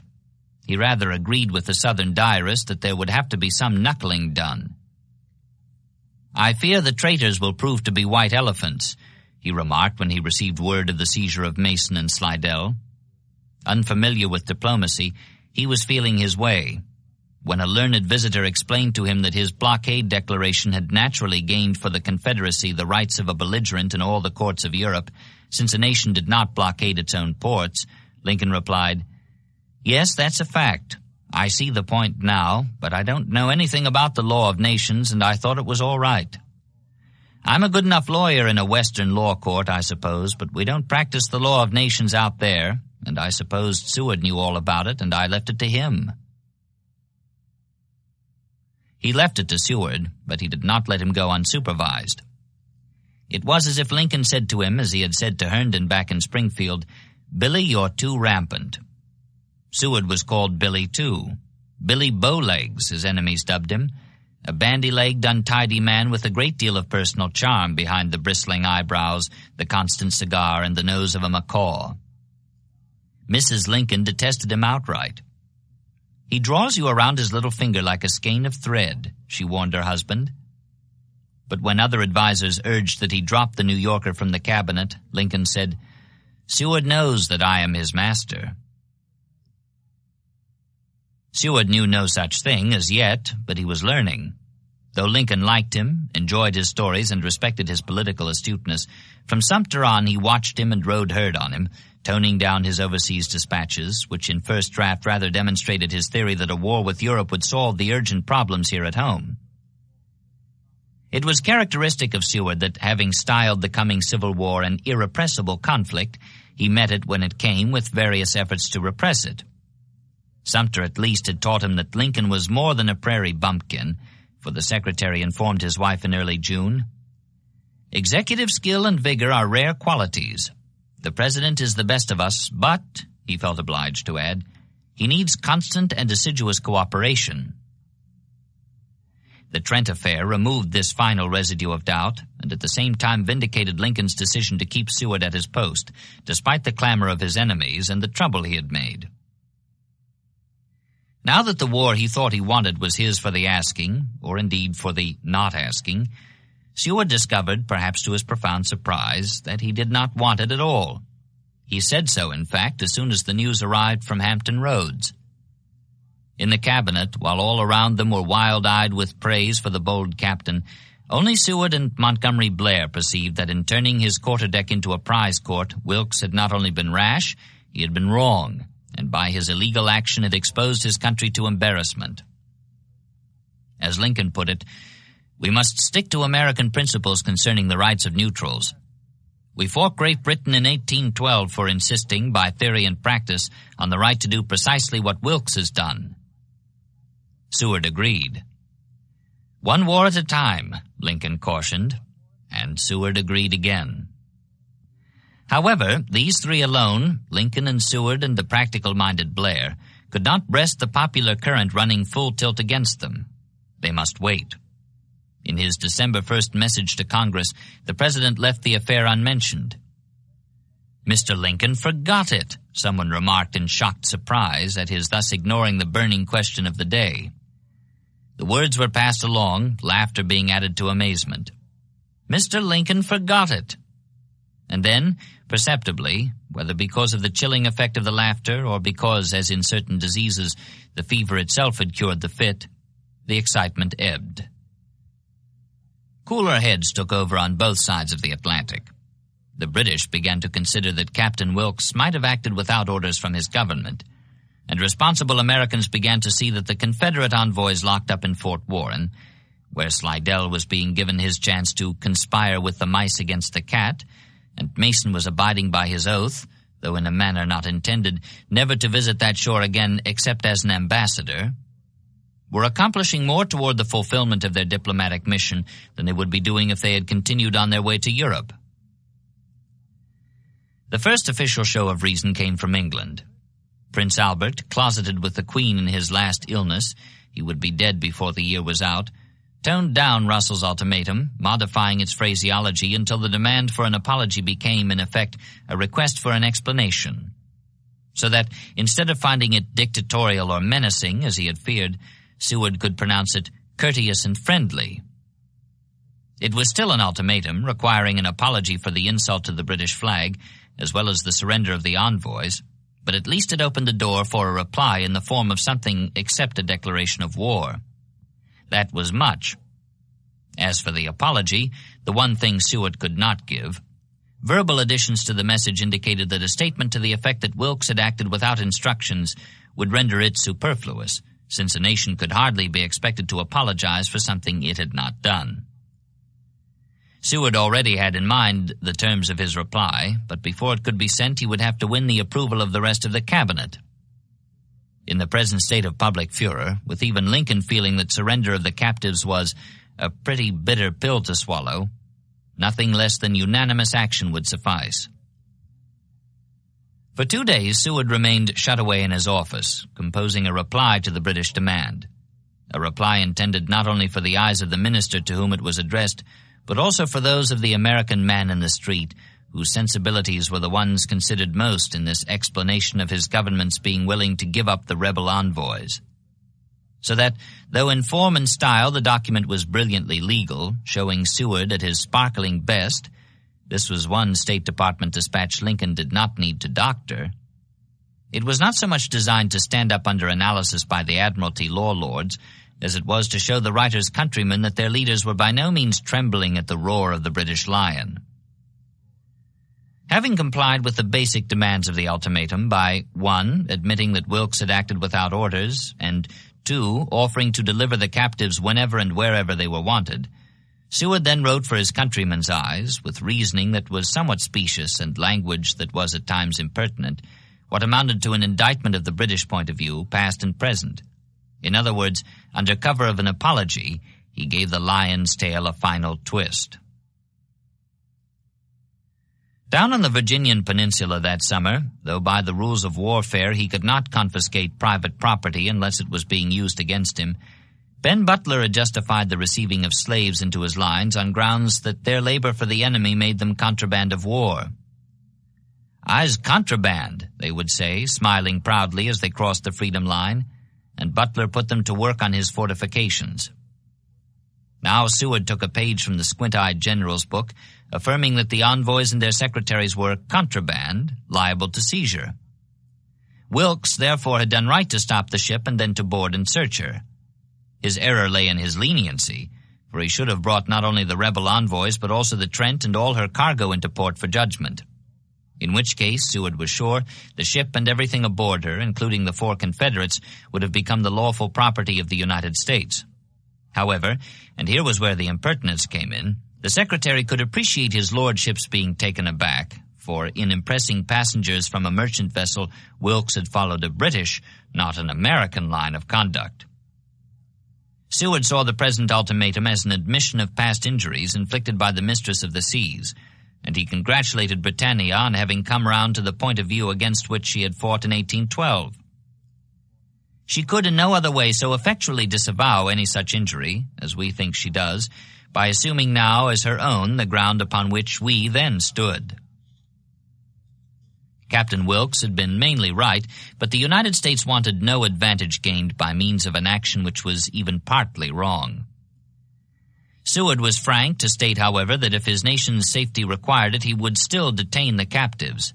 But the effectual check and waning proportions of the existing insurrection, as well as the comparative unimportance of the captured persons themselves, when dispassionately weighed, happily forbid me from resorting to that defense. The 4 persons in question are now held in military custody at Fort Warren in the state of Massachusetts. They will be cheerfully liberated. Your lordship will please indicate a time and place for receiving them. Doubtless Seward had enjoyed those 2 days he spent locked away in his office, verbally building a straw man, straw by straw, then verbally demolishing him, handful by handful. When he emerged, however, prepared to receive the applause of his fellow cabinet members, he received instead cold looks and hot objections. They could appreciate the brilliance of his performance, but it did not obscure the fact that they were being asked to yield, which most of them had sworn not to do. It took him, in fact, as long to win their endorsement of the document as he had spent composing it, and the latter 2 days were far more hectic than the former. Christmas morning the ministers assembled. When they adjourned that afternoon to spend what was left of the holiday with their families, there had been no agreement. What Lincoln called a pretty bitter pill was for the cabinet, one member said, downright gall and wormwood. The war was 1 year old that night, the anniversary of Anderson's removal of his 80-odd men from Moultrie to Fort Sumter. Next morning the ministers reassembled. The discussion was resumed. It went hard, being asked to go down on their marrow bones against all their oaths and boasts, with only Seward's flimsy curtain of paradox and impertinence to hide them from the public and each other. In the end, however, as one of them wrote, all yielded to the necessity and unanimously concurred. Mason and Slidell were handed over on New Year's Day to continue their roundabout journey, the latter being 20 days late for the appointment he had made with his wife when he told her on parting, "My dear, we shall meet in Paris in 60 days. The public reaction to the outcome of the crisis was considerably less violent than the cabinet members had feared. Though the anti-British press continued to fulminate according to tradition, in general there was a sigh of relief at having to fight only one war at a time. When Captain Wilkes, still wearing his laurels, was sent about his business to be supervised more closely in the future, the public did not even feel let down. Poker was not the national game for nothing. The people understood that their leaders had bowed not to the British, but to expediency. Only within one group was there despondency that the rebels had been freed. Everybody here is satisfied with their surrender, Lincoln heard from a friend in Indiana, except the secession sympathizers, who are wonderfully hurt at the idea that our national honor is tarnished. On this diplomatic note, which opened shrill, then broke into falsetto, the first year of the conflict reached a close.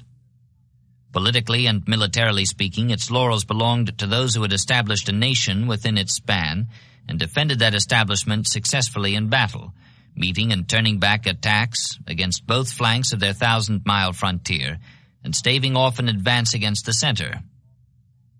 McClellan's gains in Western Virginia and the Federal Navy's trident amphibious lunge did something to redress the defeats along Bull Run and Wilson's Creek, but when those checks were emphasized east and west by the rout at Ball's Bluff and the repulse at Belmont, there was a distinct public impression, north and south, at home and abroad, of failure by the Unionist government to deal with the Confederate bid for independence.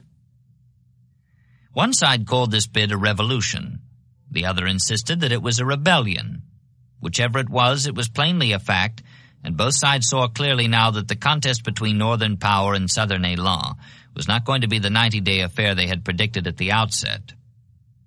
Realization that this was so had grown until it was unmistakable, at which point violent objections were sounded on both sides by the extremists who had been foremost in predicting that the conflict would be short and decisive. Southerners were all bluster and would not fight if their bluff was called, the abolitionists had declared, and when one fire-eater had offered to wipe up with his handkerchief all the blood that would be shed, a less squeamish colleague had backed him up by offering to drink it. Now that blood had dripped and flowed beyond their power to drink or wipe, they waxed bitterly accusative, north and south, against those who held the reins. Chagrined that the war they had done so much to bring about had been taken out of their hands when it arrived, the two groups still insisted that their prediction had turned out false only because their aims had been betrayed. It could still be rendered valid, they affirmed, provided the war was fought the way they wanted. Each favored an all-out invasion with fire and sword and the hangman's noose, and each blamed its leader for an obvious lack of vigor in his thinking and in his actions. Jeff Davis is conceited, wrong-headed, wranglesome, obstinate. A traitor, Edmund Rhett declared, while back in Springfield, the Northern president's erstwhile law partner complained that Lincoln was attempting to squelch out this huge rebellion by pop guns filled with rose water. He ought to hang somebody and get up a name for will or decision. For character, Herndon wrote, and added scornfully, let him hang some child or woman if he has not the courage to hang a man. Between these two extremes, while the anti-Davis and anti-Lincoln cliques were respectively consolidating their opposition and sharpening their barbs, the mass of men who would do the actual fighting, and the women who would wait for them at home, took what came with a general determination to measure up to what was expected of them. It was their good fortune, or else their misery, to belong to a generation in which every individual would be given a chance to discover and expose his worth, down to the final ounce of strength and nerve. For the most part, therefore, despite the clamor of extremists, north and south of the new frontier, each side accepted its leader as a condition of the tournament and counted itself fortunate to have the man it had and not the other. Seen from opposite banks of the Ohio and the Potomac, both seemed creatures fit for frightening children into quick obedience. On the one hand, there was Davis, ambitious as Lucifer, with his baleful eyes and bloodless mouth, cerebral and lizard-cold, plotting malevolence into the small hours of the night. On the other there was Lincoln, the original guerrilla, with his shambling walk and sooty face, an ignorant rail-splitter catapulted by long-shot politics into an office for which he had neither the experience nor the dignity required. What they seemed to each other was another matter. Lincoln had recognized his adversary's renowned capabilities from the start, but it was not until well after Sumter, if then, that Davis, like so many of the Northern president's own associates, including even his Secretary of State, began to understand that he was having to deal with an opponent not below but beyond the run of men. Their official attitude toward one another gave a certain advantage to the Southerner, since he could arraign his rival before the bar of world opinion, addressing him as a tyrant and exposing his duplicity. Whereas Lincoln, by refusing to admit that there was any such thing as the Confederate States of America, was obliged to pretend that Davis, too, was non-existent. However, it was a knife that cut both ways. Lincoln was not only denied the chance to answer charges, he was also relieved of the necessity for replying to a man who wasn't there. Nor was that all. Constitutionally, the Illinois lawyer-politician was better equipped for accepting vilification than the Mississippi planter-statesman was for accepting what amounted to a cut, so that, in their personal duel, the advantages of a cloak of invisibility were canceled, at least in part, by the reaction of the man who had to wear it. Davis wore it, in fact, like an involuntary hair shirt. Followed by the admiring glances of Richmond ladies in made-over bonnets and men in last year's winter suits, he continued to take his early morning and late evening constitutionals, to and from the office where he spent long hours on administrative details rather than on executive decisions. With the bottom gone out of the slave market and gold already selling at a premium of 50%, the Croakers were saying that he expended his energies thus to keep from facing the larger issues. But that was to overlook the fact that, rightly or wrongly, those issues had been settled back in the spring, when he committed himself and his nation to the defensive. Now he was pursuing a policy which a later Southern-born president would call watchful waiting, watching for another Northern offensive and waiting for European intervention. His task was to turn back the former and welcome the latter. In the light of Manassas, which set the battle pattern, and the Trent affair, which strained British-U.S. relations even further, Davis considered both of these outcomes probable, either of which would validate for all time the existing fact of his country's independence. Waiting had already brought him much, and now that it seemed likely to bring more, he continued to watch and wait, going about his duties as he saw them. Such duties involved an occasional social function and the daily hour which he reserved for his children. Of these there now were 4, Mrs. Davis having borne in mid-December the child christened William Howell for her ailing father. They were Davis's chief relaxation, for much as he enjoyed the social amenities, particularly an intimate evening spent with a few close friends, he mostly denied himself that pleasure in these times.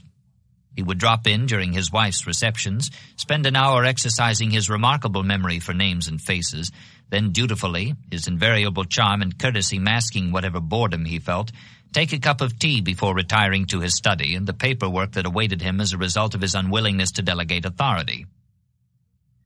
The lady guests might have their reservations about his wife. She was rather too intellectual for their taste. Pleasant, if not wholly genial, one Richmond matron called her. But the men, coming under the sway of those attractions which had drawn her husband 17 years and 5 children ago, Samuel, the first child, died in infancy, did not feel that the breadth of her mind obscured the charm of her person. All were agreed, however, as to the attractiveness of the husband and the dignity he brought to his high office. He was showing the strain, it was true, but that only served to emphasize the wonder at how well he bore up under it after all. Whatever their opinion as to his policy in adopting a static defensive, they all agreed that as a figurehead for the ship of state, he could hardly be improved on. Ornamentally, Lincoln served less well, though in reply to complaints about his looks, his followers could repeat what had been pointed out already. We didn't get him for ballroom purposes. Even here, however, he was trying. At White House receptions, he stood in line and pumped the hands of callers, performing the duty one witness observed, like a wood chopper at so much a cord. He was learning, too. Though his big hands split through several pairs of kid gloves on such evenings, now at least the gloves were white, not black as at the opera in New York 10 months before. He had most of the problems Davis had, and some that Davis did not have. Office seekers still hemmed him in and placed a constant drain on his good humor. Finding him depressed one day, a friend asked in alarm, "What is the matter? Have you bad news from the Army?" "No, it isn't the Army," Lincoln said with a weary smile. "It is the post office in Brownsville, Missouri." Unlike his opponent, he had no fixed policy to refer to, not even the negative one of a static defensive, which, whatever its faults, at least had the virtue of offering a position from which to judge almost any combination of events. This lack gave him the flexibility which lay at the core of his greatness, but he had to purchase it dearly in midnight care and day-long fret. Without practical experience on which to base his decisions, he must improvise as he went along, like a doctor developing a cure in the midst of an epidemic.